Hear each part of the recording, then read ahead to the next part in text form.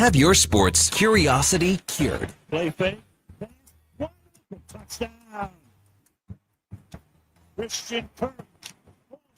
Veteran of the sports reporting game for over 25 years. It's deflected into the arms of Cross. Lead to Bellamy. Stolen by Rice. There's still time left. It's Marsh for the win. Oh!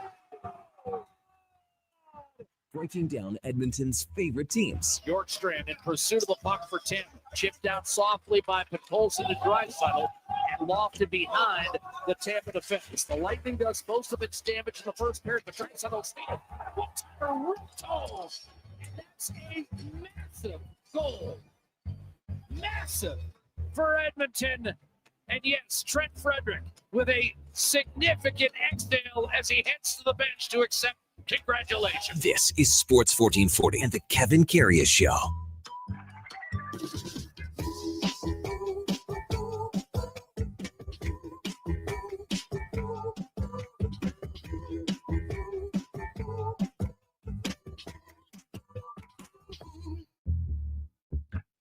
All right, here we go for Sol 546. Friday, November the 21st. The weekend is here, so let's tear up the old pea-patch clicker into Schnell and make a fast break to the 11 o'clock hour. It is Feel Good Friday. It is Playlist Friday. If you got a request to play an intro song, walk-up song, send it our way at 833-401-1440.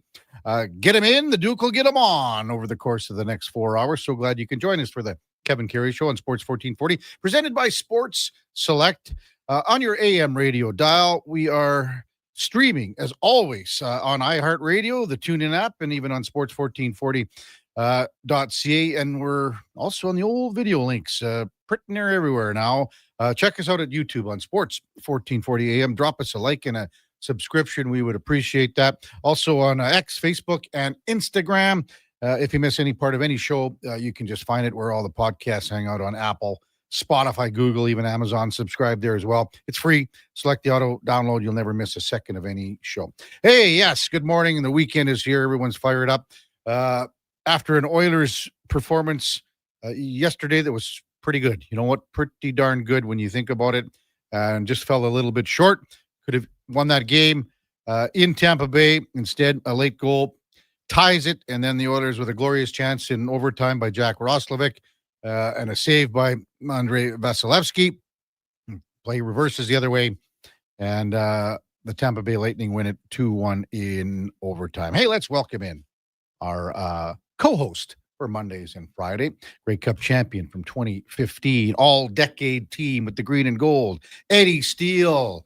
Looking magnificent in mauve. Ooh, again. Mauvey. I got a nice mauve tie. Is that something you might be interested in? I have two shirts.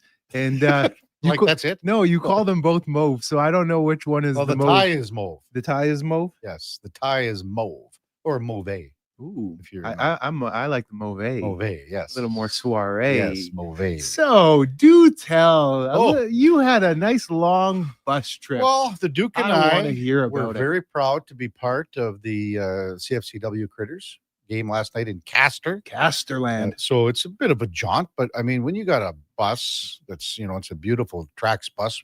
And here's the other thing. The Duke figures out how to get the Oilers game on. He's a magician. And to be honest with you, so he figures it out on all the monitors. We get the game. We're watching the How whole happy game. was the bus? Everyone was ecstatic. Yeah. And then the first period ended. Duke switches channels, and we watched the Thursday night football game for 5 minutes because we were just pulling into Casper. But still, it was unreal. Perfect. And then it even gets better, Eddie, because we play the game, we come back, and some people, I was this close to not knowing the Oilers score. I think everyone this day and age, it's pretty hard. But then we watched the second and third period. And then we finished watching the movie Ocean's 11 that we had started before the Oilers game came on. Duke, this was living, man. Well done, brother Duke. Well done. So what was the food and beverage on the bus ride out? We had a nice lasagna from the people at Royal Pizza. So we had, that was the, if you want to call it the pregame meal. That's the fuel. Then we had, of course, nice, good refreshments. We had beef on a bun in the curling rink after. Ooh. And it was just a great, great night. And we raised, the Critters raised $7,500 plus. Wow. For the Turiseta School Education Foundation. There was about 260 people there. The guest critter, young Ethan Weber, had 4 goals, 3 assists. Dan Davidson had about 14 assists, I think. He was on the bench and he was getting an assist. Anyway, now 1.4 million plus, over 1.4 over the 30 plus years. It was great. Billy Stoll, it was his last game for the Critters, 70 years old, scored the last goal of the game. Of course. And of course, another big victory for the Critters. So thanks to Marty and sorry, go ahead. Critters aside, how did you and Duke do, man? They called us the Twin Towers out there, right, Duke? Is that Duke a tower? Well, yeah. Duke took a shot Towers off can the be ankle. wide too, not necessarily just tall. Duke structure. Duke took a shot off the laces and also had a breakaway. Fearless block. Yeah. And just a couple too many moves, he said. Well, I couldn't elevate on the finish. That's too bad. I scored one. You felt like Jack Roslovic. Very much so. Yeah, I scored one really nice breakaway goal at the Critters last year, and now I think I can do it every time. It was a real heady defensive play to set myself up for the breakaway. So that's what I take more pride in, is the work inside my own zone. While you're on the mic, Duke, I need the truth. How was KK's game? Oh, he's excellent. Kevin is like the pillar of consistency back there. Big, smooth skating, puck moving defenseman. Probably never going to put up gaudy point totals, but he can get the puck up the ice and transport that it. Wide stance. He had. I think he probably won the award for worst giveaway of the game that led to a goal. And he claims it's because his stick got stuck in the boards where the Zamboni doors is. I could have impaled myself, Duke. Yeah, well, I'm glad you didn't. I'm glad you didn't. He says he could have. I could have, man. And so that turned out into the world's biggest pizza. It's dished up because I was over there waiting in the wings, trying to be an outlet for the guy. Wow. It was SKS. SKS was he average at best. No, average. He's just a warm body. I have to give the other Jules Stevens on the other defense pairing. At the end of the after the game, we were loading up the bus, and I said, "What are you doing out there, Jules?" Well, no, what do you mean? I said, "You looking for another minus out there?" Well played. Anyway, it was a lot of fun. We had a great time, and thanks to everybody in Castor for hosting us, and thanks again for just a wonderful, wonderful night. And again, watching the end of the Oilers game, people, all the guys on the bus and the girls were, they were like, "Oh, that was so close," because Jack Roslovic had a very a chance where. And it's one of those things, okay, Roslovic will say, "I just missed it, man. I got to roof it or try and, pull it outside a little bit," because he had a lot of net. I understand it's happening fast. These guys have fast hands, though. Here's the thing, too, and when you look at it, I'm not so sure. It may not have counted. It might have been goalie interference on Zach Hyman. It could have been. Like, for sure, contested. For sure, it would have been looked at. Yeah. And if you look at the play over and over again, you could make an argument for that.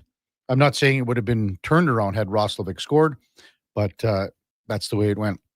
Cal Pickard was I was just going to say, yeah. I thought Cal What'd you think? A strong game. How about just the fact that how things had been going for him? So maybe speak to that as an athlete, Eddie, that maybe you've had a couple of bad games or it's not going for you. So, you got to get it together. That's the resolve, right? And that Cal just showed what he's made of. He's been one of the whooping boys because he has not performed up to the standard at all this year. His numbers have been terrible. Mm-hmm.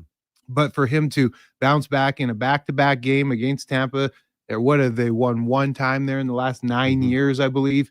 It's a tough ask, and he stood up to the challenge. And I mean, you look at the game; he did what brought him success over the past couple of years, and that was, he's athletic, he's quick in the net, he wasn't doing too much movement, he wasn't getting himself out of position, but you could see that athleticism and the twitchiness that he has, and he really stepped up, man. Best save was on Brandon Hagel, sliding across in sort of a desperation area. I mean, here's the best comment that you can, and you could wrap this in a nutshell, and put it in a nutshell for what the Oilers are and what they have been for the last several weeks. After the game, Cal Pickard said, "It was the most shots I faced, but the least amount of big chances." So think about that. He's talking about games before where he might have had 18, 20, 22 shots. But a lot of high danger. High, heavy duty. Now, we talked about this, KK, and I don't know if there is any merit to this. does this team play differently in front of No, Cal I than don't. Stu? Because why less high dangers now? Because finally they're going, what are we doing? And that's why I think they're going to win tomorrow night in Florida. I think they're going to win this game, and now things are going to start to turn. Because again, at the end of when you're in a bad run, it's not as bad as you think it is. And I think last night they played hard. They may have run out of fuel. They may have run out of petrol in the third period, and they probably did. It was the first time we've seen them, and we've said this word so much, but engage in that first period. Banging, clanging, getting in people's faces, face washing, pulling them out of scrums. We haven't seen that at all from this team. You know, and you got to give Darnell Nurse credit. Here he goes after and asked Curtis Douglas to dance after Douglas really lit up Jake Wallman. It's been a rough trip for Wallman, man. Yes. I'm really glad you brought this up. So, KK, he's taking Nurse, a lot of hits, man. Wallman's hurt. Imagine Wallman steps out of the game. Now Nurse is down until midway through the second period. And who else was it that got banged up here? Regula. Yeah. So you and Laddie are talking about the numbers, and lo and behold, you potentially could have been down 3 D-men and needed a body on the bench. Yeah, but Regula would have been in the press box. It was quite interesting how that all unfolded after the debate that you guys had. I'm not sure if Laddie totally understood what I was getting at yesterday, because it makes no sense. Like if you have a healthy body and a roster spot. To be a limited roster. You're still dressing that player. You're not putting him in the press box because you're saying, well, we don't need. Well, on a football, you dress 42. You wouldn't just dress 41 just for the sake of it, because you're not going to play that 42nd guy. You might not play anything, yeah, but you're still going to be out there. Yeah. Just for injuries, it was crazy the fact that you almost were down 3 D-men in the game, and it was right after coming off the conversation of what you guys had. It was funny. Bouchard played 28 last night. I think he played 25 or so the night before. So they need a day off. They something. Go to the beach, put your toes in the sand, whatever it is, figure it out, and just get rested up, because this is the last one of this 7-game, 12-day road trip. You've got an opportunity to be 500 here, and I know they wanted to be better than that. I mean, you look at the Islanders. The Islanders came out west here, maybe not so much west, but they had a long road trip, 7 games. They went 6-1. Yeah, you have a road trip like that. That can be the difference. You. Well, it could be the difference of making the playoffs and not making. It really does. So, yeah. And if you look at the standings, it's pretty mumbled up. I mean, they're 4 points out of first in the Pacific, but there's games in hand for other teams. Right on. Text 833-401-1440. Requests rolling in. We got from Franco. We got several other ones. The King of Fort Nasty wants to hear The Last Saskatchewan Pirate by Captain Tractor. Good morning, KK, Duke, Fanny, and Eddie. We'll get that one on for sure, because I know it is in the system. Coming up on the big program today, we'll check in with Derek Van Diest to lead things off from NHL.com. We've got Erev Hassan from Wide Left Football. Watched a little bit of that Thursday night football game. Holy smokes, that Houston Texans defense won the game. Baby. 8 sacks, a couple of picks. You think about Josh Allen the week before, right? What do you have? He had 3 rushing touchdowns, 3 passing touchdowns. 6 total. And then they just bottled them up. Duke, you got to be happy. You took the Houston Texans. Of course I did. Yeah, but you weren't sure. I liked the points without a doubt, and I just thought like a couple combinations. Obviously, the Texans defense it is the best in the NFL by metrics, by eye test. Like it has kept their season alive, right? With the offense really struggling for the most part through 11 weeks. And then the fact that the Bills, they were missing some guys on offense as well, right? Like some of the wide receivers unavailable, and what's already a pretty thin group. Yeah. The Bills defense is not good. Like it is not. So even with the Texans struggling as much, moving the ball as they have, it's kind of like the stoppable force meets the movable object. I was like, the Texans are going to be able to get some points on the board. I didn't know how many they'd need, but to at least keep it close. And if you keep it close and you're on home turf, I'll take those chances more often than not for any team, let alone the number 1 defense. So anyway, pass rush, like it's obviously you see it when you have 8 sacks, but think back to Tom Brady and his kryptonite in Super Bowls. It was a pass rush. And there's a reason why the quarterback's the highest paid player, then his left tackle to protect him, and then defensive ends. Because if you can disrupt the quarterback, in any facet. Just get him off of his spot, mess up his timing. It's going to impact the game. I thought I saw on the highlights replay this morning, Josh Allen went down to he was sort of kneeling down, sitting down on the bench, and Mitchell Trubisky was there, and you could see him. What the F are we doing? So I don't think he was too enamored with play calling, etc. Probably not. There you go. The whole kit and caboodle. Yeah. As mentioned, Arif Hassan from Wide Left Football. Frank Saravalli couldn't make her yesterday, but he's checking in today from Victory Plus TV at 9:20. We got Tyler Greenslade, Eddie, from the Harry Ainley Titans football team. They will play tomorrow at 3 p.m., I believe, at JP Bowl in their semifinal game. We had Tim Anger on from Football Caught Alberta. that. Yeah, he was really good. Also, George Richards from Florida Hockey Now in the 10 o'clock hour to tee up tomorrow night's game with the Oilers and the Panthers. Rematch of the last two Stanley Cup finals. You know there's going to be some jump. You know there's going to be some fire from both sides. But again, I got a good feeling about the Oilers in this one. When we come back, Derek Van Diest from NHL.com. It's the Kevin Karius Show with Eddie Steele, the Duke of Delburne, and Josh Fenwick on Sports 1440, presented by Sports Select. We're streaming on YouTube, X, Facebook, and Instagram.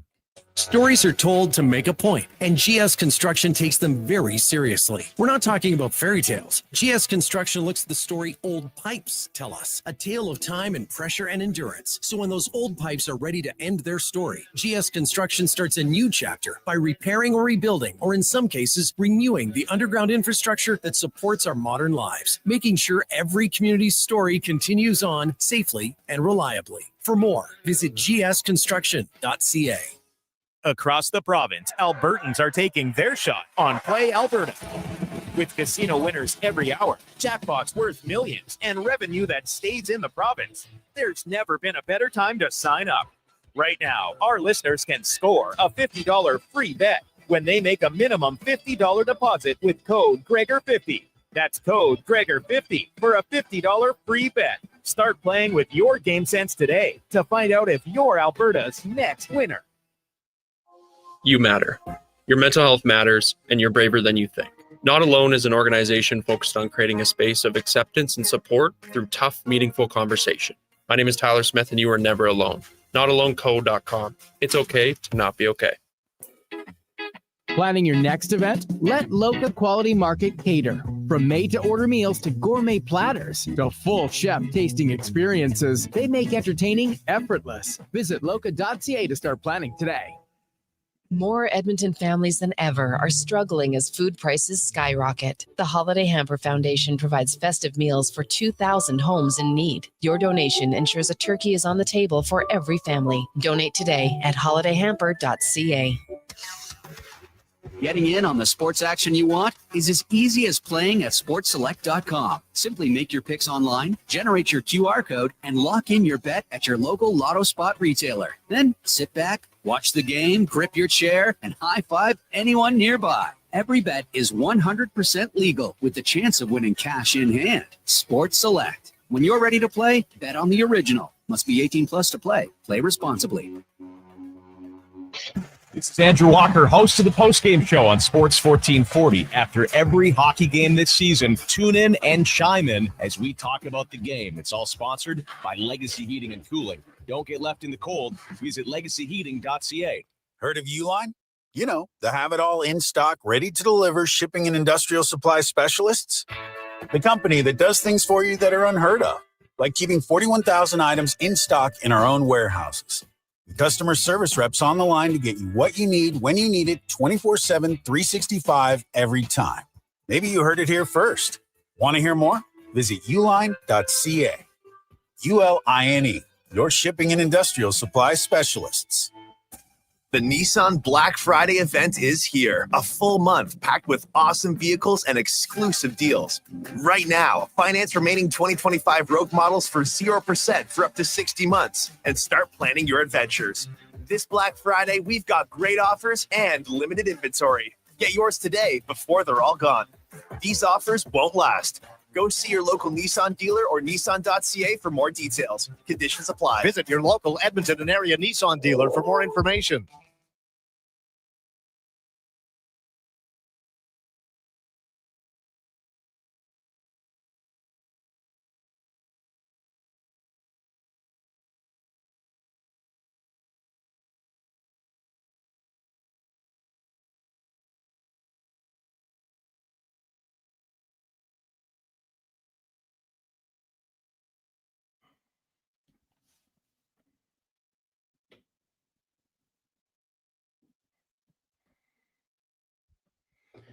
Portions of this hour brought to you by Nectar.io. Learn more about how we can help your business automate processes, streamline operations, and save money at Nectar.io. Nectar.io, your business made better. Have your sports curiosity cured with the Kevin Karius Show. This is Sports 1440.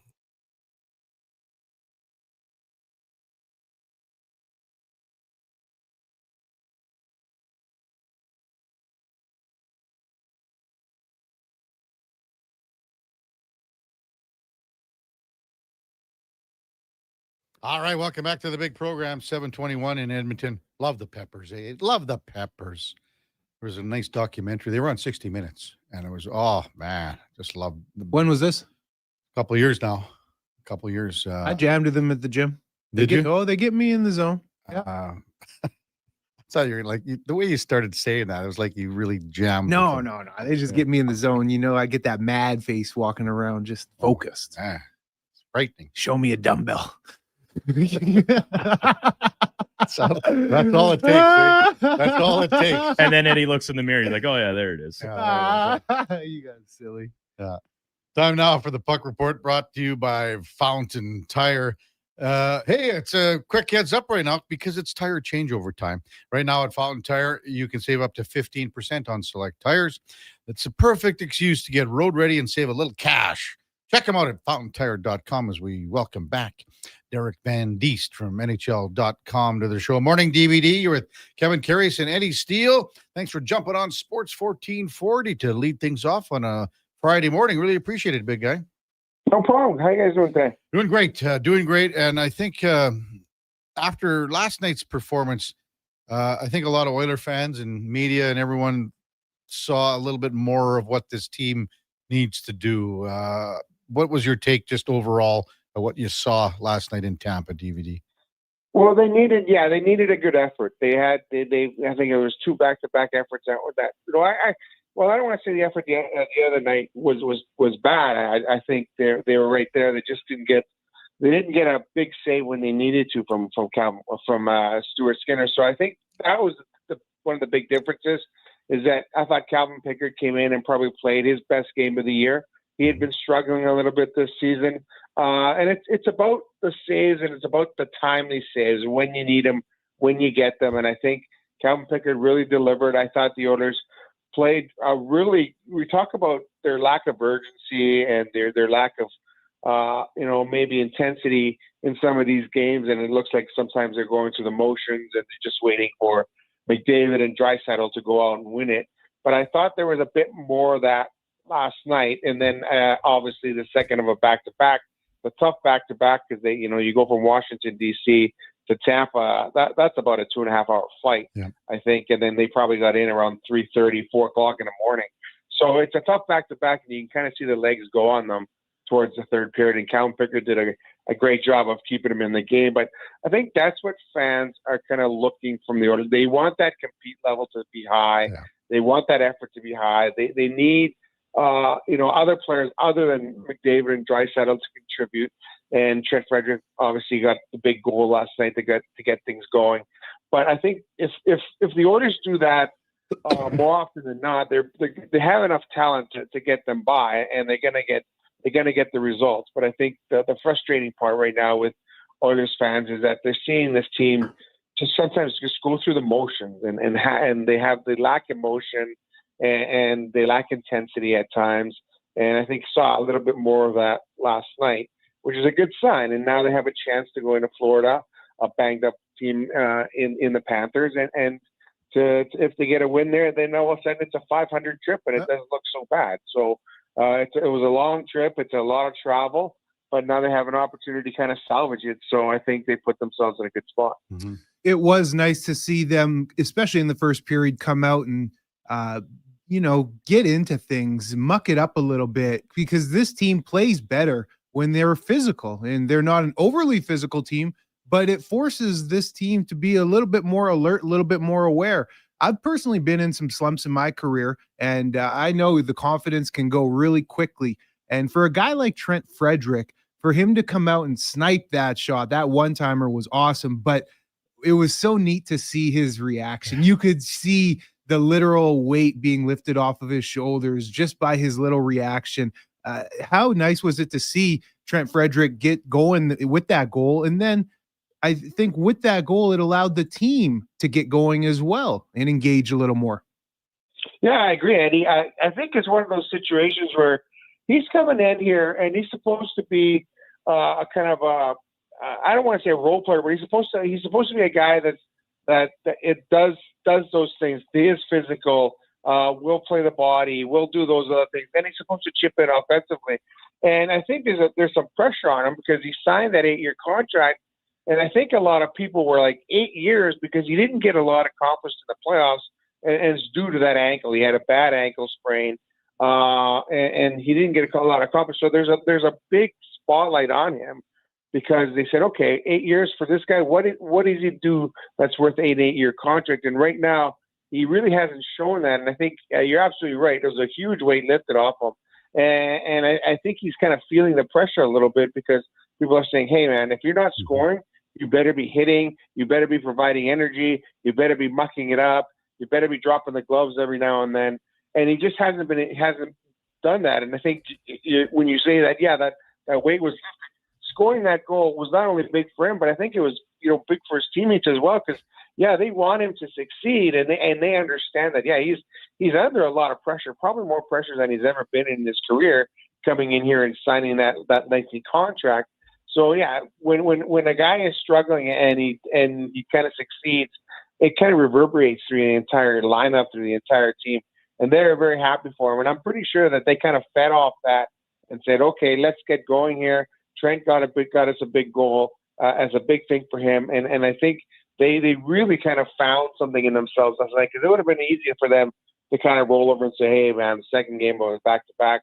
This is a tough one. But they really kind of had that fighting spirit that you need. And then, yeah, they went out and played a pretty solid road game, and they probably should have won that game. The chance they had in overtime before they lost it. So, but it was one of those things that you're absolutely right. I think when one person succeeds in struggling, it kind of does kind of lift the entire bench. And I think we saw that last night. NHL.com's Derek Van Diest with us on Sports 1440. Kevin Karius, Eddie Steele with you on a Friday morning. That Darnell Nurse and Curtis Douglas fight DVD. A lot of people were kind of wondering about the instigator penalty. And because it took Nurse out of the game for, basically an extra 12 minutes. Yeah. What did you make of it? And did you think it was one? And then, a lot of people were even going, well, that's another 10. Maybe just your thoughts on that. Yeah, I think because it was such a delay, that's probably why they gave the instigator. The hit was made. He made the hit on Wallman, and then the whistle was blown, and then there was kind of a delay, and you almost saw in the broadcast, it looked like they were going to go for a commercial or something. Yeah. And they went back. Oh, there's a fight. And I think that's probably why, because Darnell Nurse hunted him down, skated over to him, and started to fight. Now, you can make an argument that when you hit a guy like that, there's going to be some sort of reaction. Something's going to happen, and just let him play. And I think that was one of the things last night that you maybe wanted to see in that situation is like, hey, sometimes you got to let them solve things on the ice. Let the players kind of resolve things, and don't get involved. And I think instigator was more because Karius was a really participant. Like, it wasn't like he ducked away from that. So I think it was one of those situations where the instigator fight is when you grab a guy and you start throwing punches, and the guy doesn't want anything to do with it, and eventually has to drop the gloves as well. So yeah, I'm not crazy about that rule.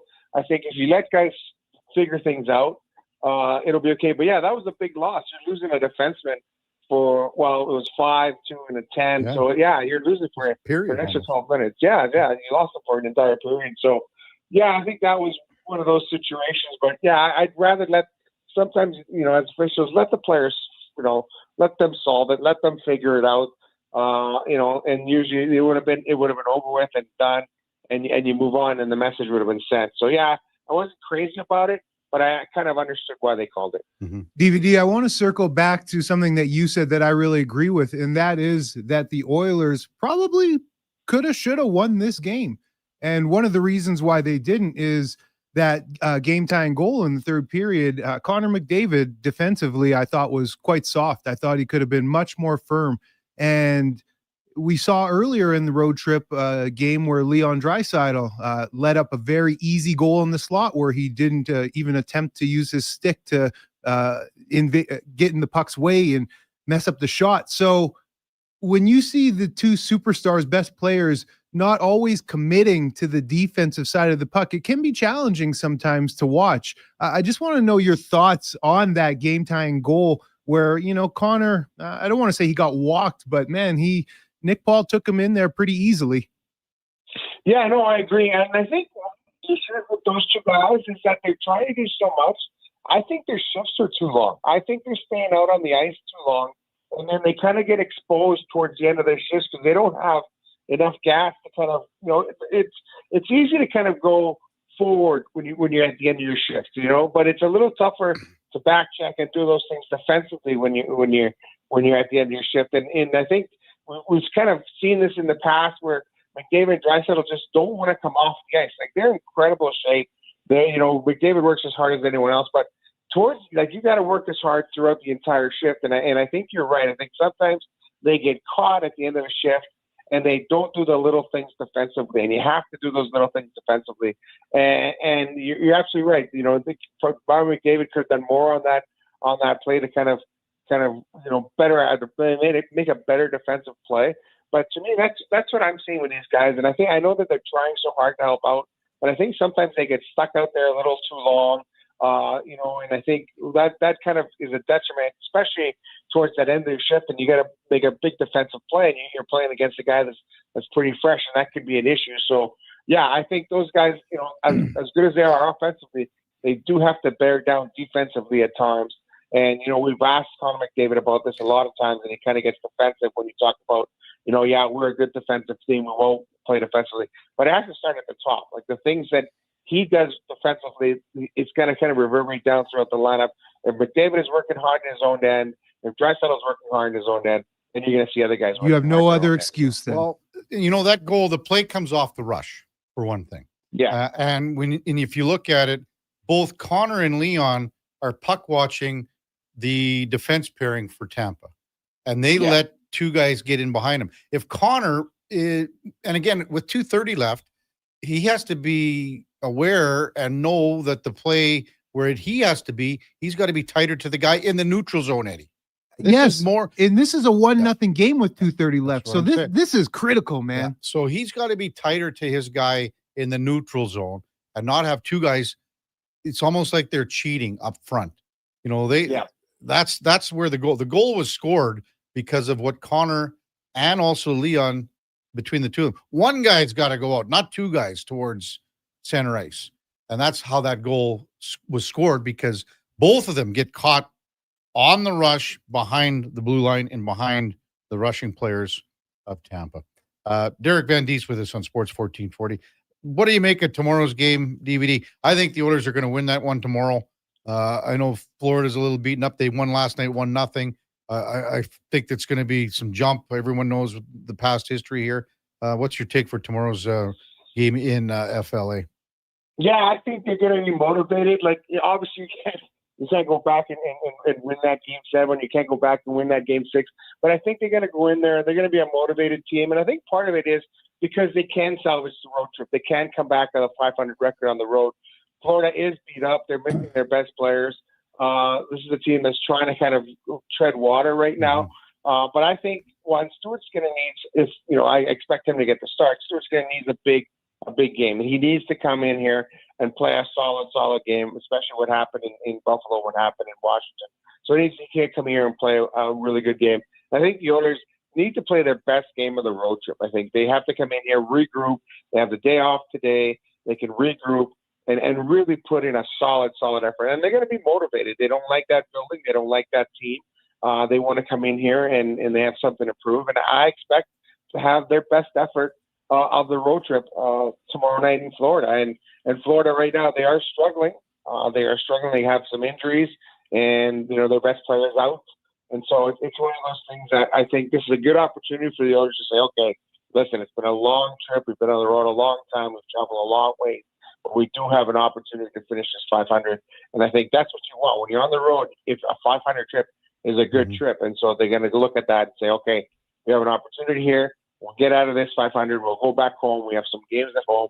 We can gain some traction and kind of start working our way up the lineup. So I expect them to have a really, really good effort in Florida tomorrow night. What's cooking? What's shaking with you on NHL.com, DVD? Oh, not too much. Had an opportunity to talk to Stuart Skinner for a lengthy talk before he went on the road trip. So I think we're kind of going to preview that Florida game with a story on Stuart Skinner. He needs to kind of find his game. He needs to make those big saves. I think he's playing well sometimes, but I think the thing with Stuart Skinner is the consistency in his game. He's got to find that consistency in his game, and he's got to be able to make those big saves to bail his team out. And he's been doing that for sometimes this season. He's had some really good outings, but then he's had some other outings that haven't been great. And I think it's a matter of finding consistency in his game. DVD, as always, really appreciate you leading things off on the first block of the morning. Take care. We'll see you down at the rink next week. Thanks, guys. I appreciate having me on. That's Derek Van Diest, NHL.com, and the Puck Report brought to you by Fountain Tire. And it is tire changeover time.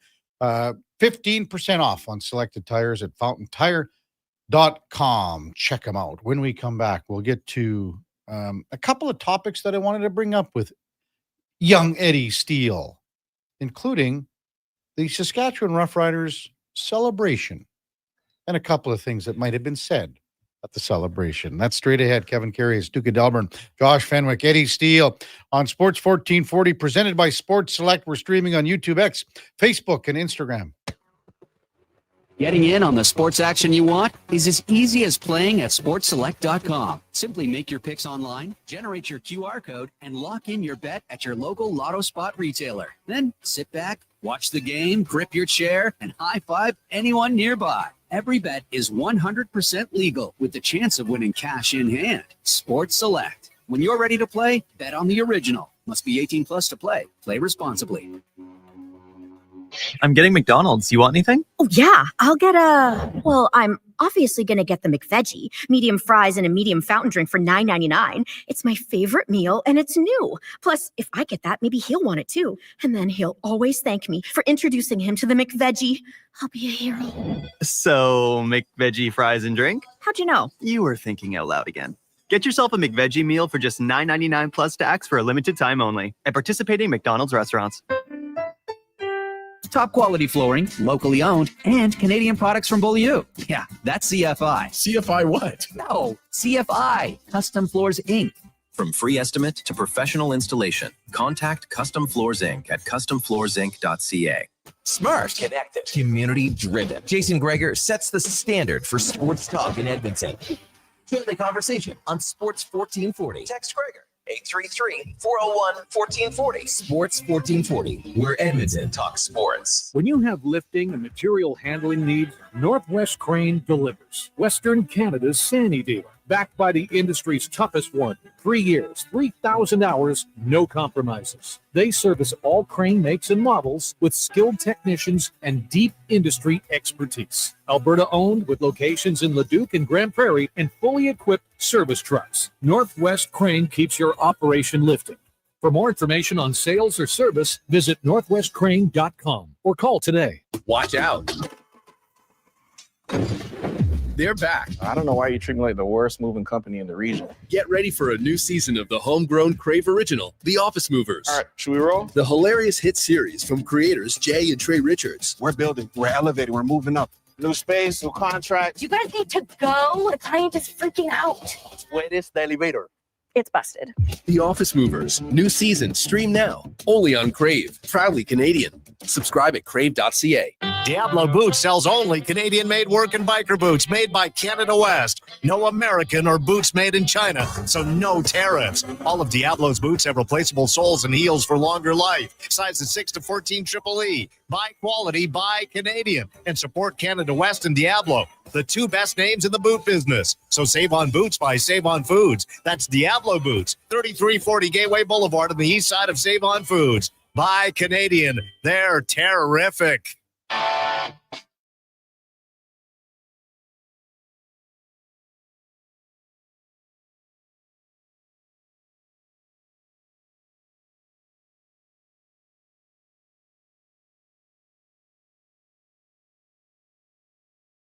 With over 30 years of sports experience, this is the Kevin Karius Show, brought to you by Sports Select. Bet on the original at sportselect.com. Please play responsibly.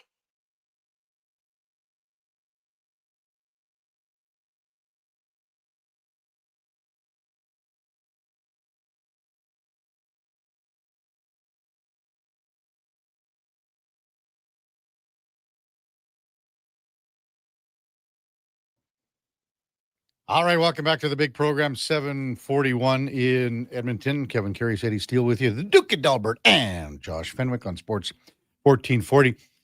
Presented by Sports Select. And man, oh man, you can get in on the action with some hockey. There's always a full slate on Saturday, of course, NFL Sunday. Bet on the original at sportselect.com. It's 100% legal, must be 18 plus. Please play responsibly. Text rolling in 833-401-1440.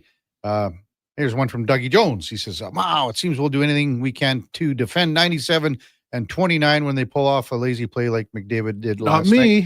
I said, respond to Doug. I said, well, how is that? How were we defending him on that play? He was called out. Started with you, Eddie. Good call. Doug responds, well, it's just that he's been called out. And then at the same time, he said, he's been on the ice too long. He was probably tired, didn't feel like skating at that time. And that's what DVD was saying about long shifts. I think to Leon, like I was trying to explain that play a few games back, you remember? I forget where it was. He was in the slot, and there was a pass from behind the net to someone in the slot, and Leon was right in front of him but didn't do a thing. Because we were comparing it to how he scored the set play from the face-off dot, remember? Right. With the intensity that he got. Intensity, and the wheels were churning, and then he got into his location and had the one-timer. And then on that fifth goal that was the one you're talking about, Eddie. In sport, it's hard when your leaders, not just your captains, but they're the superstars of the league, like some of the best players to ever play in the league. It's hard when they don't set the tone in every aspect of the game. You know, when you see them as a young guy or as someone who's not as established on the team, or a role player, for example, when you see Connor McDavid give up those plays, little seeds of doubt, believe it or not, you start thinking, oh, it's okay if I maybe don't do that because Connor didn't do that. And it's a real thing. It trickles down. I agree. And on that play, again, if you look at it, it all starts in the neutral zone. And that's awareness. It's time of clock, time of game. It's situational. And if Connor is 2 feet closer to where he should be positionally on the ice, we're not even talking about this. And then what I just said on the reverse side, think back to that Michael Jordan documentary when he was the one leading the team in the wind sprints. You know, your leader, if he is digging in defensively, well, then if you're a role player, you think, oh my goodness, if I don't dig in defensively and put out that same effort, I'm not going to play. Yeah. And it goes both ways, man. 7:43 in Edmonton. I want to take a quick break away from the Oilers. And I wanted to get your opinion on, again, there was a few articles and a few people said, well, this is okay. Some people said, it's not okay. And the Riders had their celebration. They had the parade. They had this and that. And the language that's coming out, and you know where I'm going with this, Eddie, and it was Corey Mace notably, right? He was talked about it and, you know, about how when they go up to the podium and they're in front of all their fans, the language is coming out. To me now, it's all more premeditated. It used to be when guys would have a celebration, the odd F-bomb would slip out because maybe a guy had too many pops. Now it's more premeditated. It's just part of the language. Yeah, it's just in there. And I mean, there were some articles that were done. People said, well, why? You know, how I feel about the language, I got caught up and saw some this back and forth on Twitter. And I saw one person they were talking about the language, but what was really comical to me is their biggest shtick was the fact that the players were drinking alcohol in the moving vehicles in a parade. And to me, that was their biggest shtick and how illegal that was, that they were drinking on the parade moving vehicles. So that was pretty funny to me. But the language, I'll get behind that, man. You got to represent not just the organization, but yourself. And I'm not a swear, I'll swear here and there. It comes out, you hurt. But it's by accident. It It's is. like it's No, or in frustration it is or it's exactly. something like that. It is. You And can't. This wasn't right. No, you can't be up there mother effing and this and that and talking smack like that. Like, it's not classy. And then there are going to be kids there, man.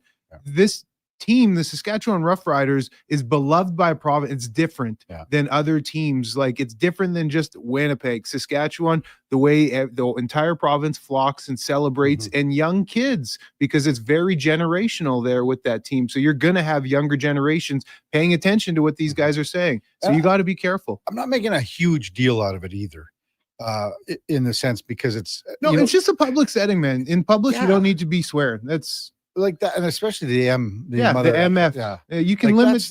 You can say other things, of course, but I think that again, like years ago, when this first started, and you'd have people talking and athletes, coaches, whatever, players. It was more of an accident. Like, that was awesome last night. Thank you very much. It wasn't like you came out and you knew what you were going to say, and that's where I think that it's a different line. Yeah, I mean. Do you see like the commissioner up there on a podium of any league just swearing? You wouldn't hear him because he'd be getting booed. It's well played. Yeah. It's just the professionalism, right? You are, as much as you're celebrating and having fun, you're still representing, and you still got to be professional. I heard a lot of people defending it. I heard people saying, "Nah, this isn't." There's both sides, and now when it comes to the MFs and the way that I heard they were flying, I'm not. Me, No, I'm not into that, man. I'm not into that. That's not how I roll. That's the one for me. That's the one I think for me. So, Kevin Carey said he's still with you. A lot of text rolling in 833-401-1440. Ask Laddie that question. when Laddie swears on the air, though, and he's really tamed it down from 2 years ago, by a lot. It's more. He's not doing it on purpose. No, they just slip. It happens when he's fired up, and he gets excited. Yeah. So that's the difference. This is this was more of a premeditated coming out and talking about that. I'm with you. Hey, we were watching highlights in the morning and didn't watch a lot of the highlights last night, but a lot this morning. Alex Ovechkin had the hat trick, and Montreal, had a goal against the Oilers. Sometimes, those guys, they just get on the heaters, if little you want to call heaters, yeah. And now, I guess he's got to have close to 10 goals. He's rolling right now. It's incredible. Top 10 in points all time. And the hat tricks, and and he's 40. So, now all of a sudden you think, okay, if he plays 2 more years, maybe he does play a couple more years. And if he gets 30 this year, wow. Like, I mean, now if he gets to 30 goals this year, now how many away from 1,000 would he be? Well, roughly? he'd be at 930. Well, he's at 907 now. Okay. He'd be at let's just say he's close to 935. So he'd have 65 to go. Throwing out a feeler. Do you think he hits 1,000? I don't think he does. No, I don't either. Yeah. I don't think he does. It's just 2 more seasons. so far away. That's so hard to do. Yeah.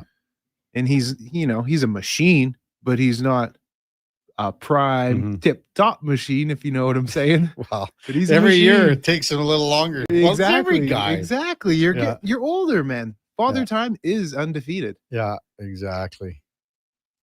833-401-1440. The Real Duke wants Eddie 85 to sing along with the I'm Sorry from Brenda Lee today. I don't know. I guess you're sorry about something, but what am I sorry about? I don't know. But maybe he just likes the song that you've been, because you're Eddie Petty. Well, I've never heard it, but Brenda Lee, I'm sorry. Yeah, exactly. I'll just catch right in. Brendan says he's going to Russia after this season 100% for Ovi. I don't know. How do you know that 100%? How do you know that, Brendan? Is his contract up? He's done after this year. Oh, but is? I mean, he's not going. It's not like he'd go sign anywhere else in the NHL. No. And he doesn't need any money. No, he doesn't need money. But he could come back and sign. It's almost like a McDavid thing. So if he signs next year for, let's say, $5 million, now the Caps can go out and get a couple more players. His role obviously is going to be lessened. He's there just to score goals. Well, sure he is, but man, some of the texts had come in, because we were D-Man says Ovechkin is a yes, touching on that. Yeah, you I like think it. about. I always look at guys too, and going back to the Oilers game last night, Eddie, and he's kind of got your name as well. And you think about players because Tampa had three main guys out on the blue line: Victor Hedman, Chernik, and McDonough. So those are three of their starting six defensemen. So you got to find guys to come up and that play either that were in the minors or wherever you got to find guys. And I'd never even heard of Charles-Edouard Destoux last night until the game. I thought he was one of the three Musketeers, to be honest with you. What a game he had. Hey, who's that, Duke? One of the three Musketeers? D'Artagnan or something? Sure. Come on now. Come on. D'Artagnan? D'Artagnan? There was Terry? D'Artagnan. There was one though. You're sure right. it was. Yeah, I'm with you. That's what I thought. As soon as I saw his name, I go, what is this guy? One of the three Musketeers? On guard. Anyway, he is a guy that is, you found this guy out of nowhere. Like, I mean, out of nowhere. And they were raving about him. He had a good game, man. He had a really good game. And he was undrafted. He comes up from Rimouski, goes overseas and plays a little bit. He's 27 years old. I mean, this is a guy that, has been in Toledo, Grand Rapids, Utah, Colorado, all East Coast, AHL. Then he goes overseas and plays for the Cuckoo Kuvola. And then comes back and signs a 1-year contract this year. And he's 27 years old, and he was one of the best defensemen that they had last night. He really was. Played 22 minutes. Yeah, he stood out. You think about those are the... You said undrafted, eh? Undrafted. Played ECHL. ECHL, he played... Didn't he win a couple of awards overseas? Best D-man in a couple of leagues? Don't know I thought I had heard that on the broadcast. When a guy's playing for Cuckoo Kuvola, yeah, you're doing well. But yeah, that sounds like Bob and Doug McKenzie here, man.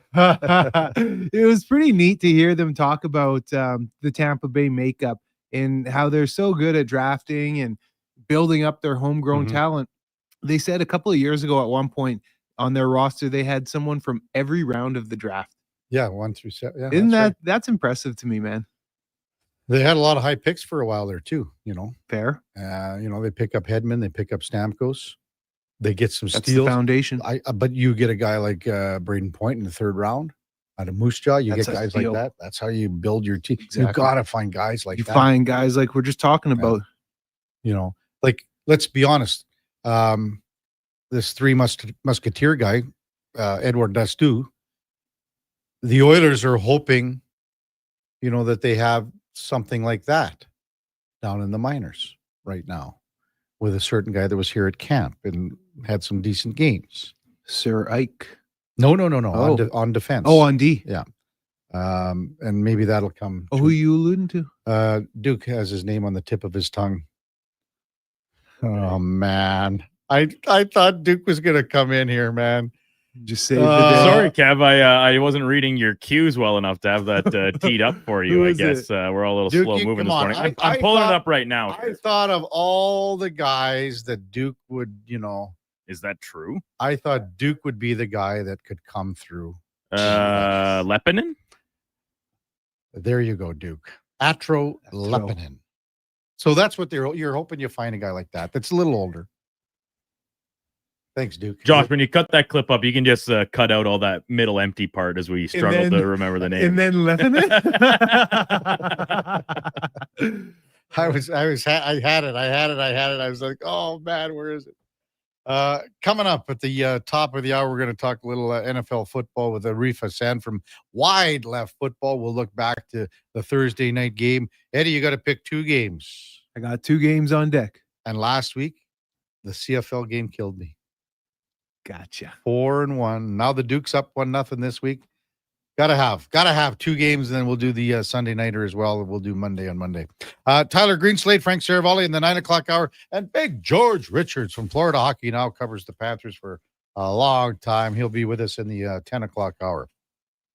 Before all that, time now for a Sports 1440 update brought to you by Nectar.io, transforming field data into boardroom insights. Nectar.io is the all-in-one solution for your fleet, safety, time tracking, and materials management needs. Nectar.io, your business made better. Here is the Duke. This is a Sports 1440 update.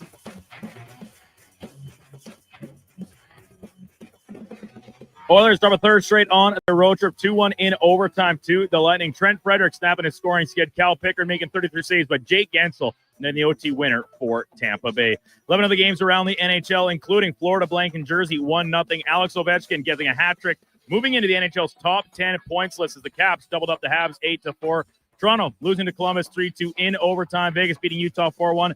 Ottawa got past the Ducks 3-2, and Vancouver falling to Dallas 4-2. Week 12 in the NFL kicking off in Houston. The host Texans upsetting the Bills 23-19. Josh Allen sacked a career high 8 times, throwing 2 interceptions in the loss as Houston picks up a third straight win. Just 4 games in the association. Orlando topped the Clippers 129-101. Tyrese Maxey, career high 54 points, lift the Sixers to a 123-114 OT win over Milwaukee. Canadian Nickeil Alexander-Walker putting up 38. Not enough as the Hawks lose in San Antonio 135-126, and Memphis beating Sacramento 137-96.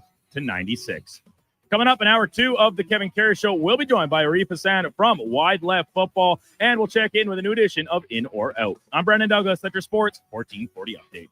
Sports 1440 in West Edmonton Mall and Wetaskiwin. CKJR is a Stingray radio station. Download the free radio player app and listen wherever you go. Whether you're a craft beer connoisseur or more of a wine aficionado, there's always something new to discover at Sherbrooke Liquor, a unique, family-owned, independent liquor store. The selection, incredible. The non-alcohol section is also very impressive. Sherbrooke Liquor, expert, knowledgeable staff with a passion for unique finds. More than just a liquor store, we're a community. Alberta's best, the one and only Sherbrooke Liquor. Wine, spirits, and oodles of beer. Visit SherbrookeLiquor.com. Wing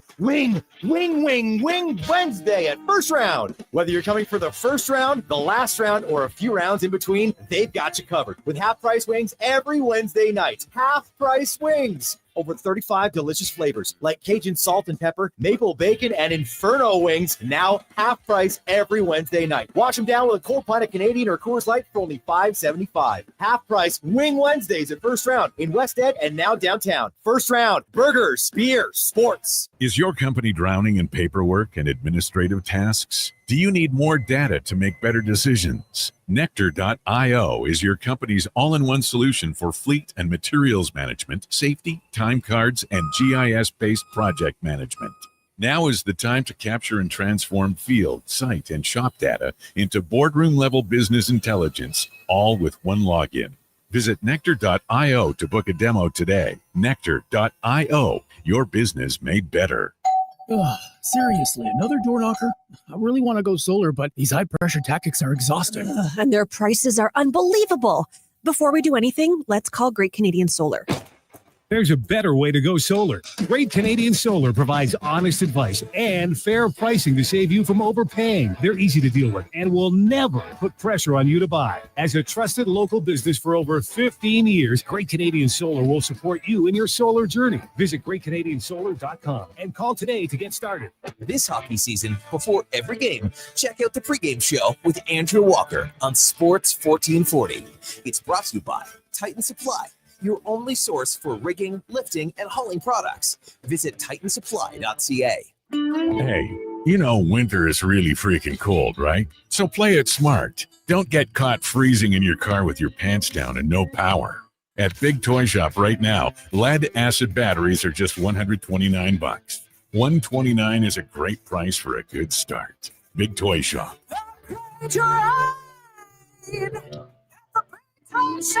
Power up and save some bucks at Big Toy Shop, 8315 Argyle Road, 780-298.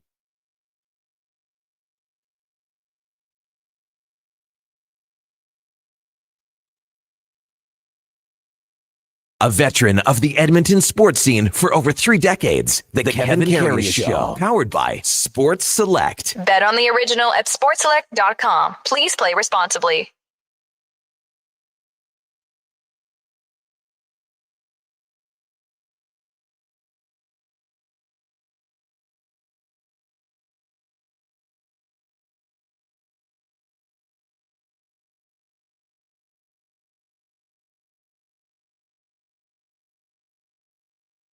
Oh man. All right. Welcome back to the big program. Everybody needs to be on video now.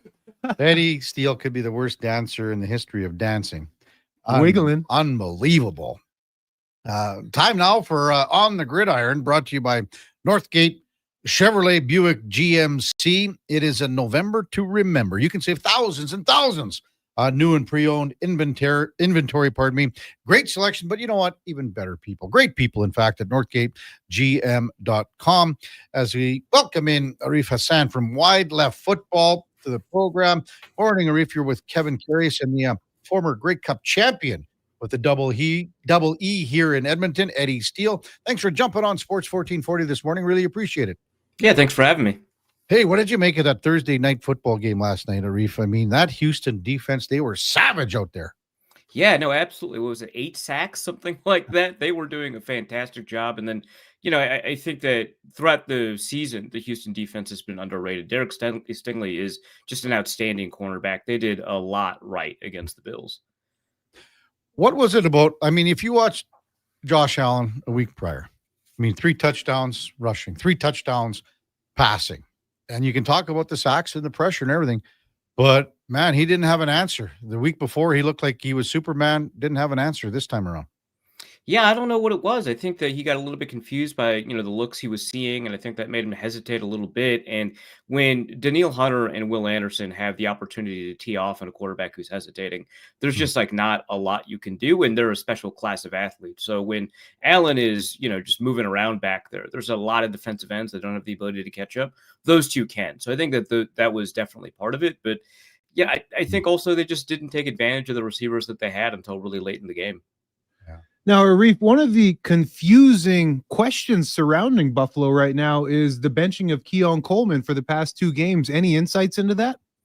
Yeah, it sounds like that's much more of an off-field thing than it is an on-field thing.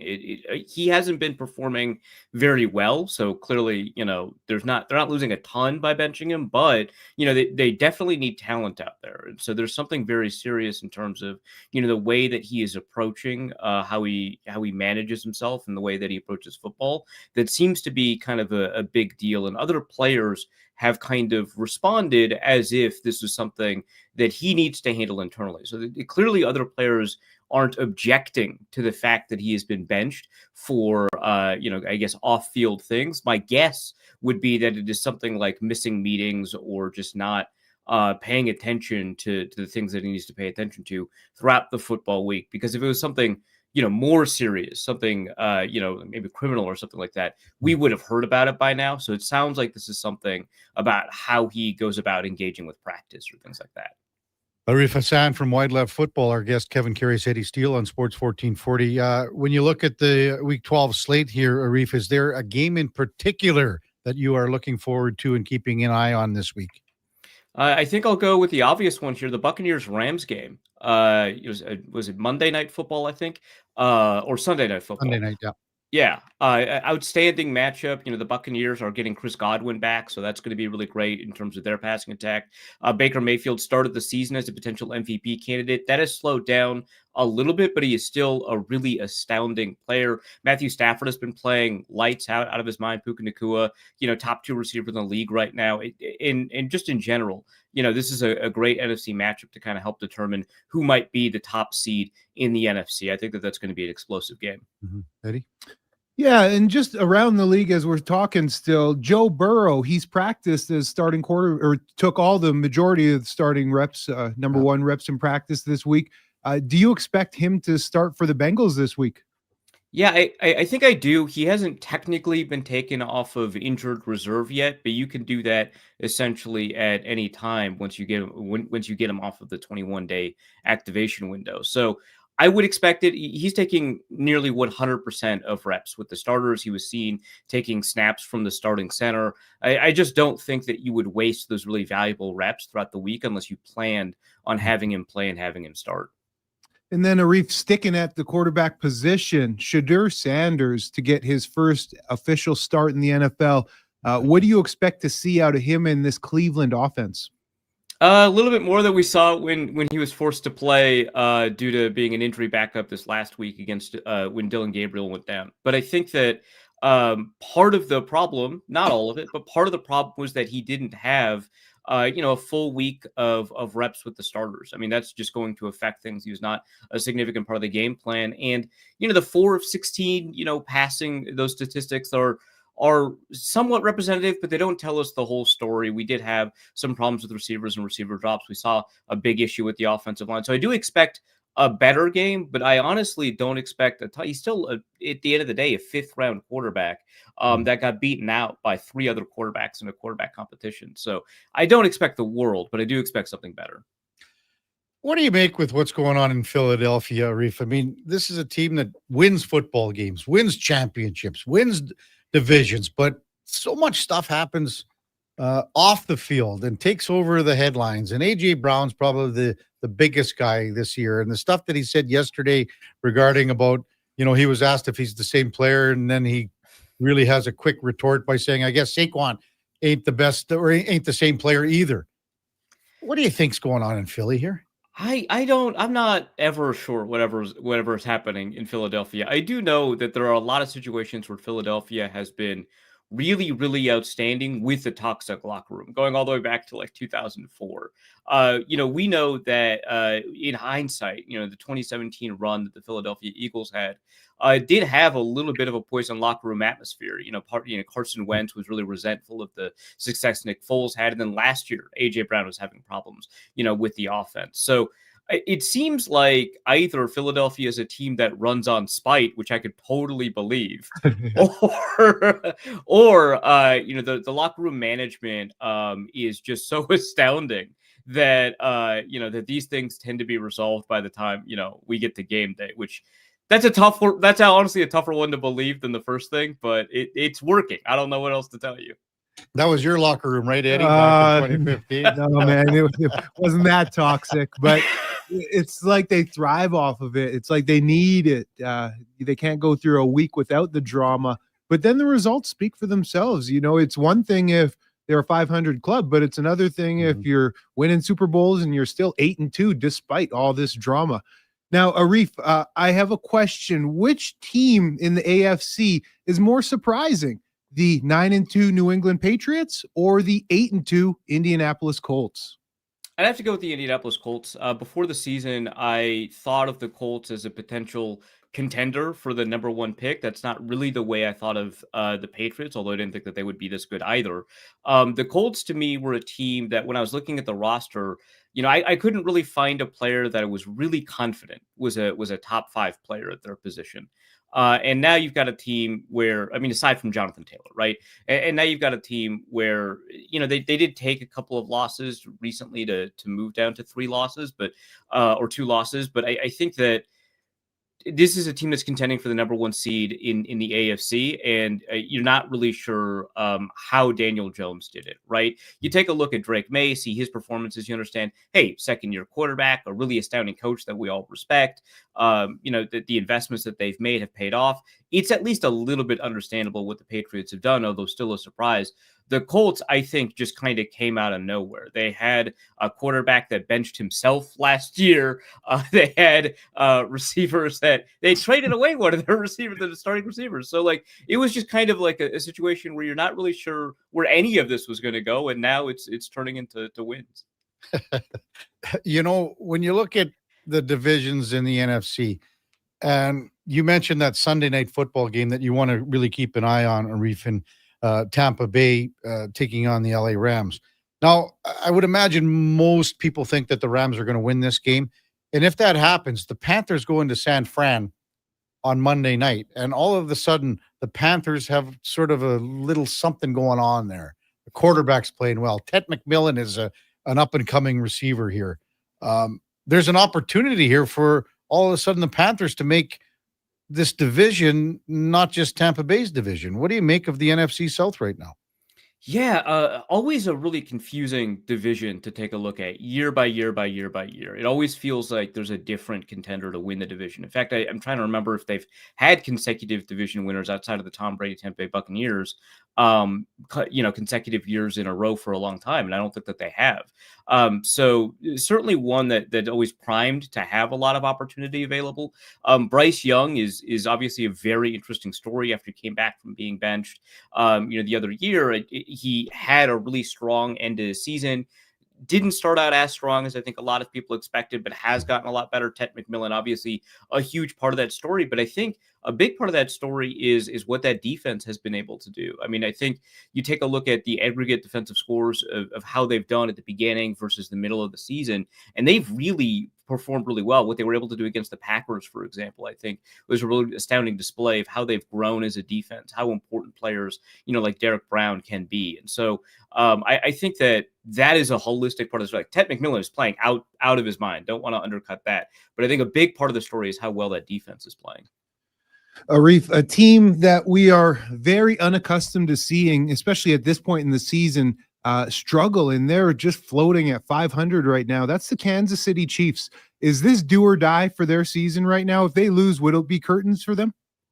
It's hard for me to ever count them out. Obviously the start to the season was really rough, and we thought they'd kind of revived themselves a couple of weeks after that, and they haven't really rattled off a ton of wins, but it always feels like that they're due to rattle off a bunch of wins whenever it feels like they need to. So a loss here I think would be devastating in terms of their ability to make the playoffs, but I don't think it would count them out. I think now that Rashee Rice is healthy, now that Spagnuolo's got a better understanding of what tools he has available to him on the defense, I think that there's always going to be kind of options for this team to produce, but we're getting really close to do or die for them. We're getting really close where you just have to start winning the games and not mess around. I'm not sure if you knew, Arif, but Eddie Steele's a big Minnesota Vikings fan. Oh no, my apologies. Oh man, what you gotta do me like that, KK? Come on, man. Well, we've covered Vikings for. Why don't you back that bus up too? What do you make of the season that the Vikings have? The runway left with the 7 games. The Lions, Packers, Bears, obviously ahead of them in the NFC North. But can they get something done here and string a few wins together? What do you think? In theory, yeah. It's definitely possible.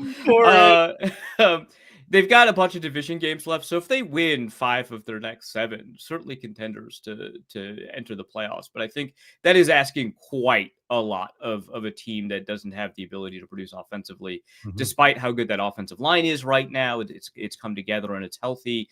Despite how outstanding that receiver group is, how good the running game is, it all kind of comes down to the quarterback, and there just hasn't been enough production at the quarterback position for them to be reasonably confident that they have the ability to win games. I mean, the defense is playing really well. They've kept all of these teams to well below their normal averages in terms of points scored and all the other metrics that you measure offenses and defenses by. Top 8 defense, but until the quarterback situation gets resolved, unless JJ McCarthy starts playing a lot better very soon, I just don't think they've got the ability to rattle off a bunch of wins. Do you think JJ is losing confidence from his head coach, Kevin O'Connell? I think O'Connell is the kind of coach that does an outstanding job making sure that there's as much support available, both in terms of what he does as a play caller and as a coach, and also psychologically. He does an incredible job making sure that players have confidence instilled in themselves. It was a big part of what he was able to do to get Kirk Cousins to start winning in the fourth quarter. It was a huge part of, the Joshua Dobbs, moment that we had. And it was almost the entire story with Sam Darnold. And he stuck with Sam Darnold through some pretty rough patches the previous season. So I think that JJ McCarthy does have Kevin O'Connell's confidence, and whether or not he has O'Connell's confidence, O'Connell will transmit confidence to him, I think, which is a really important element to this. And so it's been important to him. He's been very vocal about how organizations treat young quarterbacks. It's important to him to make sure that McCarthy has as much of a runway as possible. Who do you like in that NFC North, Arif? Boy, I did not see the Bears being where they are right now. I am a little bit skeptical of their ability to kind of keep that going. I think Caleb Williams is doing a really great job, but I think it's going to be tough to maintain that. To me, I know the Lions are a couple of games back, but they are maybe the most consistent team, despite what's been happening with them, out of the rest of the NFC North. The Packers defensively are outstanding. They're probably the best defensive team right now in the NFC North, but the offense is so inconsistent. It's so inconsistent that I don't feel comfortable, naming them. So I'm going to have to go with the Lions, despite the fact that they're a couple of games back. Good stuff, Arif, as always. Really appreciate your time this morning. Enjoy the rest of week number 12 in the NFL, and hopefully we can chat soon. Yeah, thank you for having me. That's Arif Hassan, Wide Left Football, and our Gridiron Report. I was almost ready to say the Spec Report. Oh, I saw the wheels turning. Well, Good job. On the mark. Mark Spector's off good, another man. whole week. Jeez. To Portugal. This guy. Wow, it's his 60th birthday. Ah. He barely takes any time Who off. cares? Time off. He got to be grinding. It's hockey season. And you know what? Think about it. He had 2 months to take a holiday. 2 months. He's more than 2 months. More than 2 months. Spec. Unbelievable. We got to tweet him. Spec's the kind of guy that wants the Oilers not even to make the playoffs because he gets a longer. Wow. Yes, Kevin. No, we're just kidding. That's the Gridiron Report, brought to you by Northgate Chevrolet Buick GMC, powered by Northgate Chevrolet Buick GMC. This truck's for you. I hope he's having a good time. Well, he would have got there. He's probably been there a day and a half, something like that. I'm envious. That's awesome. Good for him. You ever been to Portugal or something like that? No, I want to get to Europe, man.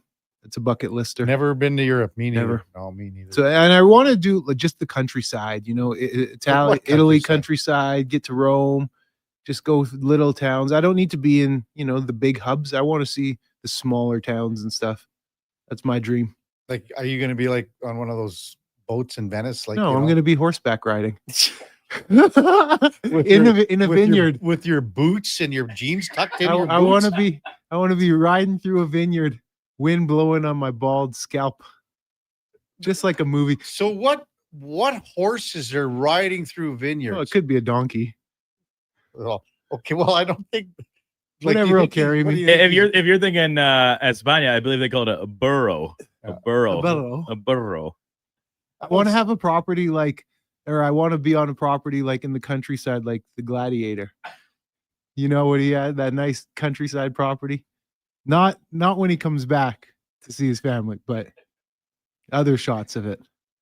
Oh, that's what I want. That's your lifelong dream here. At least to experience it. Yep. I think you could probably settle for a trip to Castor. How's that sound?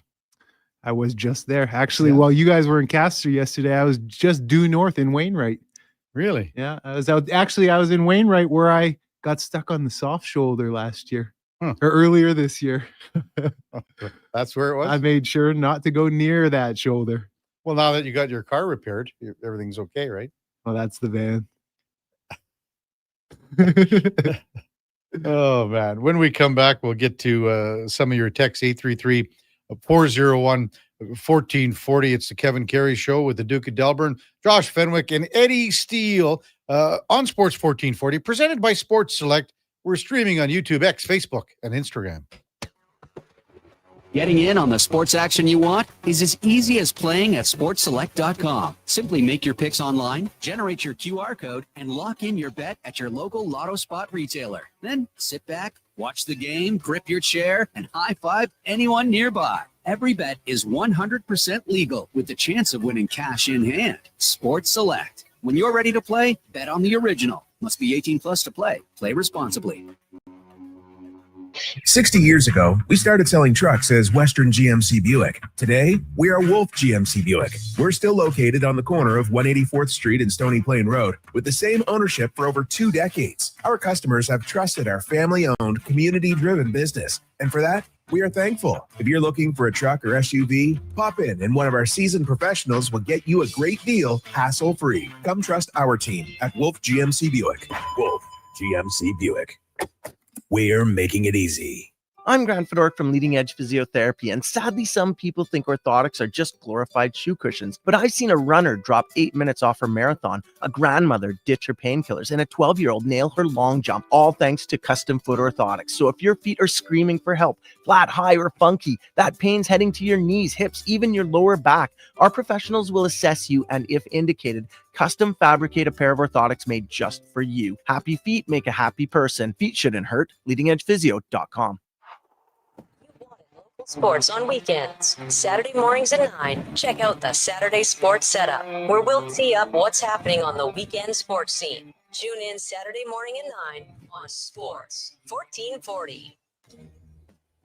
Hey everybody, it's Chief Principe and Jason Stredler. Join us on a 7-night cruise through the Mexican Riviera, leaving from Los Angeles and including Cabo, Mazatlan, Puerto Vallarta, and more. While we relax and cruise the tropical waters and have some drinks with umbrellas in them, you could attend an intimate meet and greet with legends like Bill Ranford, Jason Strudwick, Kelly Buchberger, Ron Lowe, Jack Michaels, Louis DeBrusque, and more. Don't miss out on every hockey fan's dream cruise, the Edmonton Hockey Legends Cruise. It's going to be one hell of a trip. Price start at just $23.99. Part of the proceeds support the Ben Stelter Foundation and Kids with Cancer. The Edmonton Hockey Legends Cruise, July 2026. Visit cast.tours/Edmonton or call 1-833-347-7678. Book now and save $500 per cabin when you mention promo code Stingray Radio. That's cast.tours/Edmonton.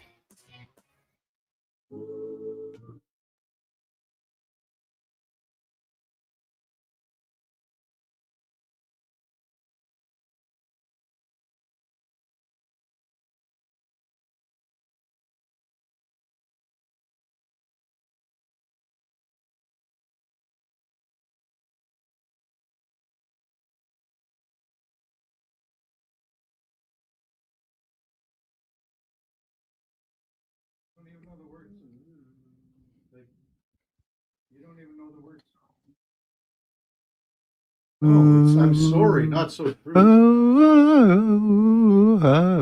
Yeah. I didn't know it was you. Like, give a better effort. That made me so blue. I don't know if this is worse than Eddie Petty. Yes, I don't think it's anything could be true. worse. Just me and you.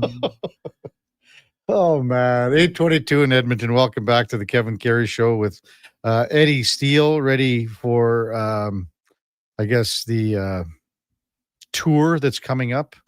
Maybe he'll hit the Jube this weekend with those fine voice that you got going. Catch me at celebrations. 3 tenors coming up. Who knows? Celebrations. Oh, really? Tons of text rolling in 833-401-1440. Even Brian fan goes, Eddie. Hey, Eddie looks sharp. Sharp. Jay in Victoria. Hey guys, referencing the swearing talk. Eddie is bang on. You represent the club. It's about professionalism. I love passion, and like KK said, if it slips out, it's fine. But remember your audience. This is a former military guy for 29 years. You always represent your unit. Totally. Jay from Victoria. Very well said. Thanks, Jay. So again, like when you know that that's what you want to say and going to say, you're expecting some sort of a reaction. 100%. And to say it boldly like that too. And I think what Corey Mace said, his response was, we represent this club and we are good, outstanding, upstanding citizens 364 days out of the year. And for us to have one bad day or one slip up, you know. And he could have just said, you know what, I shouldn't have done it. You know, I don't know why I did, but I apologize to the kids. And then it's gone. Exactly. You know. Yeah, just own it. That's the best way always. Just own it up front. MTR, usually I expect high effort from Eddie, but that was pitiful. Come on, big man. Come on now. I was trying to be smooth. And I didn't know the words. Perplexed Oiler fan, how hard would it be to get Jack Finley from Tampa? Kid's big, fight, plays hockey. Kid is tough. Better than people think. He watched him knock out a guy in the AHL, made some nice plays. He's Vancouver and Florida, grade 4C. Well, to tell you the truth, POF, this is something that I discussed with Eduardo Encina yesterday when we discussed the last night's game, Eduardo, from the Tampa Bay Times, and we brought up Jack Finley because he's a big guy. And when you think about, you had when you look at that fourth line, and that's a big unit. That's like Rempe-ish. Yeah. Tough. Douglas and Finley, and guys man. like that. Douglas, how tall is 6'9"? 6'9", yeah. Who's the tallest guy you played with? Oh, easily Matt O'Donnell. Yeah. Easily. Okay, what about on defense? 6'11". What about on defense? Willie Jefferson, 6'7". 6'7"? Yeah. Jeez, you know what? To me, Willie doesn't strike me as 6'7". Yeah, he's up there. And wingspan. Big wingspan. Yeah. Yeah, he's I was on the team when he came in as a pup in 2014. And okay, what about defensively here? Because obviously Matt was on offense. It would have been Willie. Oh, Willie in 14. Okay, yeah, he was here 14, 15. Okay. Yeah, it would have been Willie here. Yeah, he was. I would have never thought that would be a 6'7" guy. Yeah, how many guys are much bigger than that? No. If you think about it, defensively, O-linemen are big. O-linemen you see a lot of 6'7", 6'8", big bodies. But with that size, typically the mass comes too. Yeah. Right. And when the mass comes, you can't move as well. That's why on defense, you don't see that type of size because it's all about running. You don't have to run as much off on O-line. I remember years and years ago, the Eskimos had a guy named John Mandrich. I don't know if you probably it's way before your time, but I'll tell you who you related will remember. to Tony? Brother. And then Tony, it was his little brother. Tony, obviously the juice and everything like that. He came in as the number 1 pick as a D lineman and was as probably ripped as D linemen were back then. Would you say that? Yeah. But he was. It was assisted. Very assisted. I mean, even more so. Think about you've seen the documentary on Lyle Alzado. Mm-hmm. That could be one of the best nicknames ever in football. You know what his was, right? What was it again? 3 Mile Lyle. That's because right. of how, that's right. 3 Mile had the nuclear explosion. And Lyle Alzado was he was on the football field. Lyle Alzado was 1 second away from exploding. Yeah. The 3 Mile. 3 Mile. I remember. Getting back to the biggest guys I've played with, Matt O'Donnell, he was the tallest at 6'11", but he was fairly lean. Like he had a couple of NBA tryouts, keep in mind. Yes. He was a leaner guy. He was still 340 pounds, but that sits differently at 6'11". Patrick Kabongo. This is a name that will resonate with this Edmonton community. He was on the team when I was first coming into the league with Hamilton, and I was a young 22-year-old player and having to go against him. And he was so big, not just the height, because he's an easy 6'6", but the mask. And Patrick, he is huge. He is so wide. So normally offensive linemen, they'll punch you and they'll try and get you in your chest. Patrick would come and just bear hug you from the outside and just engulf you. Yeah. On film, you would just disappear. He would hug you.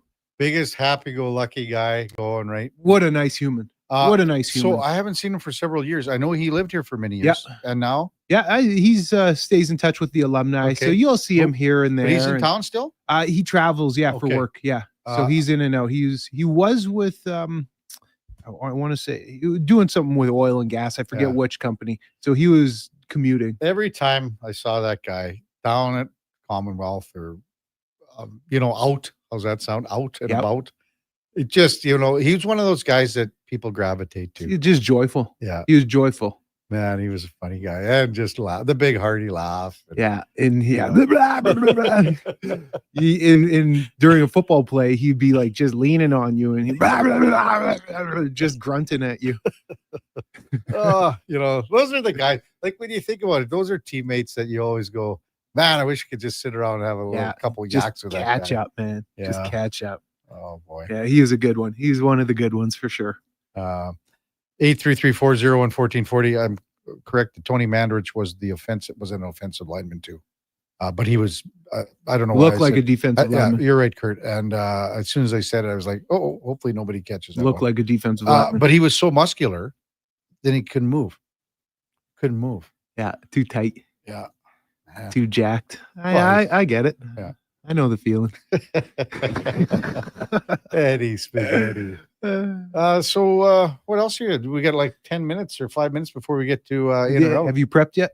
No, I haven't even taken a look. How'd the boots feel yesterday down in Castor? The wheels were moving or what? Well, it's again, when the critters go on the road, and I have a blast every time. It's different. Like it's a show. Of course. So, and I'll be honest, the first thing that I want to do is normally when you get the puck, you should try to, everyone says, okay, well, when you get the puck, keep your legs moving.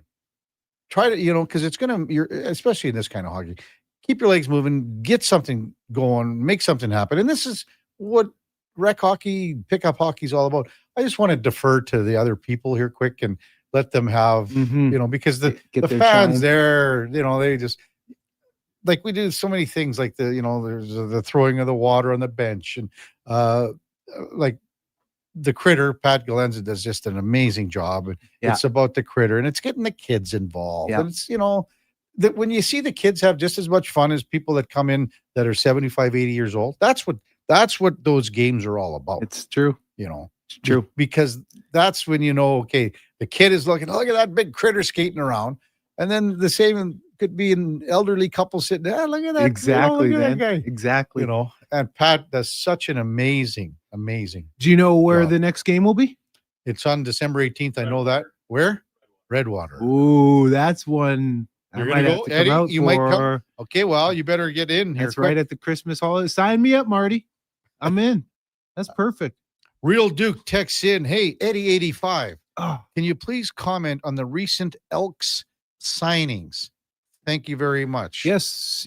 And if you want further details and information on these Elks signings, tune into Elks Central. You got Elks 101, Elks Central. Sorry, tune into Elks Nation for our two podcasts, Elks 101 and Elks Central, because we bust it all down twice a week, me and Declan. Robbie Smith, Jordan Williams, defensive lineman. Yeah, I'm not against it. Robbie Smith certainly underperformed this year. Now, he took a pay cut. It hurt for sure, but when you're the highest paid defensive player, in the league, I think he was the highest paid non-quarterback, if I'm not mistaken. Okay.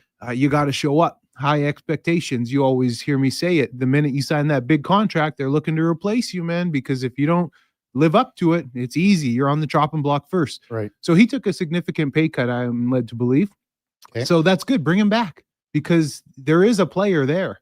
And like you said, he was banged up, fighting injuries. Bring him back. It's not going to be for the same salary. So why not bring him back? Jordan Williams also on the D line. And then, Cordell Jackson would be the highest profile guy. No-brainer. Defensive player of the year for the team last year. And Noah Curtis as well. Too. Noah Curtis. And then they signed a couple weeks back, Keon Julian Grant. Mm-hmm. That was one that doesn't move the needle a ton for me. I mean, he had a pretty good year for himself personally this past year. Take away all the drops for him, and he turns into a hell of a receiver. Yeah, that's for Canadian totally, guy, for Canadian. Breaker, yeah. But you can't take away the drops because they are there. Well, that's got to be fixed. Yeah. So maybe just a bit more on Cordell Jackson. I really like him as a player. He's a Swiss Army knife. Yeah. And speaking with JC Sherritt, Aaron Grimes, people in the organization, he's fearless. Mm-hmm. He's going to play in the box. He's not going to be afraid to get in the muck of, the offensive line when they're running the football. But then he's able to cover these receivers who are coming down at you with the waggle, these slot backs who are coming with a full head start. And that is one of the hardest things to do in the CFL is cover a receiver who's sprinting at you and can take a left or right turn any direction. And Cordell did a phenomenal job of that. And if you look at his stats, he stuffs the stat sheet. I mean, he is touching every statistical category you have. So you need players like that. And again, the biggest thing that stands out with me and watching this player is his fearlessness when it comes to tackling and sticking his head in there in the tough places. Yeah, I like your term there, your comparison of him being a Swiss Army knife. And again, he moved all over. Like Kenny Logan Jr. moved all over a little bit, he did. Too, Yep. So those are, you need that because of injuries and ratio. You need all those options. And continuity. That was one of the big reasons this defense struggled out of the gate is because there were so many new faces. And I failed to, keep that perspective because the DB group, you have to grow, you have to communicate. It's not like a defensive lineman where you can just pluck and put guys next to each other and say, pin your ears back and go.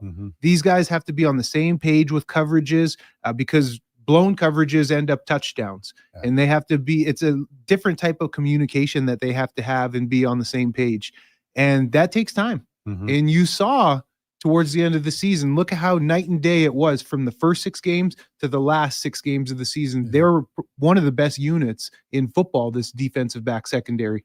What do you think happens at linebacker here? Oh, well, we all know Ed doesn't.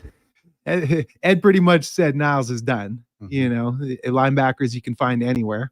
So I would say Niles is gone, and there's going to be heavy competition next year between Nick Anderson, Brock Mogensen, and Joel DeBlanco. Yeah. And how I would see it is probably a rotation between them. But if anything, it'll be I would put Nick Anderson at middle linebacker, Joel at will linebacker, and have Brock rotate in there. And there's no way there's room for all 4 of them.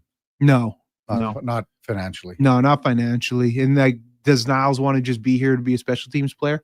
He had a great tenure here, but I do think his time is done as a double E. And had it not been for the emergence of Joel DeBlanco, then maybe he does come back. He does, but that is pro sport, and man. And Brock Mogensen. Mogensen as well. You know, but when Anderson and Niles Morganson were hurt, Mogensen and Joel DeBlanco stepped up and did a great job.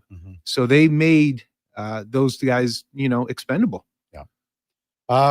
When we come back, we're going to go in or out blind with Eddie Steele, courtesy of the Duke of Delburne. That's coming up right after the break on Sports 1440, presented by Sports Select. We're also streaming, if you like, on YouTube, X, Facebook, and Instagram. Hey, sports fans, we've got a clear choice for you. At Crystal Glass, we provide customers with the perfect glass for any job. From home to auto and even commercial, installation or repairs, we're your team. Call 310-GLASS or visit crystalglass.ca. Crystal Glass. Today on Hey Culligan, how smart is your water? Here's Tracy. Hey, Culligan. I think my water might be dumb.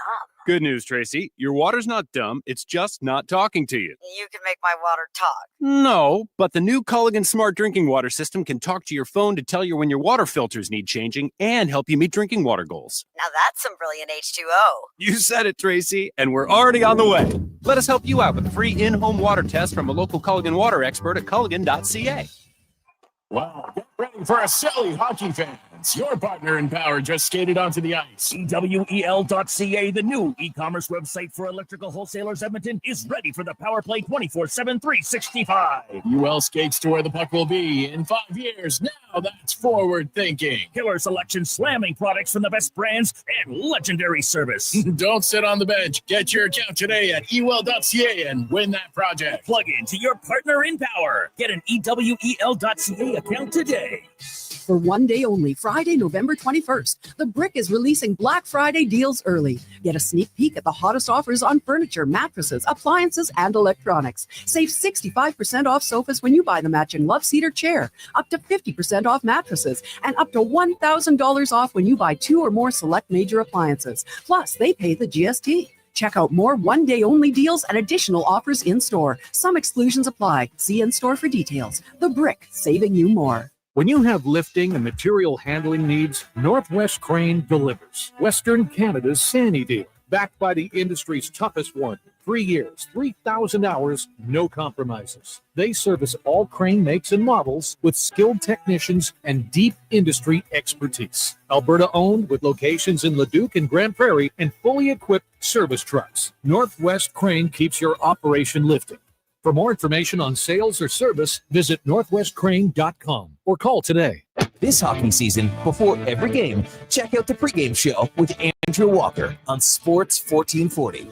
It's brought to you by Titan Supply, your only source for rigging, lifting, and hauling products. Visit titansupply.ca. This hockey season, they're all in at Metal Supermarkets. They were even practicing the wave around the lunchroom table. Till Bob's soup splattered everywhere. I'm so hungry. Poor Bob. Oh, well, gotta love the passion. Speaking of which, their team is all in on cutting metal to your exact specifications. And fast. Metal Supermarkets, the local convenience stores for Southside, West End, metalsupermarkets.com. Watch out. they're back. I don't know why you treat me like the worst moving company in the region. Get ready for a new season of the homegrown Crave original, The Office Movers. All right, should we roll? The hilarious hit series from creators Jay and Trey Richards. We're building. We're elevating. We're moving up. New space, new contracts. You guys need to go. The client is freaking out. Where is the elevator? It's busted. The Office Movers. New season. Stream now. Only on Crave. Proudly Canadian. Subscribe at crave.ca.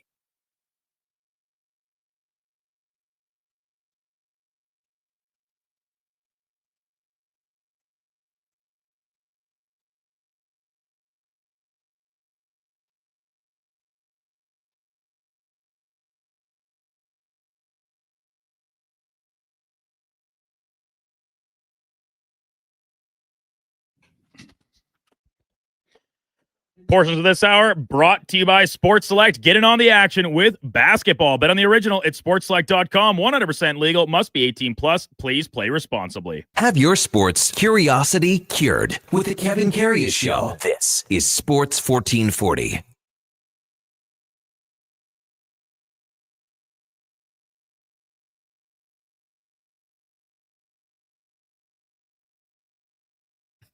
All right, welcome back to the big program.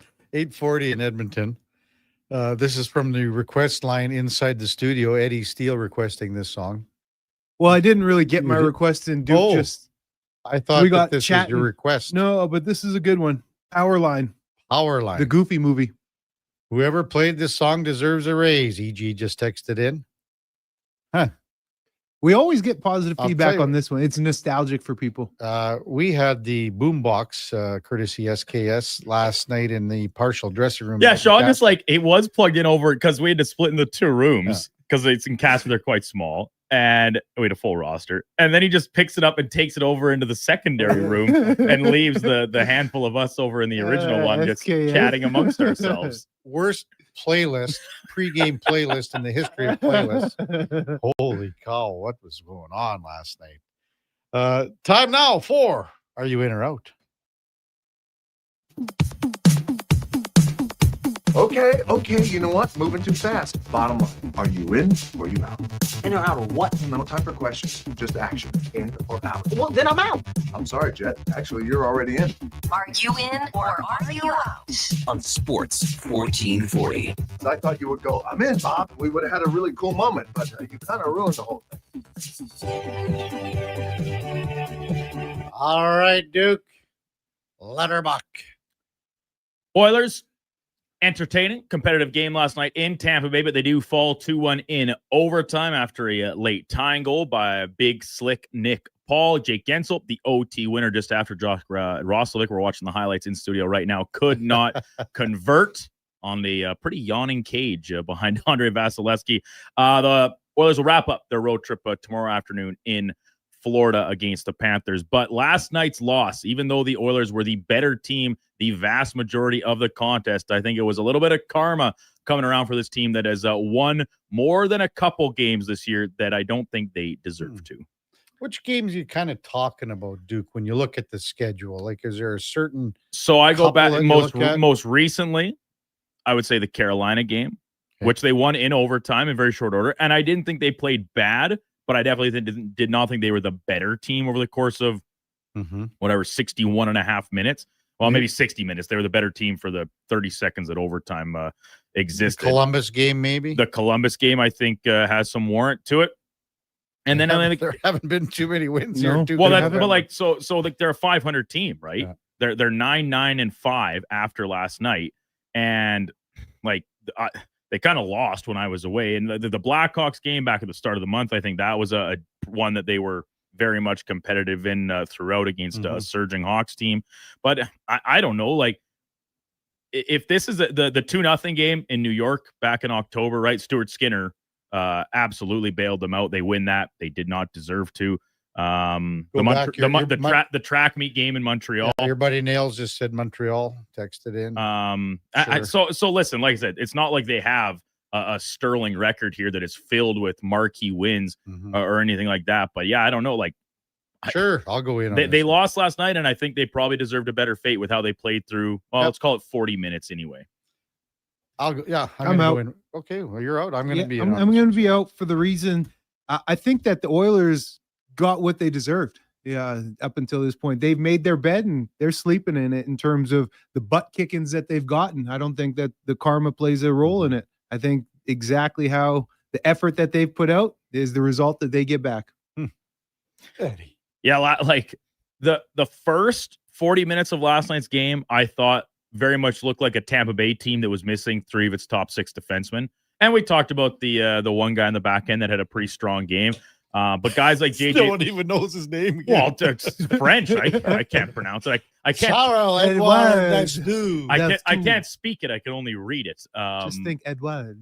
And like, I think JJ Moser and Darren Radish are really good defensemen, but they're being pressed into being asked to do a way too much right now, I think, and probably play too many minutes. They basically went 4D last night. Essentially. And then the third period looked like an Oilers team that was playing on the second half of a back-to-back towards the end of, a 2-week road trip and 6 games, second back-to-back within the week. So it was a bit of a tale of two-thirds and then the final third of the game. But at least they got the point, gives themselves a chance to salvage a 500 points percentage over the course of the road trip. In the net last night, Cal Pickard, very strong, made 33 saves in the OT loss. I think he earned the start for tomorrow afternoon in Sunrise. I'll be out on this one. Well, I wouldn't. He earned it. I should rephrase that.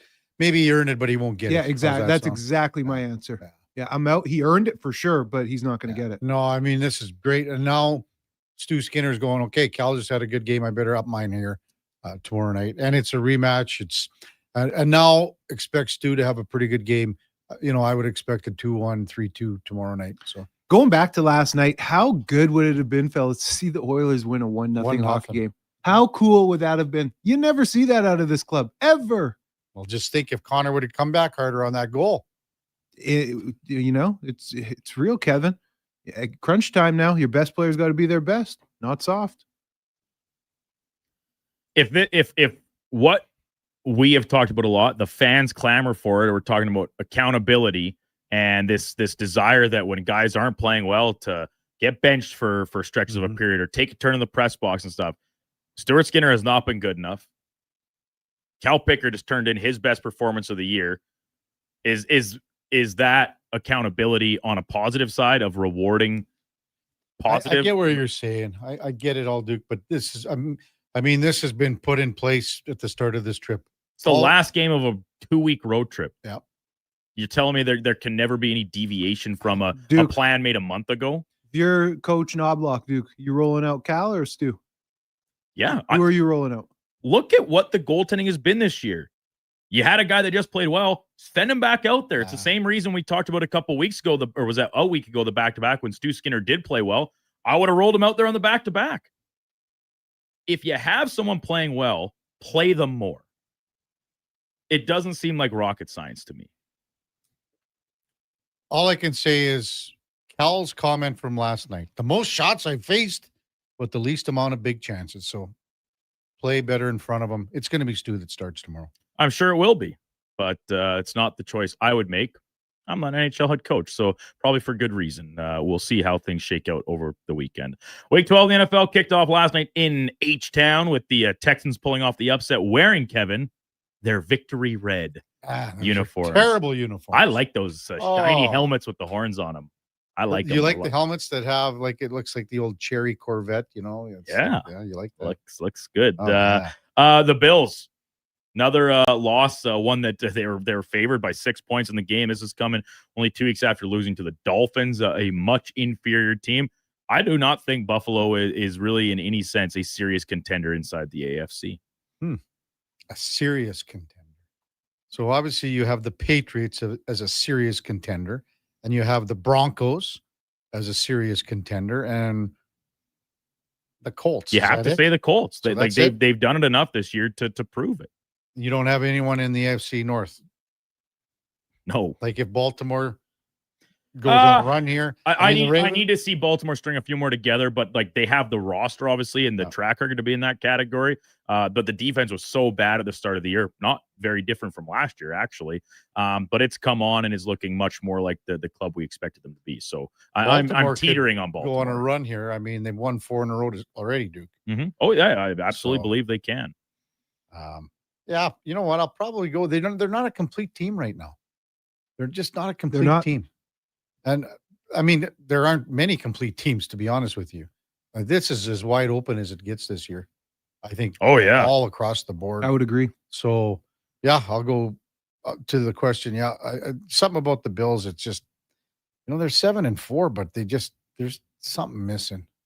Especially offensively. Yeah. Man, all around defensively too. The defense is not good, No. especially against the run. Josh Allen he can play hero ball every now and again, but he is only one man. And I like Khalil Shakir, but if that's your number one wide receiver, I think you and that's a problem. Who's after him on the depth chart, especially when you got what's supposed to be your highest end skill receiver on the sideline bench for a second straight week. So he's got to get his head screwed on straight here, and they're close to be. They are. They're close, but they're behind those other teams that we mentioned by a lot. Rest of the slate heading into Sunday and maybe Monday Night Football if we want to roll that in here as well. Dog of the week, Friday staple. I'm taking the aforementioned Indiana Jones and his Colts off a bye, plus 3.5 in Kansas City against the struggling 500 record Chiefs. Really? What else was on the? Well, don't do that because that's spoiler. Okay. What's your big thing that you always say, Duke? Interdivision games when there's so many points. Okay. Now, so are you looking at the frozen tundra here or what? Well, I'm kind of just. He is 6.5. Just say it. Just say it. Is that what it is? That's what I currently see on Sports. Is that yours, Eddie, right now? I want to hear it. Is that what you're going to nominate? One of your games, Eddie? Just tell me, Kevin.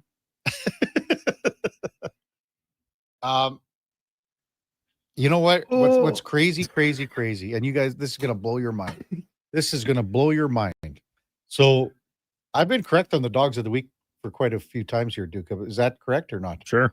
Well, that's very confident there. Well, it's not like I'm keeping track. Okay. Well, I have.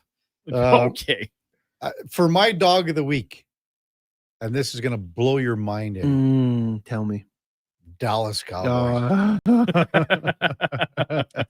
I don't know what it is about this game, and I know the Cowboys played the Raiders last week and how the defense played, et cetera, et cetera. I know it's the Raiders, but there's something about, and you look at all the stats about Philly going into Dallas and Dallas against divisional opponents on home field. They seem to cover all the time. Mm-hmm. I'm going to go that one. I'm not saying that they might lose by 3, Duke. Maybe Philly wins. But you think by they 3? cover? I don't know. Walk-off field goal or something for the Eagles. So I'm going to go with that one. That's my dog of the week, if you want to call it that. Okay. I'm going Cleveland. Cleveland at the Las Vegas Raiders. Shadur Sanders' first start. And it's not because Shadur. It's because Vegas stinks. Because we watched the Raiders in primetime last week and got an up-close view of how terrible they are. And Cleveland's defense is legit. Their defense is really good. Mm-hmm. So good luck, Vegas Raider offense. Do you have a second choice, Duke? And neither of you mentioned it. I can't fathom a world where the Saints are favored against anybody, even if it's a home game against a divisional opponent. And the Falcons. That's all because of Shuck, right? Well, no, it's because of Kirk Cousins. Oh, but I think Shuck's playing a lot better than people are giving him credit for. Sure. Look at the rest of the Saints team. Yeah. This is the worst team in football still. I'm adamant about that. And the Falcons, I think, are very much in the running for the most disappointing team again this year. It's just habitual for them. It's year in and year out. But 2.5 points for a team with one win. And you know what? How about an upset special? Carolina Panthers, Duke. You think so? Yeah, upset special in San Fran Monday night. 7.5 dogs. That's my. I'd like to see it. I had to pick up Bryce Young as my streaming second quarterback in my Superflex league. Stacked him with Tet McMillan. I'd love to see him have another really strong week, but it takes like 1 second for MTR. Whenever you say anything derogatory, just triggered. You know what? You want to hear his line? Let's hear it. No chance. CMC revenge game. Triggered. I gotta say, man, I said Christian McCaffrey. He's having a pretty good season this year. Well, he went like the first 3 or 4 weeks without a rushing touchdown, and now he's right near the league leaders. He's had a very good run, especially when you look at all the injuries that the Niners have experienced on the offensive side of the ball. Obviously, the quarterback, but Purdy back last week. Ricky Pearsall back, but a non-factor. They get Kittle involved. CMC's like he's the straw that stirs the drink. That's not saying anything that people don't already know, but he still is, even if the injury concerns continue to loom, even though he's playing week to week. Have you thought about your 2 games, Eddie, that you are going to throw our way? I'm looking. He's looking. Got it up. Well, I mean, you've only had 2 hours to think about it. I got it up right in front of me. Well, yeah, I know, but so it should be a relevant game if you do that. It's always give us Saints Falcons. He's probably Could you imagine? I'll do Atlanta at New Orleans -2.5. Penix is hurt. I actually think that the way Penix has not played well this year, this might be like a little boost to the Falcons. I got my game. I'm still a Kirk Cousins guy. I'm a believer. Like you should be Here's trying the game, to, you boys. should be it should be trying to trick the guy. Do you want it now or do we wait? Yeah, we want it now because then we discuss it further. Jacksonville favored by 3 at Arizona Cardinals. Have fun. Okay, you got to do another one. So you're going Jacks -3 at Arizona. Okay. And then you've got one more to do because then Duke and I will do our standard Sunday night and then we'll do Monday and Monday. Okay. There's some great options. New England Cincy. I love that one. Especially with Joey B back. And that has changed. That line has moved a little bit. So New England is -6. Yeah, that's what I have. At Cincinnati. And I believe it is my pick first, Duke. It is. Those are 2 good games. My correct selection last night. I'm going to go right away. I'll just take my. Okay. Well, no, because we can throw the Sunday nighter game in as well here, right, Duke? Yeah. What's the spread on that one? I think I just saw 7. No, it was. What is it? I was looking at the Monday. I saw 6. No, 7. 7. Yeah. So yeah, it is 7. Rams 7 at home. Tampa Bay at LA Rams -7. Well, I'll just take Cincinnati +6 right now, Duke. Okay. And then you can decide what you're going to do. So I'll think on it. You better think. I'll think on it. You got lots of time to think. Lots of time. You got a lot of time. Wrapping it up this morning. This became a hot topic of conversation inside our half of the dressing room last night at the Critters game. Marty Stevens stocking the Critters cooler with 2 particular types of beer. A Coors Light, most I think famously referred to as the Silver Bullet, and Coors Original, formerly known as Coors Banquet on our side of the border, which, in my understanding, very commonly referred to as a buckskin. Buddy, only in Delburne. I've never even heard that before until I read this. Marty knew what I meant. Marty knew it because I texted him when he sent the picture. I was like, I can't wait to dig into those buckskins. Knew exactly what I meant. I kept referring to when people would go to the cooler, I was like, yeah, toss me a buckskin. Nobody knew what I meant. Kevin didn't even know what I meant on the bus. The thing is, I went to get Duke a buckskin later. I just found the first yellow can that was in the cooler. It's dark. Yeah. But it was some other thing. It was like a peach tea, which, hey, it was really good. I enjoyed it. No complaints, but it was a little bit of shock because I didn't even look at it. Just cracked it and burned it up to the lips. And the sweet tea flavor is not what I was expecting of a Coors Original. I've never even heard the buckskin. I like it, but never even heard it. I'm surprised that it's okay to say that. That's a type of horse. What else is a buckskin? That's what it refers to. It's the color of a buckskin horse. Buckskin, not a foreskin.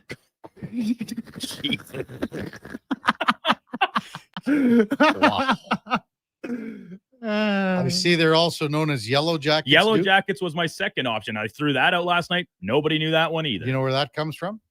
Well, the can's yellow. No. Okay. That's what the cans are referred to in Yellowstone.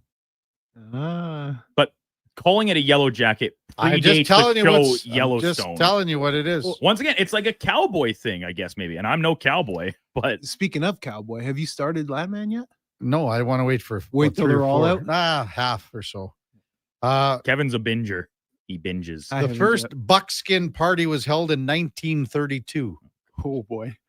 Continued until 1940. It was an annual holiday party sponsored by Adolph Coors Jr. and the Coors Brewing Company. Cool. Do you remember it? I was there. That's what I'm saying. It was a night I'll never forget. Were you there? I don't know. Yeah, sure, Duke. I You guess like if that you name? say, You like the name? I mean, That's I'd rather good. just have I'd rather just say a Coors. But then Pass me- people might assume you mean a Coors Light. No, because then you say Coors Light. It's the same thing like when you're ordering a Bud Light or a Budweiser. I say I would like a Bud Light or I would like a Bud Heavy. You need to be specific. I've never heard Bud Heavy. I just You've heard Bud never heard. No, give me a Bud Light or a Bud. This calls for a Bud Light. How about the what? That's the commercial you should That's have been good in. stuff right there. That's so old. That's from 20 years ago in the Isn't Super that Bowl. man? Someone told me about it this week, and I've been thinking about it. Remember that? That They was brought the it thing. back. Yeah. Was that was good. Oh man, oh man. A lot of tech like Triple C. I call them Banquet Primos. MTR. Never heard of it. A day in my life, Duke. Yeah, well, MTR. Never heard of a buckskin from MDR Huskies. probably doesn't get out much. Yeah. Ooh, shade. I wonder if MTR will come to. Did you hear about the ODR party that we're gonna have? I'll be there. Yeah, I'll be laying the Outdoor body. rig- Yeah, I'll be out there like George LaRock. You're being laying the body. Oh yeah. Really? Do you think a guy like MTR would come? I don't know. He seems to be kind of a coward. Oh, I'm kidding. I'm kidding. He's a bully. And My there are bro- bike racks there. Yeah, my brother texted in no OV or Bo. Oh, my brother still drinks OV to this day. Jeez. And it's the worst beer in the history of beers. Worse than Lucky? Oh, yeah. Ooh. Yeah. OV. Oh, man. Man. Like tough times. You go over to his house. Now he's getting all I think he drinks these original 16s because he wanted to support those guys that bought the brewery. But man, you'd go over there and you'd look in. You got anything else? It's like syrup. 48 Bow in there. Or 48 OV. I mean, oh, awful. Awful. So Eddie, you got the mauve tie on. You're ready to go here? Ready to go, man.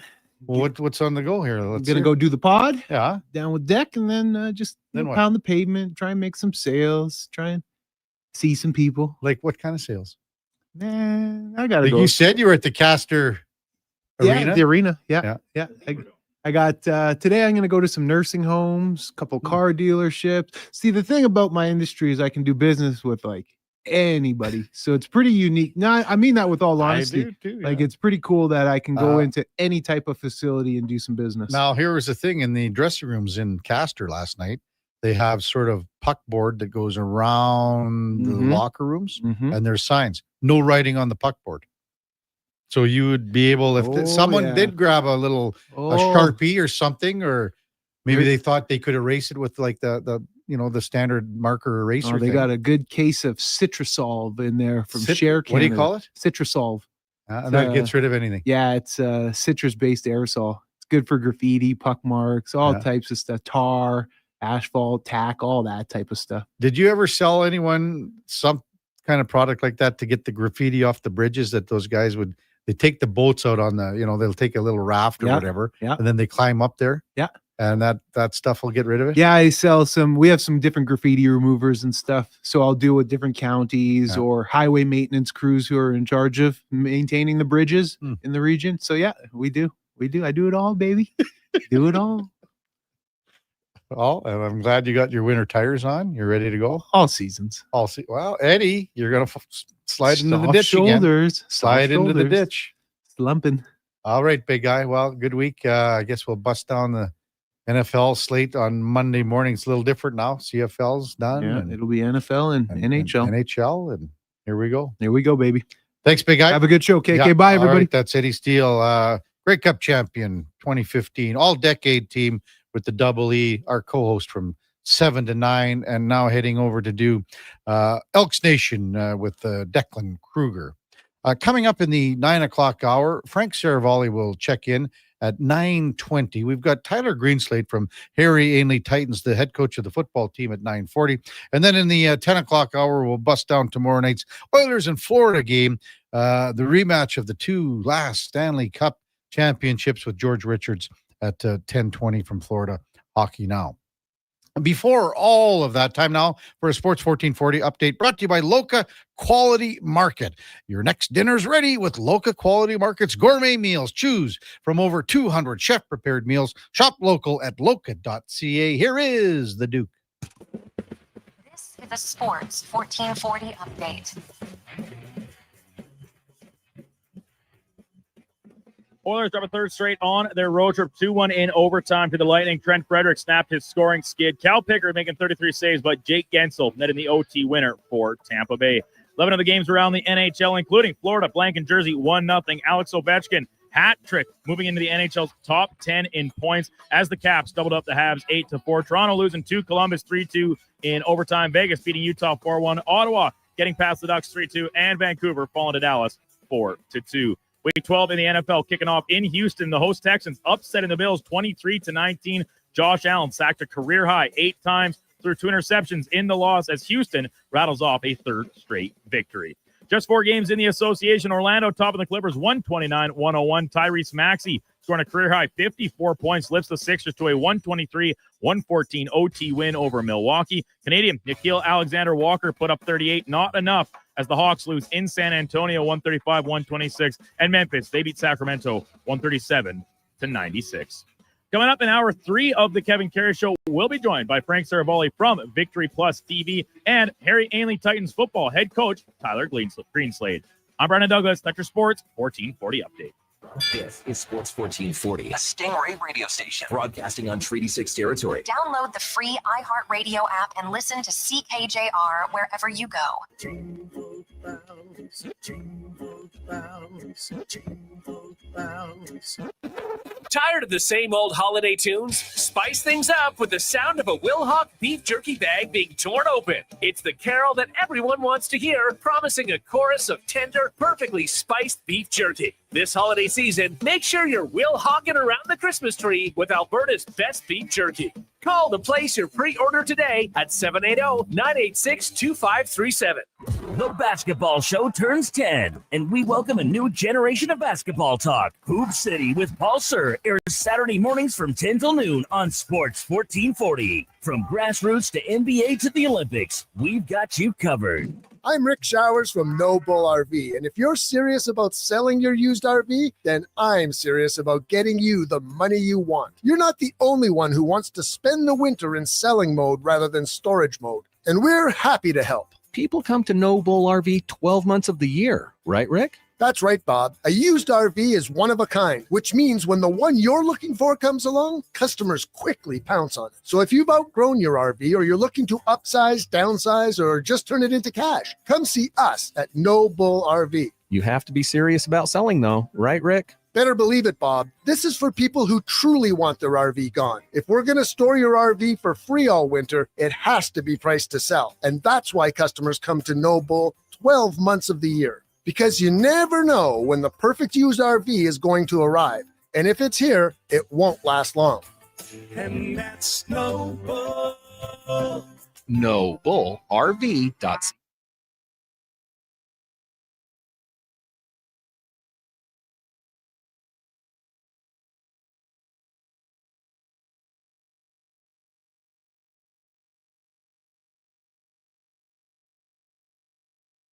With over 30 years of sports experience, this is the Kevin Karius Show, brought to you by Sports Select. Bet on the original at sportselect.com. Please play responsibly.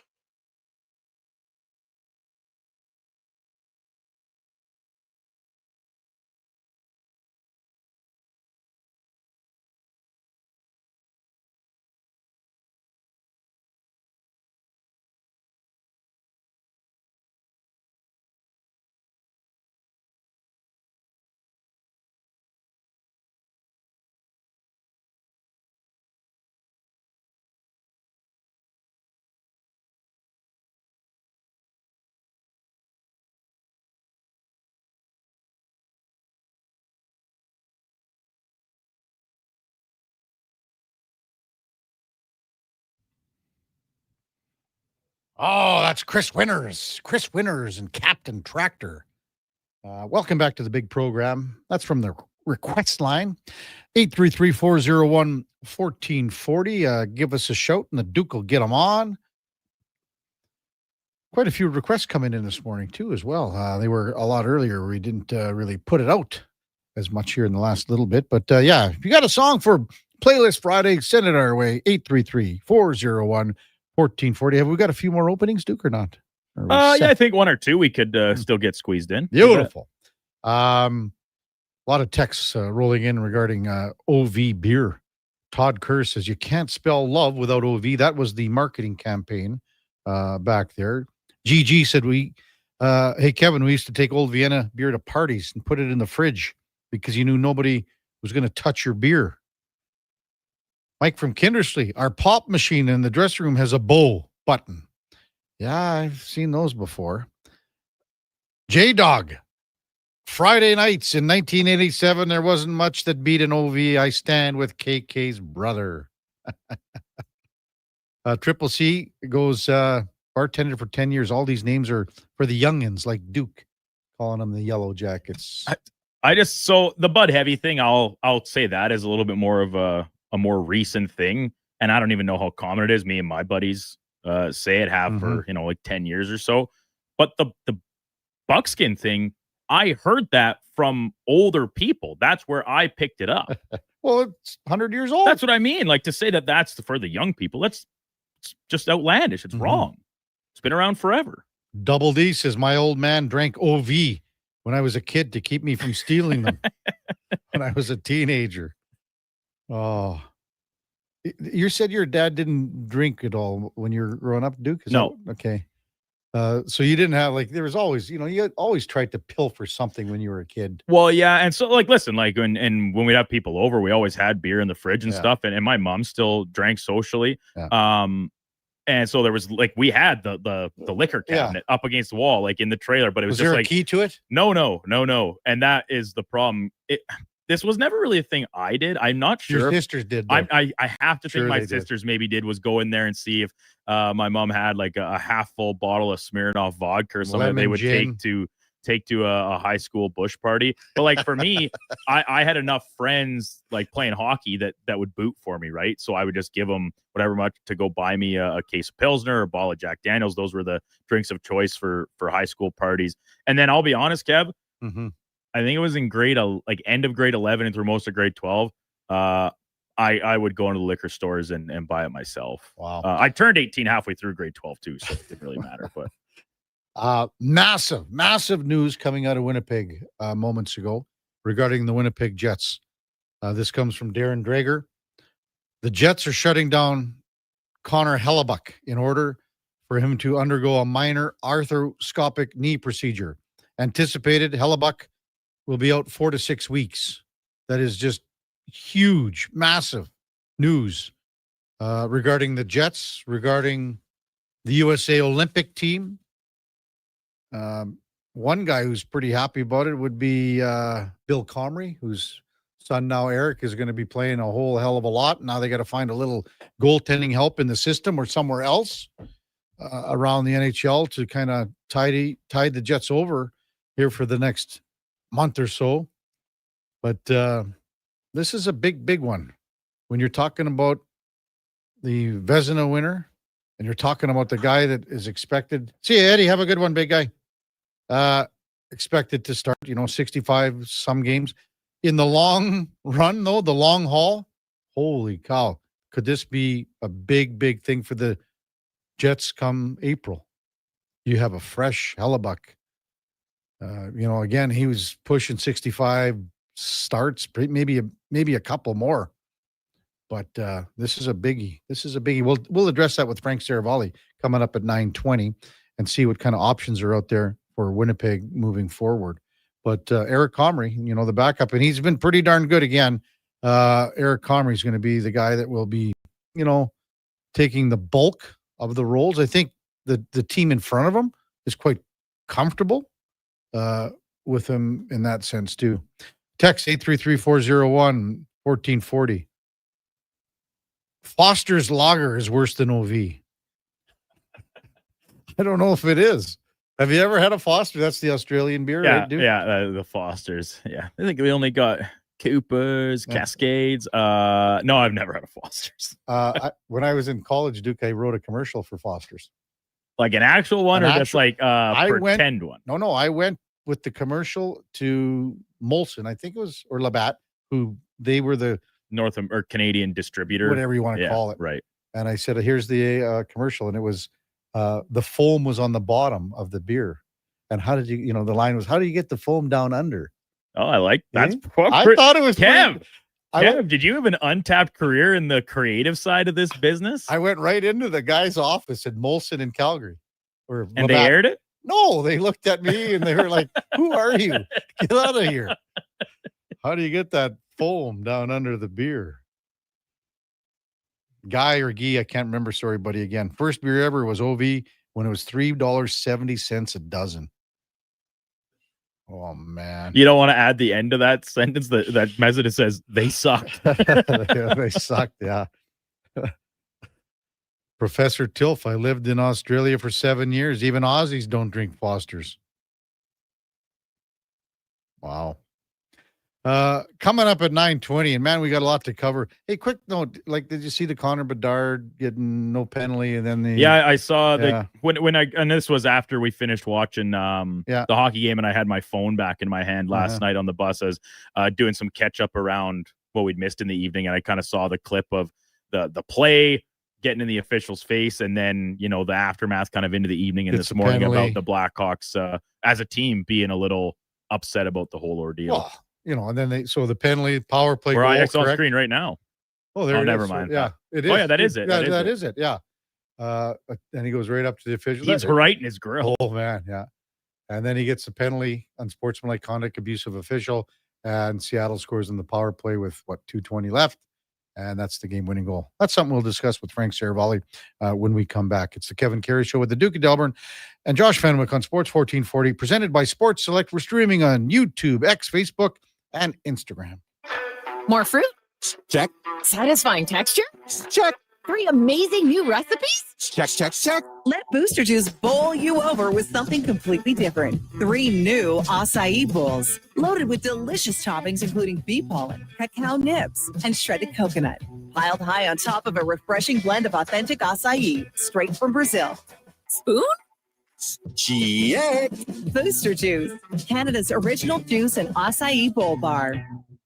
Legacy Heating and Cooling jingle auditions, take 1 for Gene Principe. Are you ready, Gene? Ready. I'm not just here to make a thermo a couple of bucks. I'd never just microphone it in. Take 1. Call Legacy. Call Legacy. Nice. Boom. I'm a musical genius. Legacy's going to love this for furnace season. What's not to love? With no interest and no Principe payments for 1 year. Are you always like this? Yep. Unlike a furnace, I have no filter. Legacy Heating and Cooling.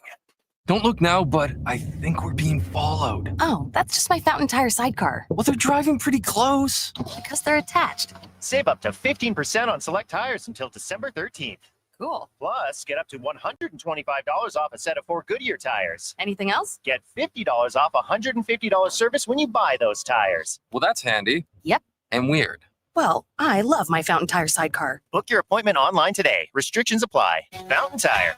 We're on this road together, Canada. Aloha, Edmonton, it's back. Century Vision Care's 4th annual Maui Christmas event on Friday, December 12th from 9 to 5. Century Vision Care, Edmonton's biggest Maui gym retailer, is bringing the island spirit to your holiday shopping. Enjoy in-house savings on all prescription and non-prescription Maui gyms, plus giveaways, prizes, snacks, and beverages all day. Same-day eye exam appointments are available, and they direct bill most insurance plans, but spots are filling fast. Get ahead on your Christmas list and treat yourself to a new pair of Maui gyms. Visit Century Vision Care on Instagram. From the first face-off to the final whistle, Sports 1440 is your home for hockey talk. With live coverage, expert analysis, and pre- and post-game shows, we bring you closer to the game. Tune in 24/7, only on Sports 1440, Edmonton's sports station.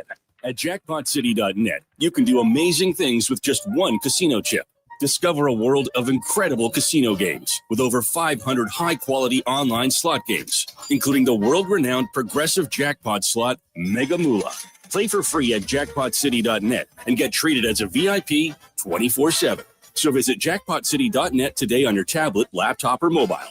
Jackpot City, a whole world of casino games. 18 plus. Please play responsibly. This is not a gambling website. Legacy Heating and Cooling is the only place to call for heating your home. So when it's time to replace your old furnace, Call Legacy. Call Legacy. or for 24-hour repair with no overtime rates. Legacy even heats your shower with hot water tanks. Call Legacy. Call Legacy. And with no interest and no payments for 1 year, it could only be Legacy Heating and Cooling.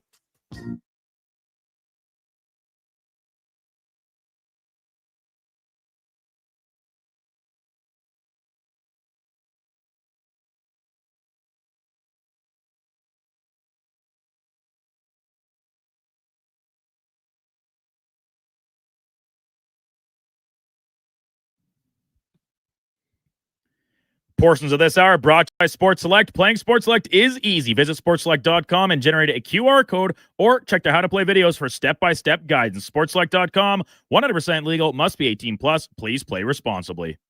Just in time for the morning skate. This is the Kevin Karius Show on Sports 1440.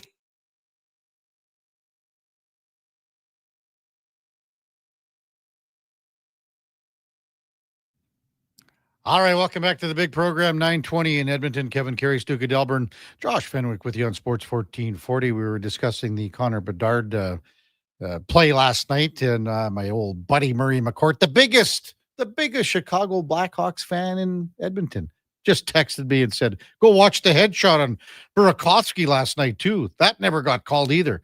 He's out with a concussion for a while. We got screwed last night, is what Murray says. Big Hawks fan. Hope all is well, big guy. So many things to discuss with Frank Saravalli once Frank checks in from Frankly Hockey and Victory Plus TV. Couldn't make it yesterday. One other thing, I texted Frank this morning, Duke, and he came up with Brian Propp's phone number, and I'm going to get Brian Propp on the show next week. I first met Brian Propp back in 1976, Duke, because he was playing in Melville, and he scored 76 goals. Set the record back then, in the SJHL that year.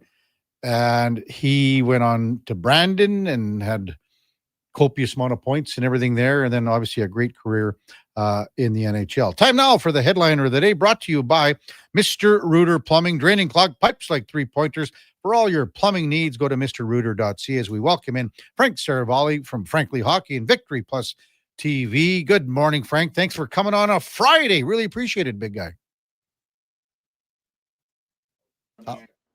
Can you hear us now, Frank? No, I can't. Hang on. Okay, no worries, buddy. We can hear you. We can hear Frank. He's just hooking up his audio. Just stepped in right now. So there's quite a few things to discuss with Frank as well. Can you hear us now, Frank? No, I think we're going to have to do this on the phone if you don't mind. Okay, sounds good. Duke will dial up Frank. Man, we got Connor Bedard. We got Connor Hellebuck. We got Matthew Schaefer. We got full slate of NHL games tomorrow. Some other things that happened last night across the NHL were, again, a full slate of games when it comes to some peak performances. We mentioned Alex Ovechkin and his hat trick. The New York Islanders close out a long road trip, 7 games. So it's similar road trip to what the Oilers did. I don't think they came out as far west as they do, but they beat Detroit last night 5-0. Ilya Sorokin picked up the shutout. They go 6-1, the Islanders do on this road trip. All right, let's welcome in Frank Saravalli from Victory Plus TV. Good morning, Frank. How you doing, Kevin? Good. Thanks for coming on a Friday. Really appreciate it. Hey, news about 5 minutes ago or so that the Jets are going to shut down Connor Hellebuck for a little while. And what do you make of this? And do you think there will be any USA Olympic team implications, Frank? I don't think so. The timeline sounded pretty good. Back on the ice within 4 to 6 weeks. That should leave plenty of runway between now and the Olympics. With that, I mean, always surprised when you hear someone is being shut down and having surgery, but I'd be lying if I said that I looked at his play over the last 2 weeks and said, I wonder if something's going on there, because this guy is a machine. He's the model of consistency. Like, his stats you can chart on the line. Yeah. 925, 926. He's down at, well south of that. His season now is at the 913 range, and it's obvious that something was bugging him. So to go and get this scoped and cleaned up, definitely in the Jets' best interest for the long haul. So, I mean, Eric Comrie's there, and, I think the Jets have full confidence in their backup. What do they do here? Do they go down to the farm? Thomas Milic is a guy. Obviously, he played for Team Canada at the World Juniors. He's been down with the Moose. Or do they look outside? What do you think they do here? Yeah, I think they probably try and hang on for a bit.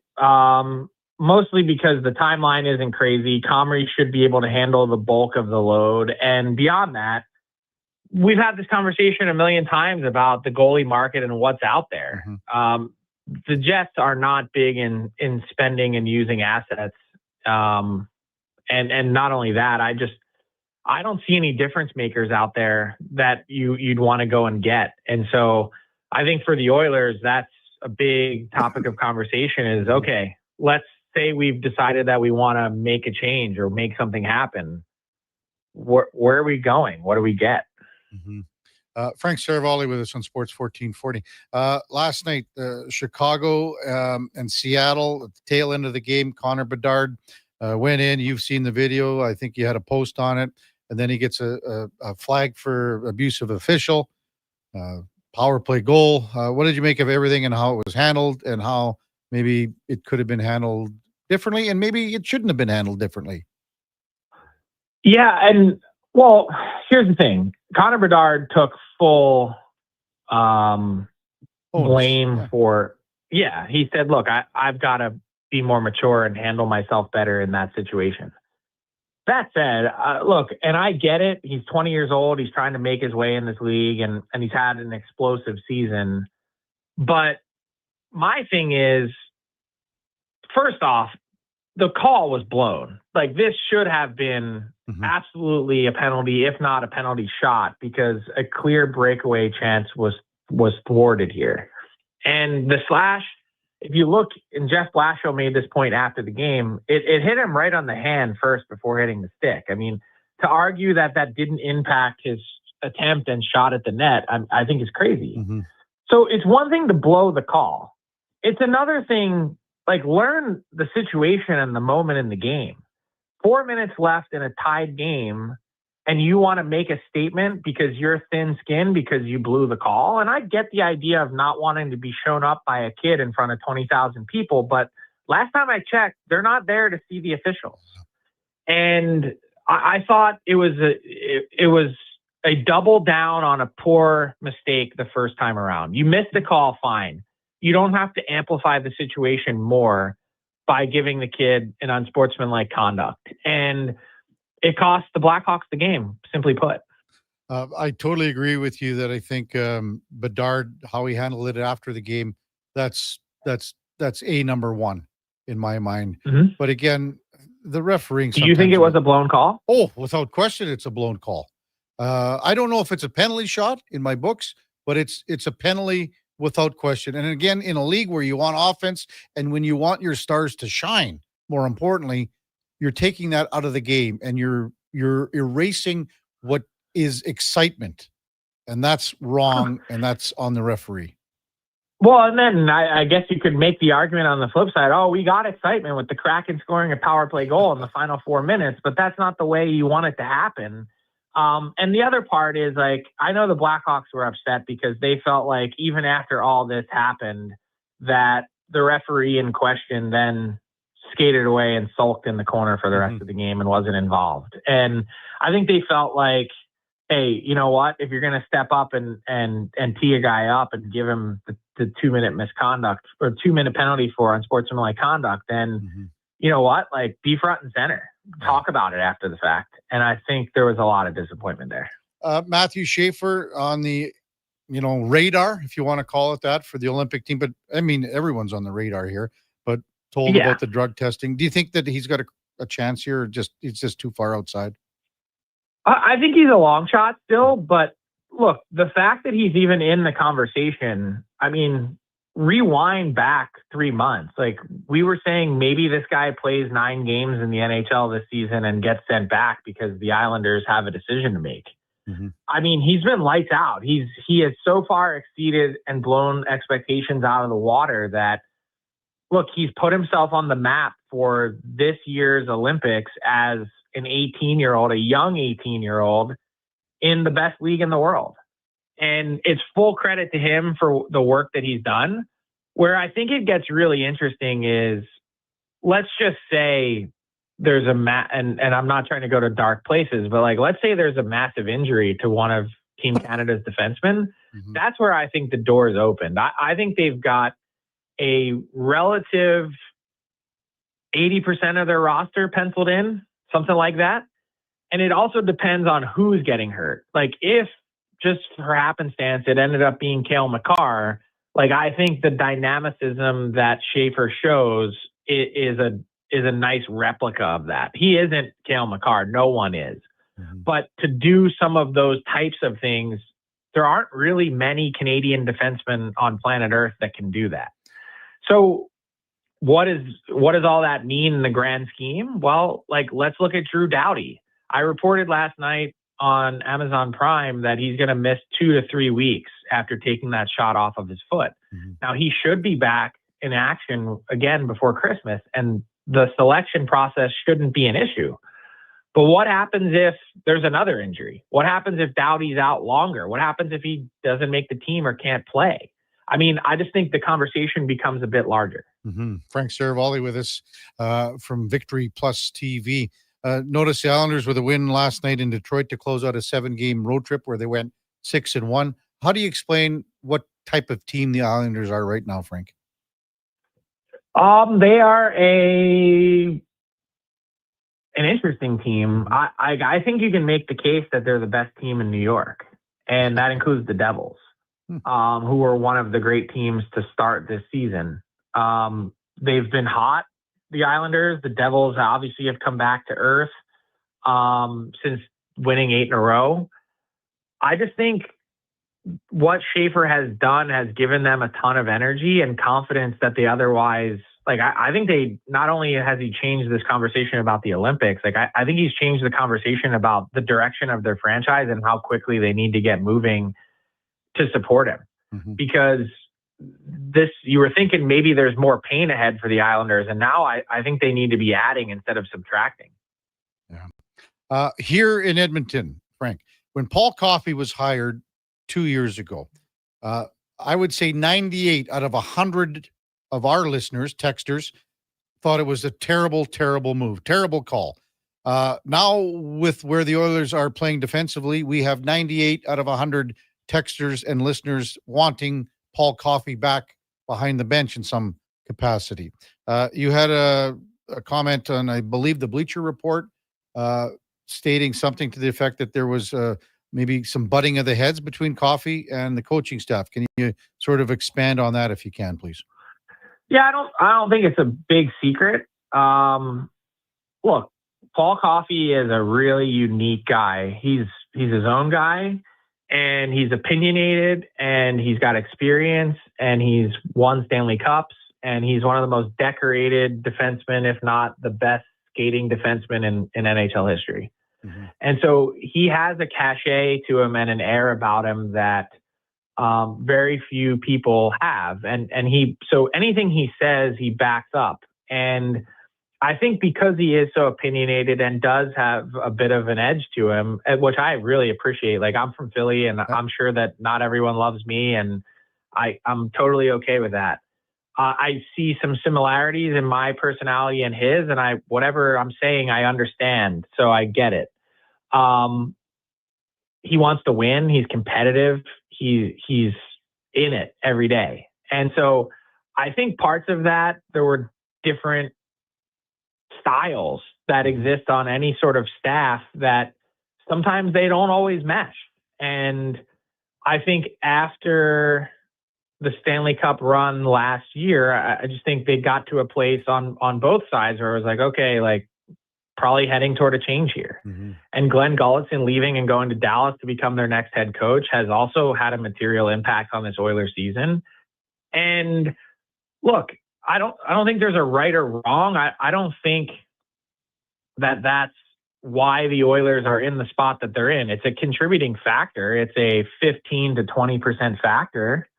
But this team, it comes down to a few things: roster construction and how much has eroded around this team. There's a lot. It's Corey Perry. It's Evander Kane. There's a lot of things, a lot of guys that aren't here from last year's team. Yeah. And so the depth has eroded. The coaching staff has changed. The players have not had the intensity and attention to detail that they need to, particularly defending. And their goaltending hasn't been as good. So you take all those things and you smash it together, and you've got a team that has fallen way short of expectations and has been through a meat grinder of a schedule that has left a lot to be desired. In Montreal last night, how about the storylines regarding Alex Ovechkin and Dylan Strome? Quite the night. It really was. And on both ends of it, right? Dylan Strome, if you hadn't heard the story, got a call around 5:30 ahead of a 7:00 game that his wife was going into labor with their third child. Being in Montreal, no way to even make it back. And any parent will know this when I say it. The second and third kids come really fast. The great water slide of life. It happens quick. And I'll tell you why I know that, because I nearly missed the birth of my kid, coincidentally enough, by covering a Caps Penguins game in the playoffs in 2016. I'm telling you, I got the call. So just for backstory, my son was born in 2014, and labor took like 30 hours. I'm not kidding you. Like, it was forever. I ate like 4 meals there. And I was like, oh my God, this is endless. And so the second time around, my wife's, hey, my water broke. I'm in Pittsburgh. I just covered the Caps Penguins game. I forget which one it was. And she says to me, my water broke. The game had just ended. And I said, you know what? I got some time here. I actually went to the bar in Pittsburgh after the game, and I had a beer or two. And I had a rental car just in case to drive myself across the state in case my wife went into labor. So she did. And I remember laying on the bed in my hotel room being like, man, this thing's going to be forever. Like, I'm just killing a minute, just getting 30 minutes of sleep before I leave. Yeah. Anyway, I finally pack up and I leave. I drive across the Pennsylvania Turnpike in the dead nuts middle of the night. I'm like pulling nose hairs out to keep myself awake. That's how tired I am. And I get a call as I'm 2 exits away from home from the doctor. And he's like, hey man, like, I can't hold your wife off any longer. Like, this baby's coming, whether you want to be here or not. And I can hear my wife in the background yelling, get this thing out of me. And so I'm just thinking I missed it. Somehow I made it with literally like 3 minutes. And I walk in the door and they basically just hand me a baby in my arms. And then I collapsed on the couch and fell asleep. And my wife was like, you're an absolute arsehole. And so that's my story. And I say that only because I feel so much for Dylan Strome and how helpless of a feeling that is. They weren't expecting it to happen that soon. To go out knowing that's happening and put 3 assists on the board is magical on a night where Ovi scores yet another hat trick. That's a great story, Frank. Good stuff. What's that? Almost got me killed and divorced. And Strome has a great night. Ovi gets 3 goals and assists. Yeah, and Frank collapses on the couch in the hospital, and she's like, and you're the one who's tired here? And I'm like, oh my God. Oh boy, Frank. Good stuff. Hey, have a great weekend. I'm sure you're coaching hockey or something, but have a good one. Thanks, bud. Sounds good. See you, Kevin. Yeah, that's Frank Saravalli from Victory Plus TV. Our headliner of the day brought to you by Mr. Rooter. Your top defense pairing against leaks. That's mrrooter.ca. This day and age, I mean, very rarely. It is the norm. 99 times out of 100. You're there for the birth of your child now. I mean, look at baseball. It's paternity leave. It's everything. You're gone. And this was just a circumstance where there's no way that was going to happen. He plays and the team gets behind him, and it's a rallying point. It's a rallying cry. When we come back, we're going to talk a little high school football with Tyler Greenslade, head coach of the Harry Ainley Titans, as they get ready for their semifinal tilt tomorrow at Jasper Place. That's coming up on the Kevin Karius Show with the Duke of Delburne and Josh Fenwick on Sports 1440, presented by Sports Select. We're streaming on YouTube, X, Facebook, and Instagram. Hi, Mike here from Northgate Chevrolet Buick GMC. Snow, colder weather, shorter days. November is officially here. But it doesn't all have to be bad news. If you're thinking about a new or used vehicle, now is the time. Massive savings, 0% financing, and don't forget tires at cost. Yes, that's right. We sell winter tires at cost. There's lots to celebrate in November. And as always, we'd like to thank all of those who have fought and served for our country. Stop in and see us today, 13215 97th Street, or visit us online at northgategm.com. You're in Northgate country. Getting in on the sports action you want is as easy as playing at sportselect.com. Simply make your picks online, generate your QR code, and lock in your bet at your local Lotto Spot retailer. Then sit back, watch the game, grip your chair, and high-five anyone nearby. Every bet is 100% legal with the chance of winning cash in hand. Sports Select. When you're ready to play, bet on the original. Must be 18 plus to play. Play responsibly. This hockey season, before every game, check out the pregame show with Andrew Walker on Sports 1440. It's brought to you by Titan Supply, your only source for rigging, lifting, and hauling products. Visit titansupply.ca. Hey everybody, it's Gene Principe and Jason Stradlin. Join us on a 7-night cruise through the Mexican Riviera, leaving from Los Angeles and including Cabo, Mazatlan, Puerto Vallarta, and more. While we relax and cruise the tropical waters and have some drinks with umbrellas in them, you could attend an intimate meet and greet with legends like Bill Ranford, Jason Strudwick, Kelly Buchberger, Ron Lowe, Jack Michaels, Louis DeBrusque, and more. Don't miss out on every hockey fan's dream cruise, the Edmonton Hockey Legends Cruise. It's going to be one hell of a trip. Price start at just $23.99. Part of the proceeds support the Ben Stelter Foundation and Kids with Cancer. The Edmonton Hockey Legends Cruise, July 2026. Visit cast.tours/Edmonton or call 1-833-347-7678. Book now and save $500 per cabin when you mention promo code Stingray Radio. That's cast.tours/Edmonton.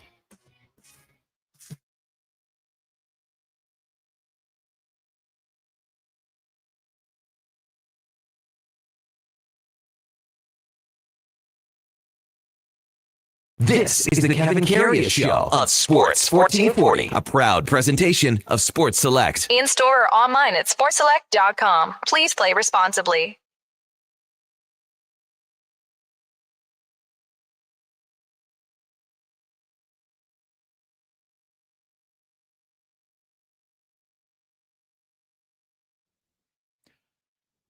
All right, welcome back to the big program. 9:42 in Edmonton. Kevin Karius, Duke of Delburne, and Josh Fenwick with you on Sports 1440, presented by Sports Select.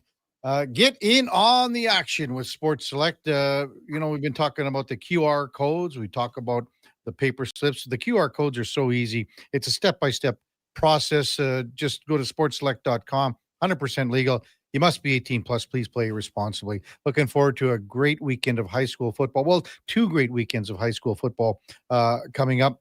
The road to the Alberta Bowl continues this weekend with the Harry Ainley Titans home to the Ernest Manning Griffins. Tomorrow afternoon, 3 o'clock, Jasper Place Bowl. We've got Tyler Greenslade, head coach of the Harry Ainley Titans, with us on Sports 1440. Morning, Tyler. You're with Kevin Karius. Thanks for jumping on the big show this morning. Really appreciate it. Thanks for having me on, Kev.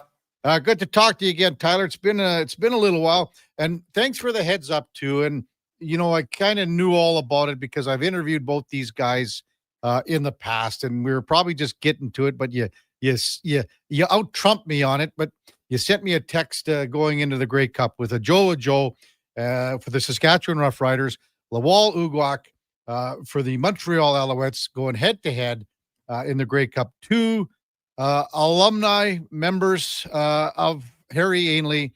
Man, you must have been just like a proud papa watching that Grey Cup game. Yeah, I mean, I guess one of the perks of coaching this is year number 9 now at Ainley, and seeing both of those guys go, toe to toe. They were on our 2017 provincial championship team together. Joe was in grade 10 and Lawal was in grade 12. And, they've stayed connected, and both of their journeys have been pretty cool to follow. And, that's pro sports for a lot of guys. There's lots of twists and turns and ups and downs. And as they went the post-secondary road, and then eventually have ended up in the CFL and had cups of coffee in the NFL and stuff like that. It for sure was kind of full circle moment to see them back on the field together. And, sorry, phone's going off there, really, really cool moment. And I know our whole program was super proud of both of those guys. So, when you had them in the program, Tyler, and I think Joe came from down south, correct? Yeah, he was from Brooks, and he actually moved up here for high school. One of his cousins was on our team, and just decided that this was going to be the best path for him during those times. And Lawal's older brother here, he's a basketball player that's continued to have success professionally. He was already at the school, so Lawal joined him here, and When you had these guys on the team, tremendous athletes. What was it like to just coach these guys? And you're not just coaching them as you know, Tyler, as to be football players and athletes, but you're coaching them to be, upstanding people, citizens, and everything like that. So maybe just speak to that journey for these two guys.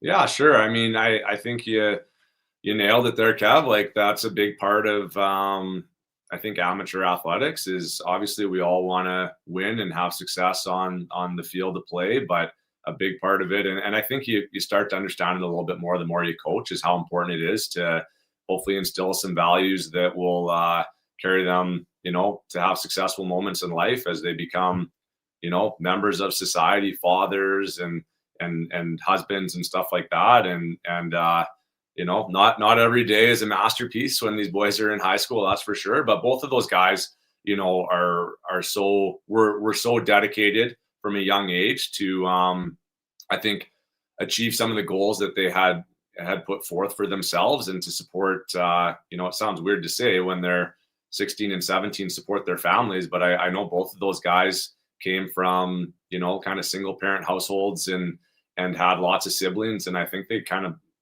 if you gave them true serum, would tell you, I'm going to take a run at this thing to see what I can do to help support my family. And I think when that's kind of the carrot at the end of the stick, it's a little bit easier to make sure that they're going to class and taking care of some of the details that make them student athletes. And you're not really having to beg them to do all the little things that are necessary to have success.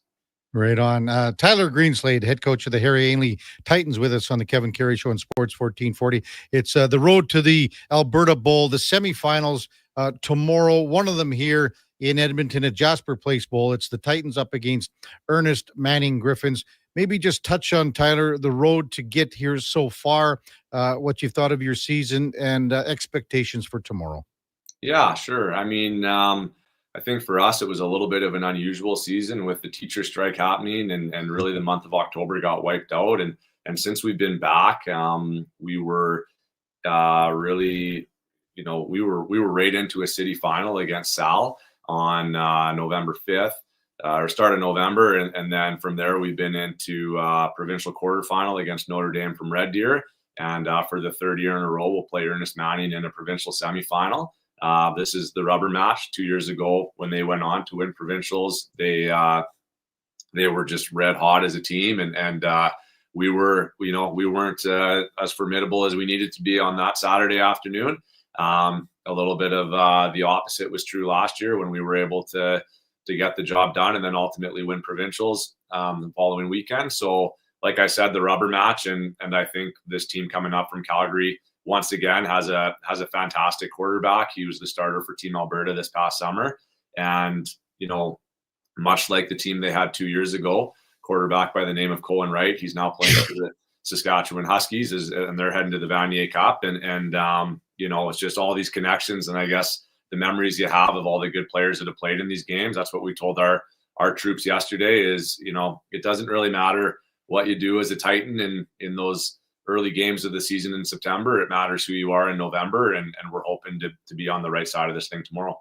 And you're talking about the quarterback for the Griffins, Harrison Hindman. What kind of passer, what kind of runner, what kind of playmaker is this guy? Yeah, I mean, he's a guy that can, stand in the pocket and deliver, but also what we're keenly aware of is his ability to escape and then make plays on the run. I think that he's for sure a passer first, but a dual threat guy. And, I think a good story and credit to him. He, first game of the season, actually suffered an injury that looked like it might keep him out the whole way through, but he's been able to get back on the field. And, we're going to have to do a great job of containing him. We know that he's going to be able to make plays with his legs and by throwing. And for us, it's just try to have next play mentality and continue to give our offense some at-bats, and hopefully they can put some points up as well. Let's talk about your offense and some of the players. Joel Thorpe, a really outstanding young player. Maybe just touch on some of the keys for you to put up some points on the board this weekend, Tyler. Yeah, for sure. Well, a guy well, Brock Ralph is our offensive coordinator and kind of a guy that I've run the program with for a long time. So having Brock run the play calling has been such a benefit to our program for a long time. And I think when we think about what we do well offensively, it changes every year. We've always had a really strong passing attack, and this year that is true. But we also have the luxury of having some really talented running backs, Joel being one of them. He had a fantastic Football Canada Cup, just an unbelievable game where he scored 4 touchdowns, including kind of a walk-off game winner. And he's been able to parlay some of that success into a really good grade 11 season for us this year. So our ground game is something that we feel pretty happy with. I mean, we've got a really strong left tackle by the name of Cooper Troy, who I believe has been on the program before with 1440, and he's off to the University of Hawaii next year. So having some of those big boys up front that can move, be people movers is obviously key to a successful ground game, as you know. And oftentimes it's the running back that gets highlighted because they're the ones in the end zone. But we're really happy with how our offensive line has developed, and especially at this time of the year, you never know what the weather is going to be like. So having a ground game that can hopefully sustain some drives is going to be really important for us tomorrow. How would you describe your O-line then, Tyler? Big, agile, both? What are we looking at here? Yeah, I think it's probably like a lot of high school offensive lines. It's not exactly, 6'4", 320 pounds across the board like you see at the next level. It's some guys that are quick mentally and probably got quicker feet. And I think, Brock and I always laugh about, you look at some of the Raymond Comet offensive lines, that's where Brock is from. And they're not necessarily the biggest guys, but they understand angles and they understand big picture, what is trying to be accomplished. So we've got a couple of guys like that have done a fantastic job of thinking their way through the game. And then we've got some bigger guys like Cooper Troy and Riker Medke, who will be on the left side of our offensive line. And they are those prototypical next level linemen with big frame and also pretty quick feet. So I think, again, just really happy with how that unit has progressed over the course of the season. Tyler Green stayed with us on the Kevin Karius Show on Sports 1440. It's the road to the Alberta Bowl. Gets underway tomorrow, semifinal action at Jasper Place Bowl. Fabulous weather for this time of the year. As you mentioned, you never know, and you got another week to go, you hope. It's going to get a little chillier, I think, Tyler, as you know, if you look at the extended forecast. But and you mentioned it with the teacher strike. How did you handle it as a coach, and how did the players handle it? Because, as much as the kids, when you were playing high school ball, yeah, you love school, you love this.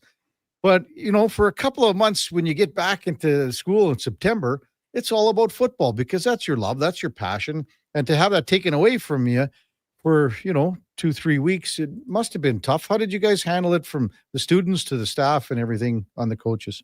Yeah, good question. I mean, it was challenging for a number of different peoples. And I think it's one of those things, like the opportunity to be involved in amateur sport, whether you're coaching or whether you're playing, it's a unique time in your life. I mean, you reflect back on your time playing when you were a youngster and you realize maybe how quickly it goes, and to see that time taken away from our guys was challenging. I mean, they did a good job of getting together. Our captains led some stuff and just cardio and things like that. And the reason I was proud of them for doing that is they just understand that we all have this kind of this window of time available to us. And let's be honest, a part of it is just like being with the boys and playing high school football or whatever it is. It's fleeting. So I think, you know, that time away was difficult for sure, but I'm proud of the way that our guys chose to stick together and get themselves prepared for whatever was to come. And of course, as coaches, we weren't, you know, able to kind of be around, but of course we were itching to be back. And, you know, the teacher strike was one thing, but I'll say this as a coach, it was like Christmas Day when we were able to get back and start coaching again. And we're hopeful that we can extend our season one more week after this one. Yeah. Where do you think the state of high school football's at, Tyler?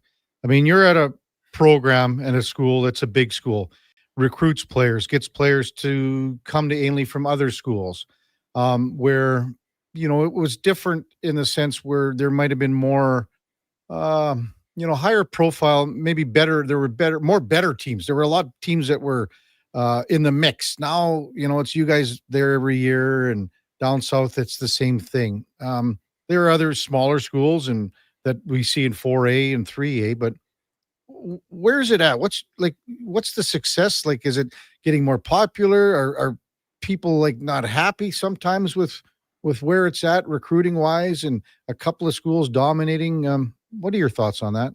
Yeah, no, it's a fair question. I think for us, it's football in general is growing as a sport. Like, we've seen junior high flag football explode in terms of popularity with boys and girls. So that's been really refreshing to see. I think when we talk about like the safety of football and equipment and things like that, that was brought up a few years ago, and it seems like there was this stir created of, you know, the threat of concussions and injuries and things like that. And so I think we're taking really positive steps in terms of how the game is played and also the popularity at the grassroots level. In terms of some of the other stuff, I mean, you know, that's something that I guess follows us around a little bit, as I think anytime that, you know, a program has success in any sport, it can be a piece of, well, all these players are choosing to go there and things like that. And for sure, we've been really fortunate to have some good players over the years choose to be here. And I think, you know, what you're saying, Kev, a little bit is then some of those other schools don't have the same, you know, maybe quality of player in their building. You know, I always say this, come and be with us for a week and see the work that we put in, and not just during the season, but, you know, in the off season as well. And we're a dedicated group of coaches, and certainly we're not the only ones in the province, but I think that the program that we offer to our kids is something we're really proud of, and you know, other families have taken note of that over time, and you know, we're happy to continue to get the best players we can in our building, and just you know, try to be blue collar and working hard, and then the results hopefully take care of themselves. Tyler, always good talking to you. Good luck tomorrow against Ernest Manning. Hopefully you can continue your run here, and for the Alberta Bowl, which would be next weekend here in Edmonton, which is a football jamboree. It's going to be a lot of fun. Thanks for coming on. Take care. And I think I'm going to zip over tomorrow and watch a little bit. So maybe we'll see you down there. Thanks a lot. Okay. Thanks, Kev. Take care. Okay. That's Tyler Greenslade, head coach of the Harry Ainley Titans. It's the road to the Alberta Bowl, and it continues tomorrow at Jasper Place. 3:00 is the Harry Ainley game up against Ernest Manning. But also at 12:00, we've got the Austin O'Brien Crusaders in the 4A North Final up against the Hunting Hills Lightning. So if you want to go and watch a little high school football tomorrow, you can't get a better little setting than the Jasper Place Bowl. Zip down there. You're going to have a ball. Go watch the 4A game for a little bit. Stick around, watch some of the 5A game. We got Hunting Hills and Austin O'Brien, the Crusaders, at noon tomorrow. And then at 3:00 to follow the 5A game featuring the Harry Ainley Titans. When we come back, we'll get to some of your texts, 833-401-1440. Also in the 10 o'clock hour, George Richards from Florida Hockey Now covers the Panthers. Will tee up tomorrow's finale of this long Oilers road trip. 7 games, 11 nights against the Big Cats. We're also, you know what we're going to do? We're going to give away a $50 gift certificate from First Round. Why not? Why wouldn't we, Duke? Why wouldn't we? We're going to do that in the 10 o'clock hour, which leads us to our Sports 1440 update, brought to you by First Round. And things got even better on Sundays at First Round, because you could win an NFL helmet and you can enjoy the Pro Bowl brunch. You could win a jersey too. Only at Edmonton's NFL headquarters, First Round, downtown or on Bourbon Street. Here is the Duke. This is a Sports 1440 update. Just 4 games in the NHL tonight. Buffalo hosting Chicago. The Wild head to Pittsburgh. LA hosting Boston in the nightcap. And the Jets welcome in Carolina. Tough news for Winnipeg breaking this morning as goaltender Connor Hellebuck being shut down to undergo a minor arthroscopic knee surgery that is expected to sideline him for 6 to 8 weeks. PWHL season starting tonight. Minnesota hosting Toronto, and the league's 2 newest franchises face off with Seattle taking on Vancouver. At the junior level, Spruce Grove Saints are down in Blackfalds, while the Crusaders visit West Kelowna in the BCHL. Over in the AJ, Camrose and Devon, both with home games just outside the city. 9 games on the hardwood, including the Raptors looking for a 6th straight win when they host the Wizards. Tip-off at 5:30 from Scotiabank Arena. Elsewhere, Brooklyn is in Boston, Denver plays Houston, and the Thunder take on the Jazz to round out the night. U Sports action in our city this evening. Intra-city basketballs. The Griffins host the Bears and Pandas at the David Atkinson Gym beginning at 5. Both U of A volleyball clubs hosting MRU at the Saville Center. That starts at 6. And on the ice, Griffins men's hockey hosting Saskatchewan at the DCA, while the Pandas take on number 1 ranked UBC from the Drake. Puck drop for 7 o'clock, both of those contests.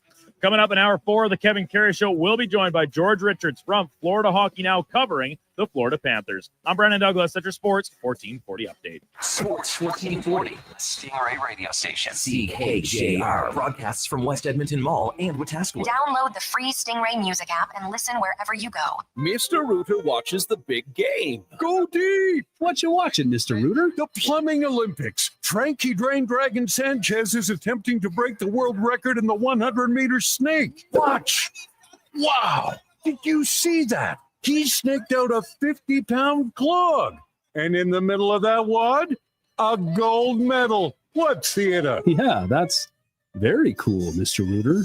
For a plumber who's good as gold, call Mr. Rooter. You know your neighbor, right? The one who watches your house when you're away, who keeps their yard looking nice, who says hello every day. That's us. GS Construction. Now, we probably don't live right beside you, but we do live in your community. And when it comes to water and wastewater infrastructure, moving along smoothly, we're the ones doing that work. GS Construction has been doing it since 1974, over 50 years. So you could say we are your neighbors who wear hard hats and work boots. To find out what your neighbors do, visit gsconstruction.ca. I'm getting McDonald's. You want anything? Oh, yeah. I'll get I'm obviously going to get the McVeggie, medium fries and a medium fountain drink for $9.99. It's my favorite meal and it's new. Plus, if I get that, maybe he'll want it too. And then he'll always thank me for introducing him to the McVeggie. I'll be a hero. So, McVeggie fries and drink? How'd you know? You were thinking out loud again. Get yourself a McVeggie meal for just $9.99 plus tax for a limited time only at participating McDonald's restaurants. Bring in a new year with a Canadian country legend. December 31st, in concert at the Silent Ice Center in Nisku. Brett Kissel. She drives me crazy. Multiple CCMA and Juno Award winner, platinum-selling recording artist, and top 10 hitmaker. Celebrate the new year in Alberta, country style. Bring your friends, your cowboy boots, and your party spirit for a night full of hits, celebration, and unforgettable memories. The countdown to 2026 starts with Brett Kissel live on stage. Get your tickets now at silenticecenter.com/events. Edmonton's go-to station for all things sports is Sports 1440. From Low Tide to Kevin Karius and Jason Greger, we deliver the latest on your favorite teams. Tune in 24 hours a day, 7 days a week. To Sports 1440. Looking for the perfect used ride? Now's the time. Drive away for as little as $25 bi-weekly. Go Auto has over 7,500 used vehicles in stock with something for everyone. From budget-friendly cars and road trip-ready SUVs to powerful work-ready trucks. With around 70 locations across Canada, your next vehicle is closer than you think. Whether you're upgrading, downsizing, or buying for the first time, we've got the right ride at the right price. But don't wait. These deals won't stick around forever. Start shopping today at goauto.ca.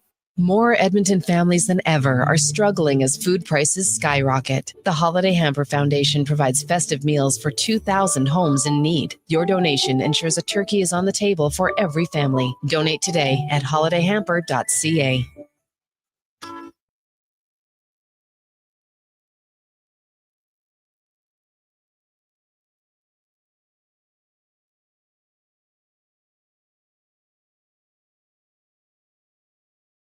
A veteran of the Edmonton sports scene for over 3 decades, the Kevin Karius Show, powered by Sports Select. Bet on the original at sportselect.com. Please play responsibly.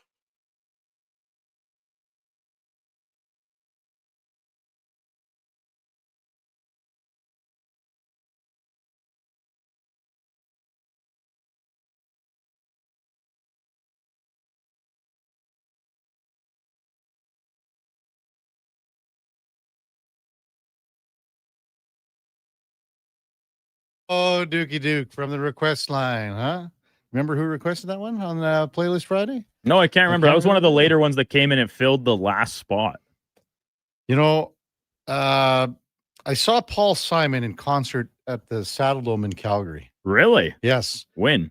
89, somewhere in there. No Garfunkel? No, Art was done. But Paul Simon, this was when he was, in the You Can Call Me Al phase. Okay, right. So he played this song. He played Me and Julio Down by the Schoolyard. But he was in that phase of You Can Call Me Al. Now, at the time, the mayor of Calgary, his name was Al Duerr. Duerr. Mm-hmm. Anyway, he sings You Can Call Me Al, and the place goes bananas. And he finishes the song, and he goes, well, that was great. But I forgot to dedicate the song to Mayor Al Duerr and wear the white cowboy hat.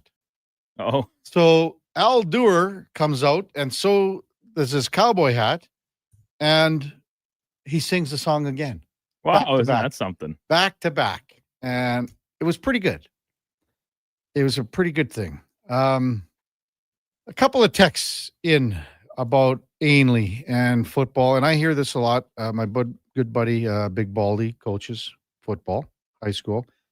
Sham just texted in, and this is about how the recruiting is done, and it's a flawed system in high school football. Sham texted in, as a junior in high school, I was recruited to play for Notre Dame, school that was a perennial powerhouse. They poached kids from all over. I refused. I stayed with my buddies, coaches. We beat them in the semis, went on to win it all. Best decision I ever made. By saying that, we had 2 other stud linebackers stay as well. Stacking teams, not my style. I get everyone's side here. For sure, I see yours, Sham, and I see what Tyler's saying. But a lot of people are on Sham. They're on your side. And again, Big Baldy that I talk to a lot. I mean, it's not a level playing field by far. It's just not. We know that. But high school football, like, this happens everywhere. This happens in all sports. It goes to academies. It goes to and other sports. I don't know what a system would be like. I mean, there were always kids that move from school to school in arts and things like that. I don't know what the solution is. I really don't. And maybe if someone wants to text in and let us know something like that, please do. I see both sides to it for sure. I mean, look at a Joe. He comes up from Brooks. And again, there's just so many things. Like, we could do 4 hours on this. Could be a documentary. You think about what happens in the States. I mean, you have kids moving, like, think about high school kids moving from school to school in Texas to play. And kids, their parents buying houses in another jurisdiction. You hear all of these stories. You can go on and on about it. It's not an easy topic to dissect, to discuss in a matter of moments. But appreciate the text, Sham. Also, Justin, same thing. Appreciate those. Well, we got to do a $50 gift certificate for first round. Something to do from last night's game, Duke, I would say. Something, do you want to do let's do something fantasy wise. Well, how about just the number one fantasy performer last night? I might have to check who that even was because it wasn't exactly a night of lighting it up. I have a good first guess off the top of my head in full PPR. Well, let's do that. Full PPR, number one fantasy player last night. All right. Full PPR. I think it's not even close, really, is it? Yeah, I think there's really one guy. And it's as I'm looking just at the box score, I do believe my initial impression was correct. Yeah, I think so too. I'm just doing a quick glance. Oh, although, yeah. Not quite. No, he's off by 3, I think. Yeah, it is. There's two guys, but one does have the edge. You know what's funny is that I think here's the thing. If you are in team fantasy, like, if you I believe the number one scorer is the team, no? Houston defense? Houston defense was good. I think I gave me 18 points. Okay, so ours is a little different, Duke, because we have turnover on downs. Oh, yeah. 16 points. It got me 2 picks, 19 points allowed, 326 yards, 8 sacks, 1 forced fumble, 1 fumble recovery. Yeah. So in ours, we have points and we do yards as well. Do you do yards? For defense? Yeah. Yeah. Yeah, it's like bracketed. Like each time that you move up a yards allowed. Bang. Yeah. So 8 sacks, 2 picks, defensive forced fumble, and then we have 2 turnovers on downs, which I don't really like, to be honest with you. So that's 4 points right there. So 24 points by the Texans defense, who the chin man, the big chin man, Sugar, had him on the bench. Had a boy chin man. So the top player in fantasy football last night in the Thursday night football game, send us a text 833-401 1440 for a $50 gift certificate from First Round. 833-401 1440. Dusty Chandler says, that play on Bedard is not a penalty. That is the softest whine about a call I've seen in my life. What are we doing? Playing soccer? Of course, you're getting teed up, screaming at a ref and having a hissy fit. I think Dusty's the only guy that we've come across that doesn't think that was a penalty. Everyone else thinks it's a penalty. Obviously, Duke, you think it's a penalty. Frank Saravalli said it was close to being a penalty shot. I don't think so, penalty shot. But I would say it's a penalty. Okay. We're going to take a quick break because George Richards is coming on a tad earlier. When we come back, George Richards, he's been covering the Florida Panthers for a long time. Florida Hockey Now, that's coming up right after the break. Kevin Karius, Duke of Delburne, Josh Fenwick on Sports 1440, presented by Sports Select. We're streaming on YouTube, X, Facebook, and Instagram. More fruit? Check. Satisfying texture? Check. 3 amazing new recipes? Check.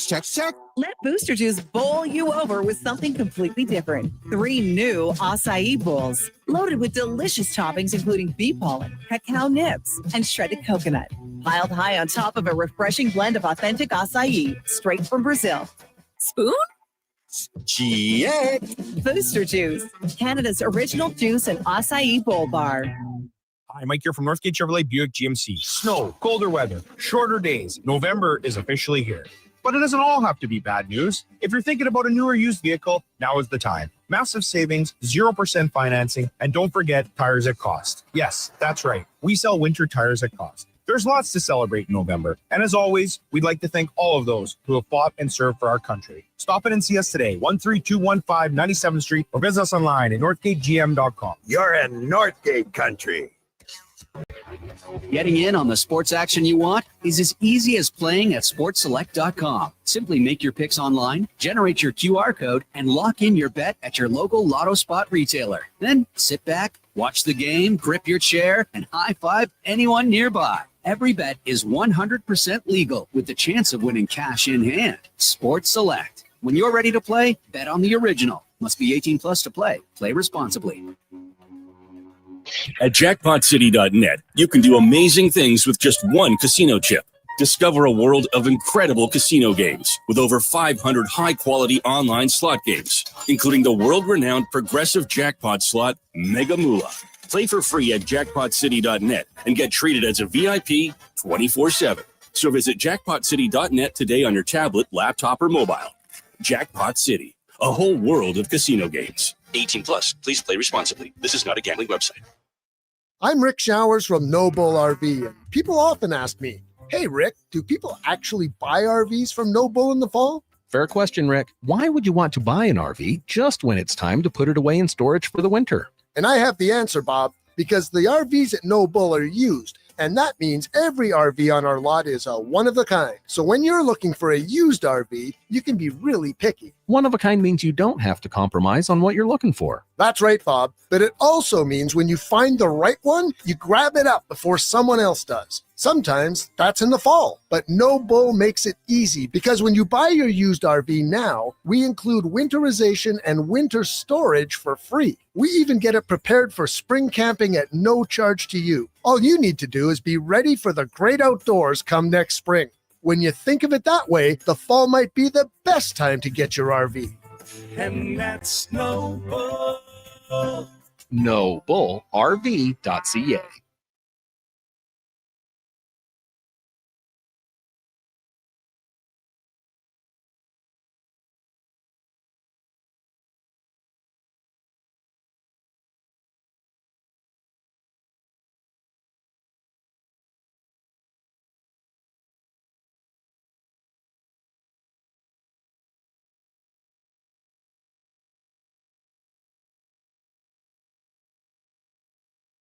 Have your sports curiosity cured with the Kevin Karius Show. This is Sports 1440.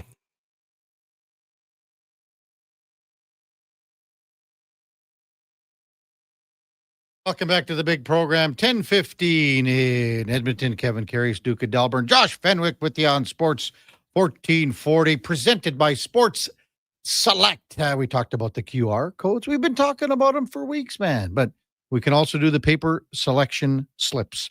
Just go to your local lotto spot retailer. You fill out the slip. They put it in the machine. It spits it out. It's 100% legal. You got to be 18 plus. Please play responsibly. Just awaiting George Richards from Florida Hockey now.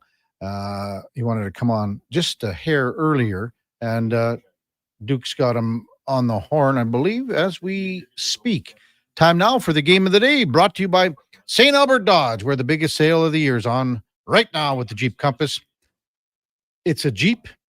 It's a 4x4. It includes the 8.4-inch touchscreen. It's got the keyless entry. It starts at $34,900. It's only at $34,900. Only at stalbertdodge.com. Just awaiting the arrival of George Richards from Florida Hockey now. Now, when you look at where the Panthers are in the standings, they're below the cut line, but not by much. They win a game. They move from 6th all the way up in the wild card standings to 1st. And actually, they move into 2nd in the division. That's how tight things are. And that's why this is such a big, big game tomorrow for both teams in the standings. But there's the underlying factor, and there's the more important factor when you look at these two teams and what they've done head-to-head in the last 2 years in the Stanley Cup final. 2 years ago, the Oilers were a game away from sending Game 7 to overtime. When you go back to last year, it's 2-2 in the best of 7. The Oilers have home ice in what is now a best of 3, and they came out and stunk the joint out in Game 5 and Game 6. As we welcome in George Richards back to the program from Florida Hockey Now. Morning, Georgia, with Kevin Karius once again on Sports 1440. Thanks for jumping on. Really appreciate it. Of course, Kev. What's going on? Well, we're looking forward to tomorrow's game. I know you got other things on the go today as well, but man, oh man, is it like one of those things where you think about what's happened the last two finals when you got the Oilers coming to town tomorrow? What do you think here, Georgie? Yeah, absolutely. Because, listen, South Florida, really has fallen in love with the Florida Panthers over the last 4 or 5 years. And the Edmonton Oilers are a big part of that. a lot of casual fans, didn't know that the Edmonton Oilers were a thing, and now they do. And I'm not, you know what I'm saying. I mean, a lot of fans didn't know anything about hockey. They know the Edmonton Oilers. This is a big deal down here. It's going to be fun. And, anytime you face a team that you've played in the postseason, especially in, high pressure situations like the Stanley Cup final, whenever those teams meet, for years, it's going to be something special.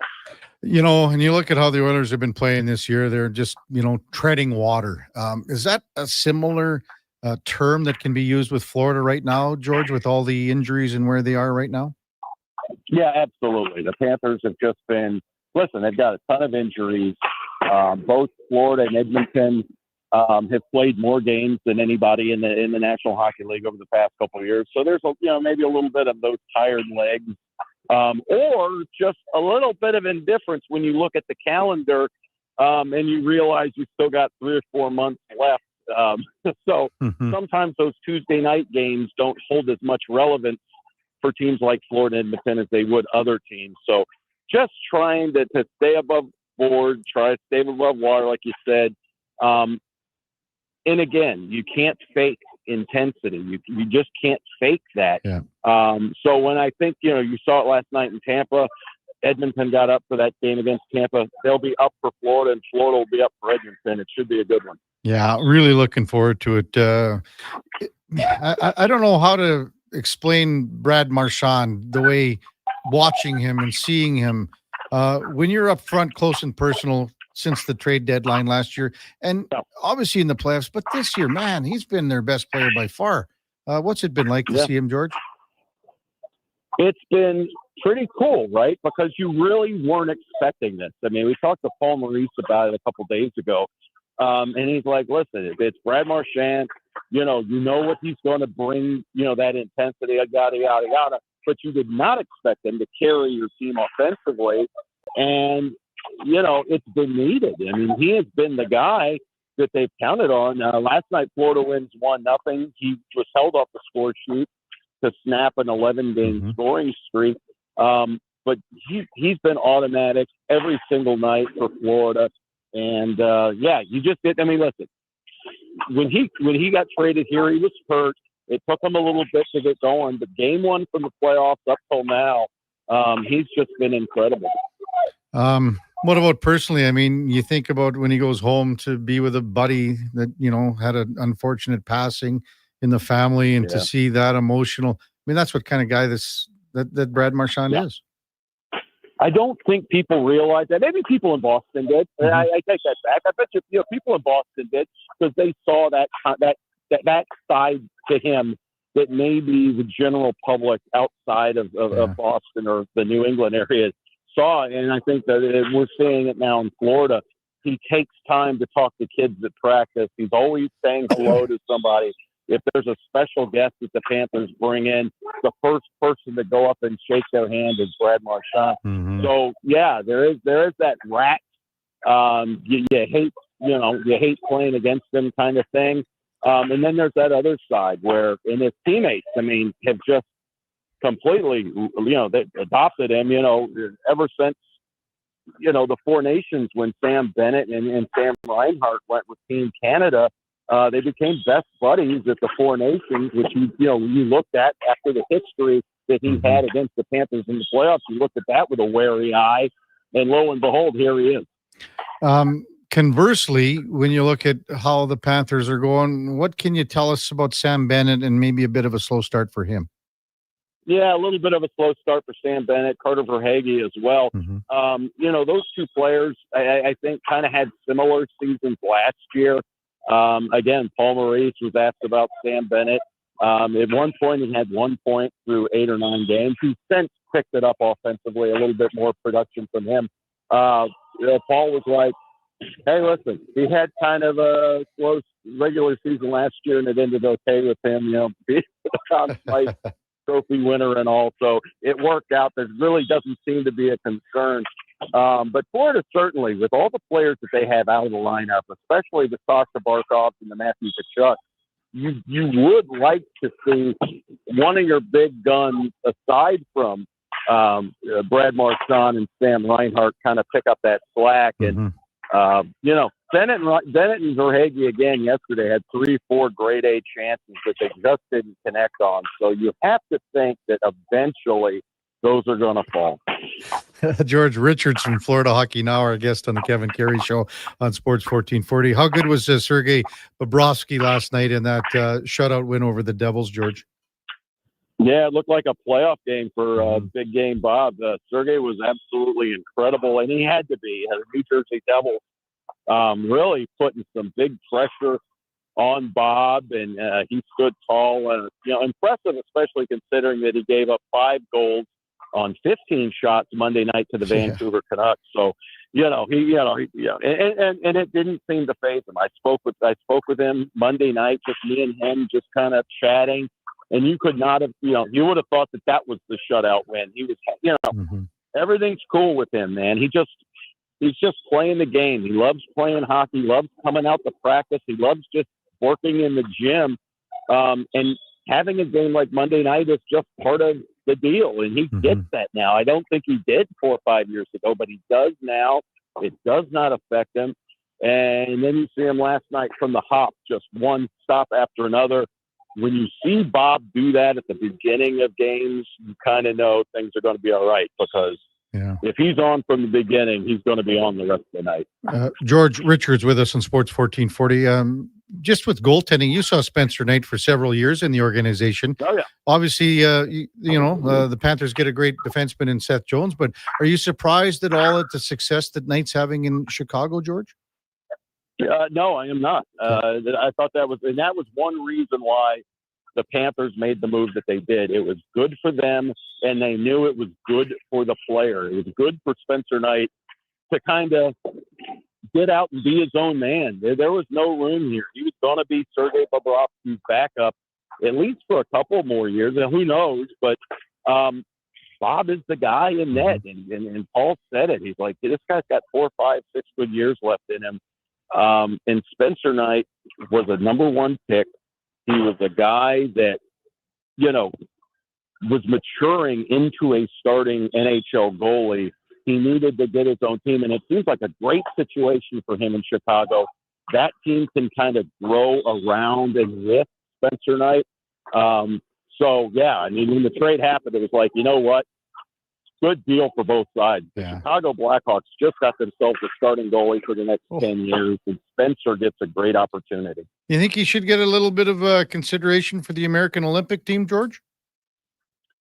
I don't know. I'm not. That's above my pay grade. But he's grown up in the U.S. developmental program, so they all know him.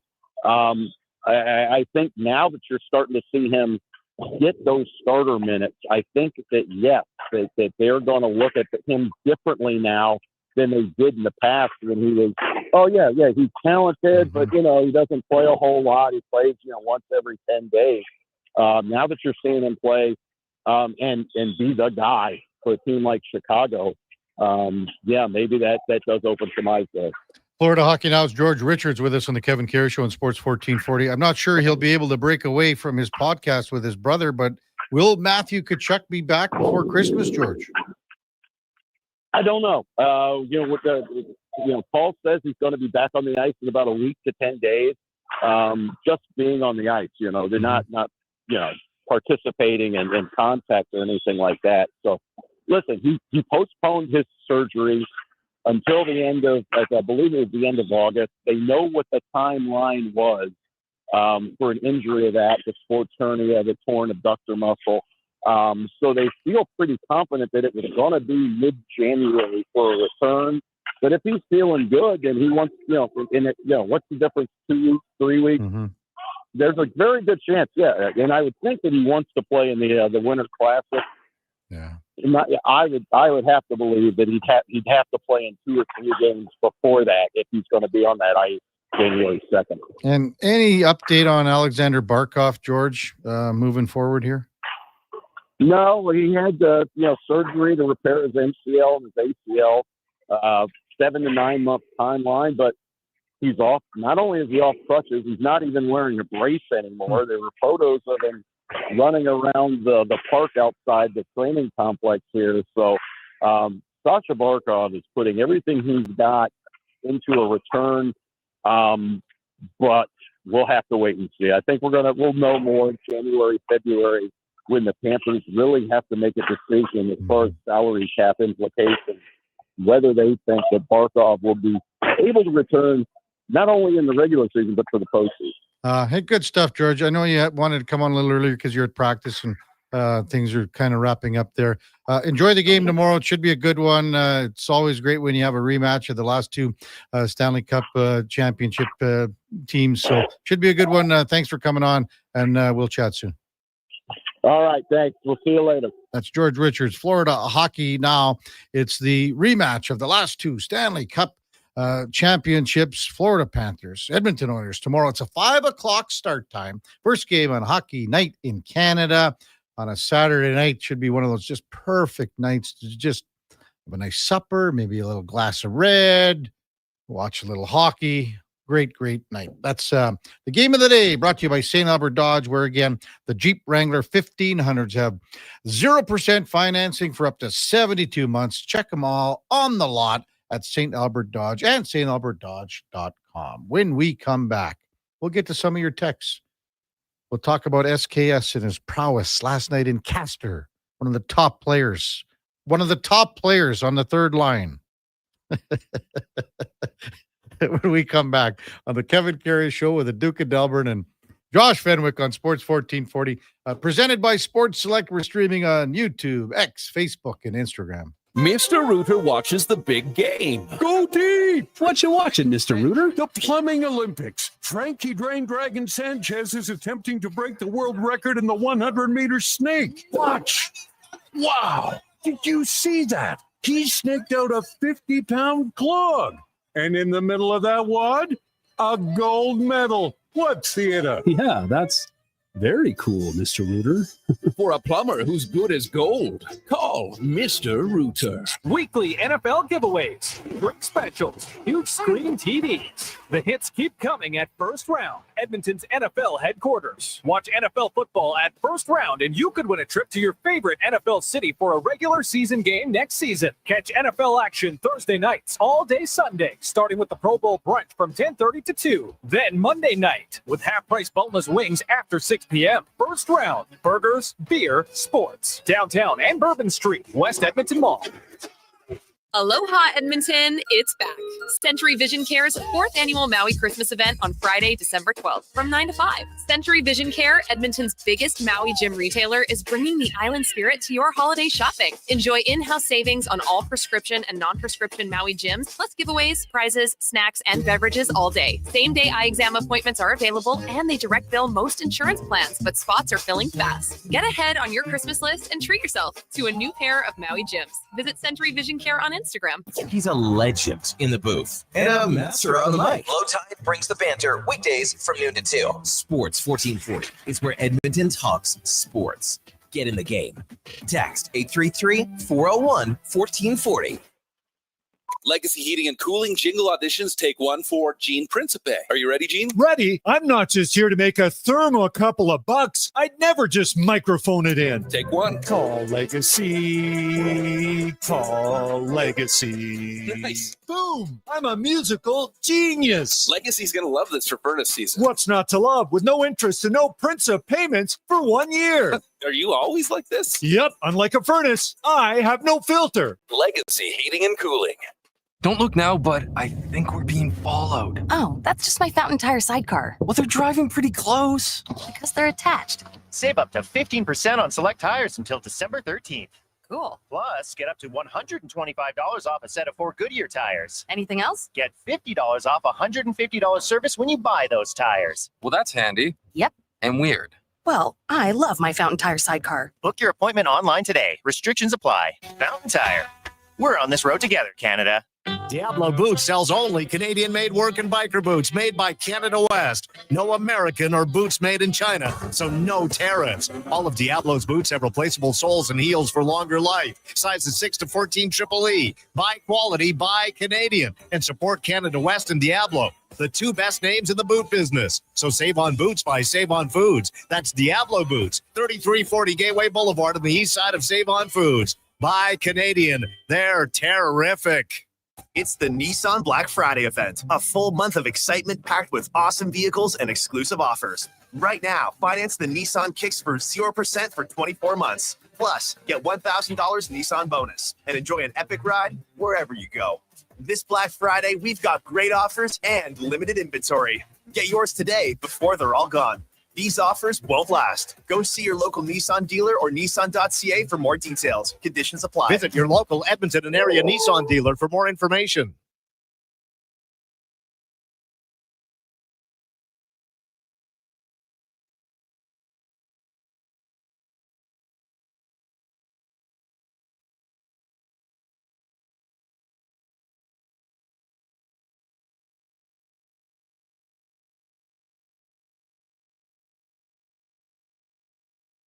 This is the Kevin Karius Show on Sports 1440, a proud presentation of Sports Select. In store or online at sportselect.com. Please play responsibly.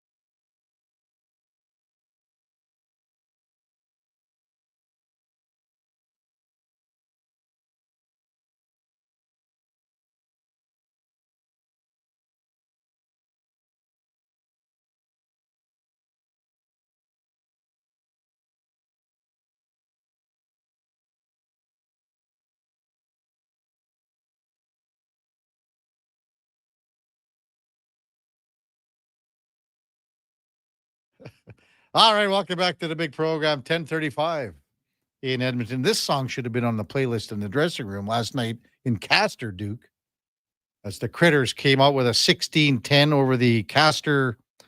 What's the team in the Castor Knights?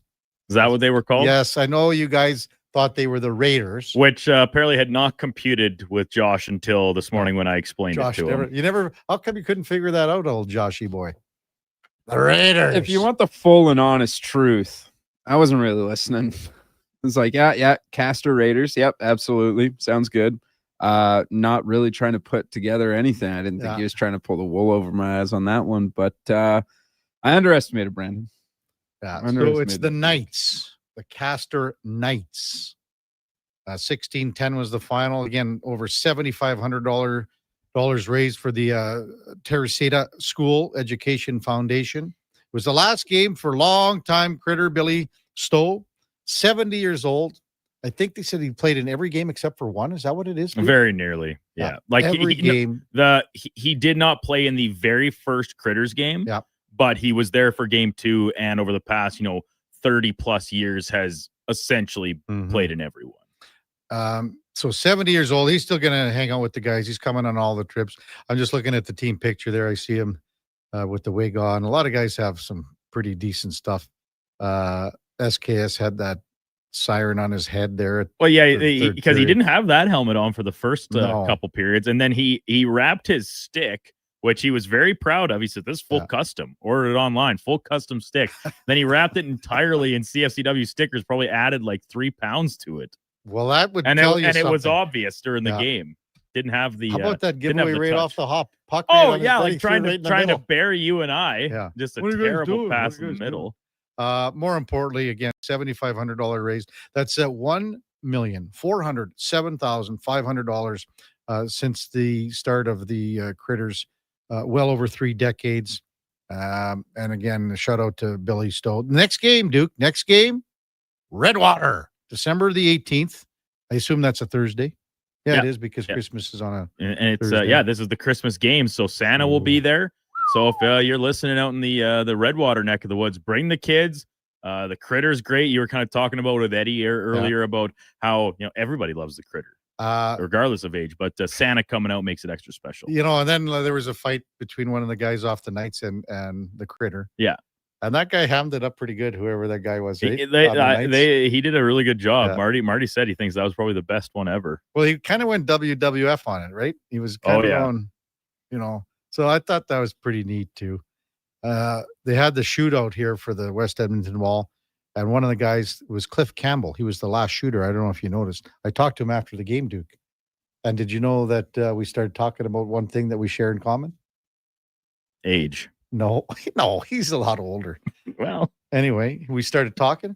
Both of us, Saskatchewan Baseball Hall of Fame inductee members.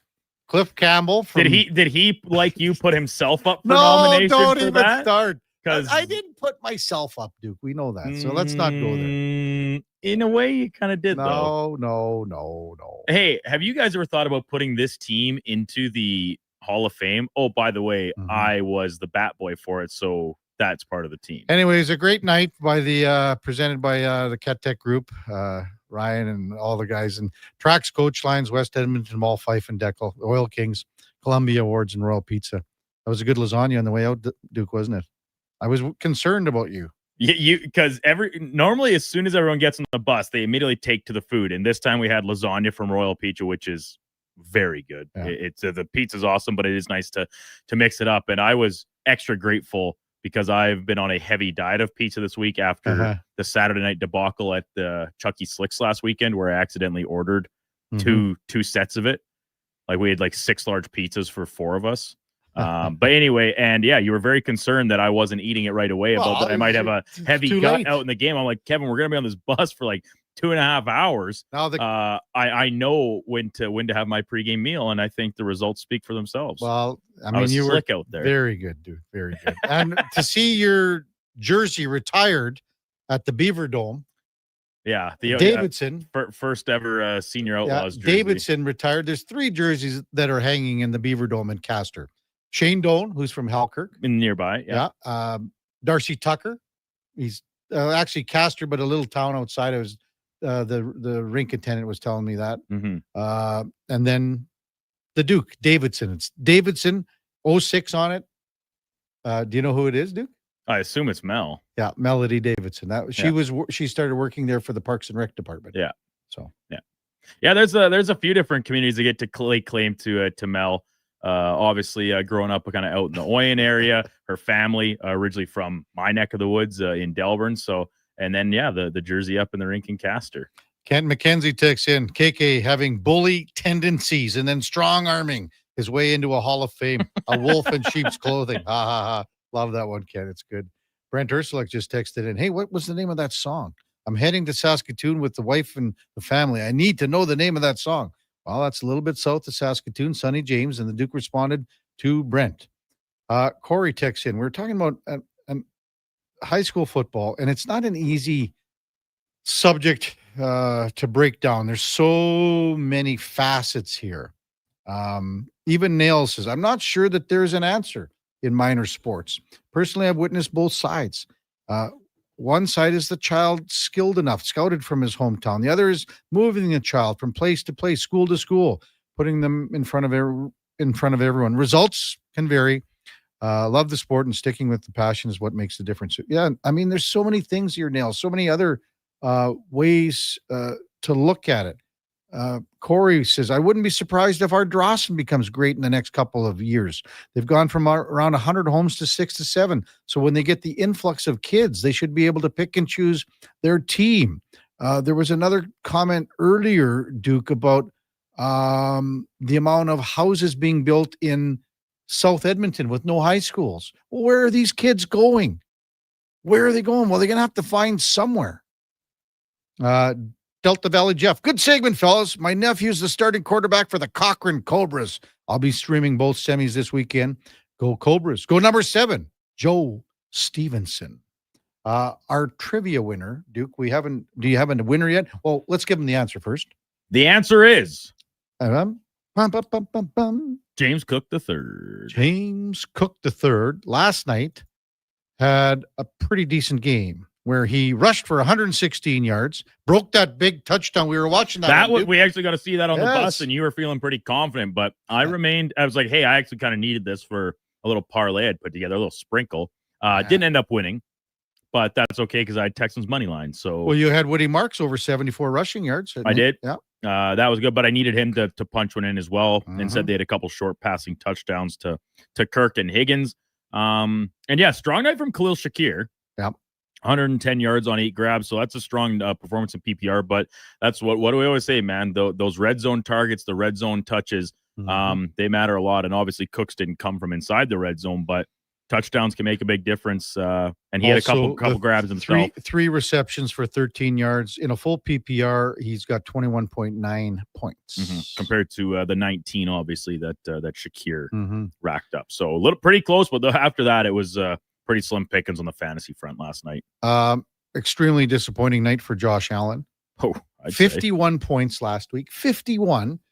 He registers 10.6 ballpark, depending on what kind of scoring you have. 2 picks, 20 rushing yards, no touchdowns.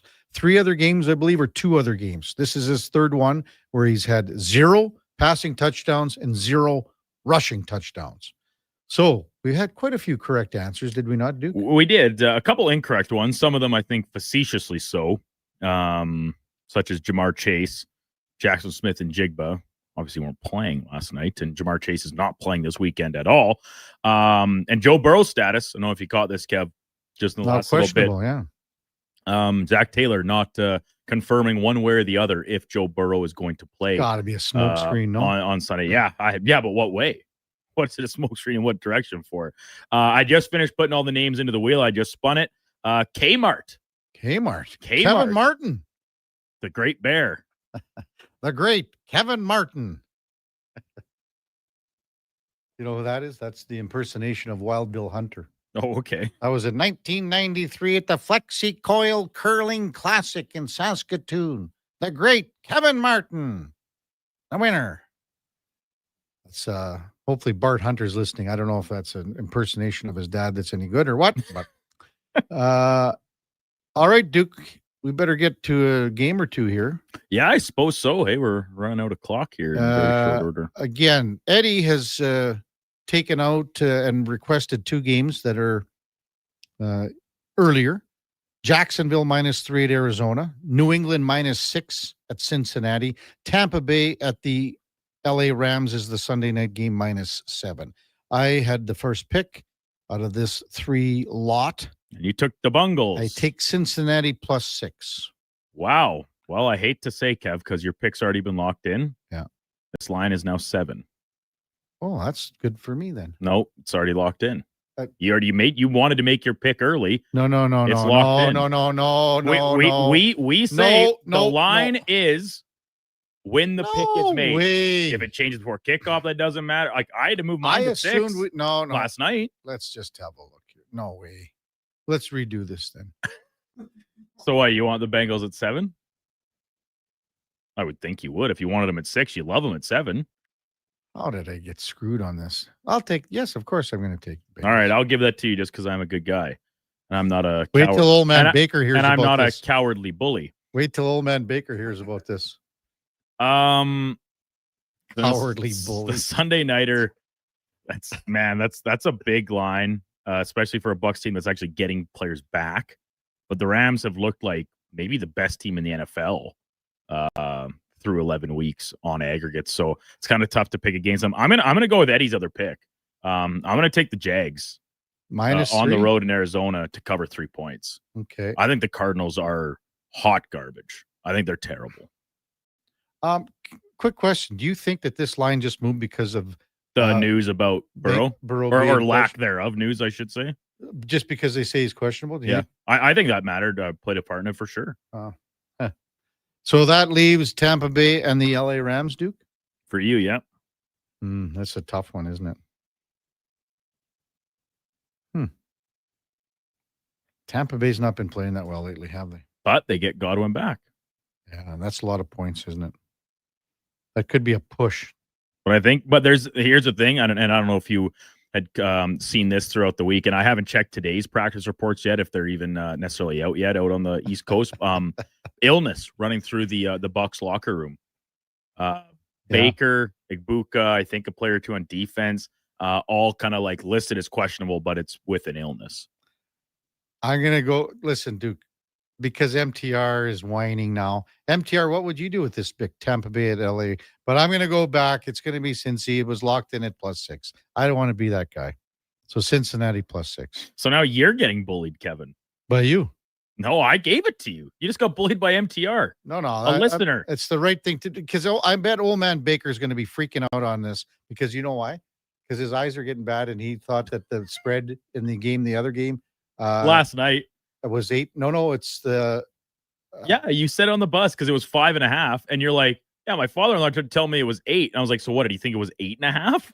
Oh, I can't remember how that went. I think he took the other game that was 8.5. Duke, I can't remember now. Anyways, so what do you want for Sunday night? See, MTR says I would bet the Rams to cover. He just texted in. So do you ride with them or not? I'll take Tampa Bay +7. Going against the grain. Yeah, it's a lot of points. MTR. Last night at the in the dressing room at the Critters game, they came around selling the 50-50 tickets at the intermission, and I had to make a choice if I wanted to buy red or blue. Oh yeah. And Aaron, the player, good old Aaron, Hammerhead. Yeah, Hammerhead. He's like, oh, definitely go blue. So that's what I did. And then because then right after that, Billy bought the tickets immediately after, and he bought red ones. And he was like, close. I was like, if Billy wins this, I'm going to be livid. Happy for Billy, but livid at Aaron. Billy was close. I think he said he was within 2 numbers. He was within 100. Oh, I thought he said 2 numbers. Maybe he was once he double checked or something. But anyway, I had the wrong color. It was red. I bought the blue tickets, so tough for me. Oh well. Last year we had, I think, 2 different guys win the 50-50 at Critter games. Really? SKS won it, and he donated it all back. Wow, as you should. Well, I think the team the unwritten rule is you donate half of it back. Yeah, like half of your winnings. Yeah, again, like if we had SKS's money, we'd burn ours. Kev, I used your line for that. I said because when someone said that in our side of the locker room, they're like, "Yeah, Sean donated it all back. You know, good guy." I was like, "Well, if I had Sean's money, I'd burn my own." Yeah, I went in as soon as I bought the tickets. I found some couple in the lobby they were eating a burger with 2 kids. I just gave them the tickets. Here you go. Yeah. Good luck. What do you make of tomorrow's Oilers game, Duke? I'm saying again, I think the Oilers are going to come out and win this game. I don't know. I just got a feeling. I hope it's correct just to close out this road trip at 3-3-1. It's not going to be easy. It's going to be an emotional night in there. I think it's going to could be a little bit of a tougher game too. But I think there was some feistiness in last night's game between the big hit and that mutant Douglas. Like, man, that is a big man that we've seen 6'9" guys in the NHL before, right? Yeah.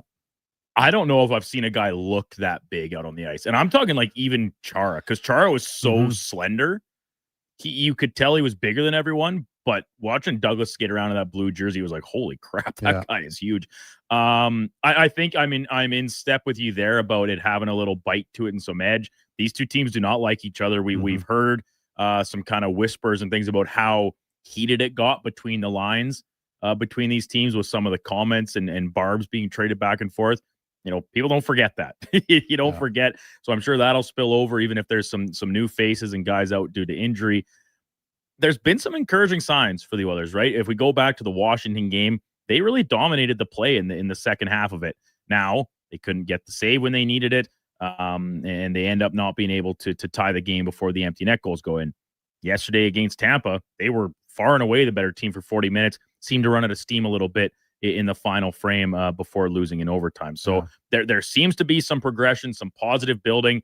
Got to finish a little bit more. It's going to be another tough task, assuming Bobrovsky's the one in the net with the Panthers on the back-to-back, right? So, I'm not going to say I don't know if they're going to win or not, but I do think it'll be a close game, and I think it'll be a pretty hotly contested one. You know, I mean, Florida's strength right now, without question, is their defense.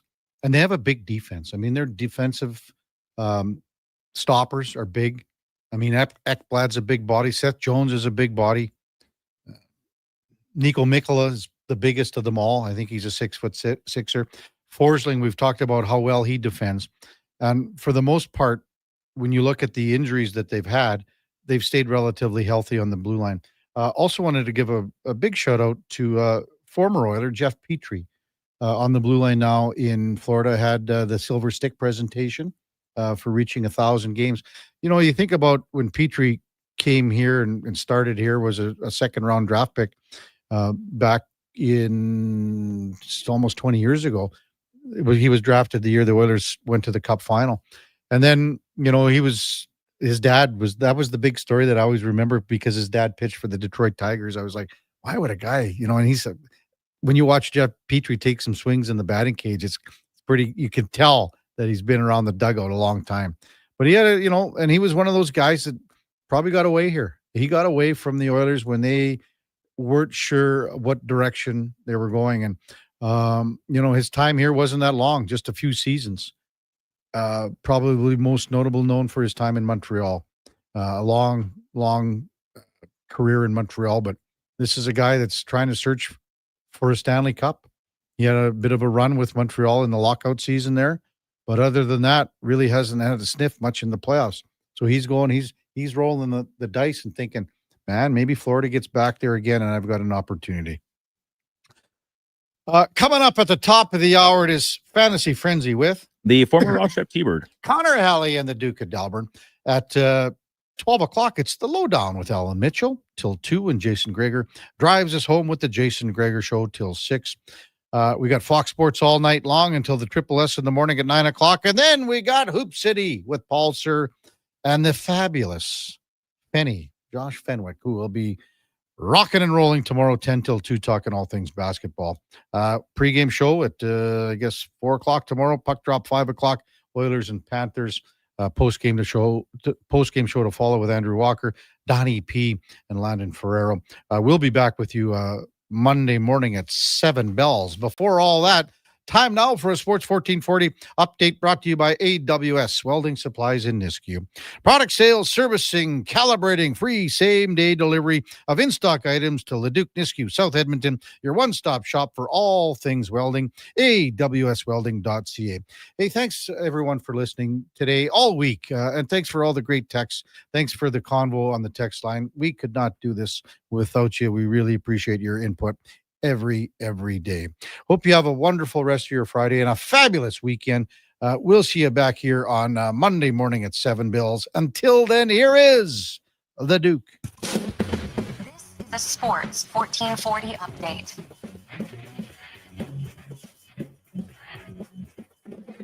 Just 4 games in the NHL tonight. Buffalo hosting Chicago. The Wild head to Pittsburgh. LA hosting Boston in the nightcap. And the Jets welcome in Carolina. Tough news for Winnipeg. Breaking earlier this morning as Connor Hellebuck is being shut down to undergo a minor arthroscopic knee surgery that is expected to sideline him for 6 to 8 weeks. PWHL season getting underway tonight. Minnesota hosting Toronto, and the league's 2 newest franchises face off with Seattle taking on Vancouver. At the junior level, Spruce Grove Saints are down in Black Falls while the Crusaders visit West Kelowna in the BCHL. Over in the AJ, Camrose and Devon both have home games tonight just outside of our city, and 9 games on the hardwood, including the Raptors looking for a 6th straight win when they host the Wizards. Tip-off at 5:30 from Scotiabank Arena. Elsewhere, Brooklyn in Boston, Denver playing Houston, and the Thunder take on the Jazz to round out the night. U Sports action in our city tonight. Intra-city basketballs. The Griffins host the Bears and Pandas at the David Atkinson Gym beginning at 5. Both U of A volleyball clubs host MRU at the Saville Center. That gets underway at 6. And on the ice, Griffins men's hockey hosting Saskatchewan at the DCA, while the Pandas take on number 1 ranked UBC at the Drake. Both those games puck drop at 7. Coming up on Sports 1440, it is Fantasy Frenzy with Hallie and Douglas. I'm Brandon Douglas at your Sports 1440 update. Sports 1440 in West Edmonton Mall and Wetaskiwin. CKJ.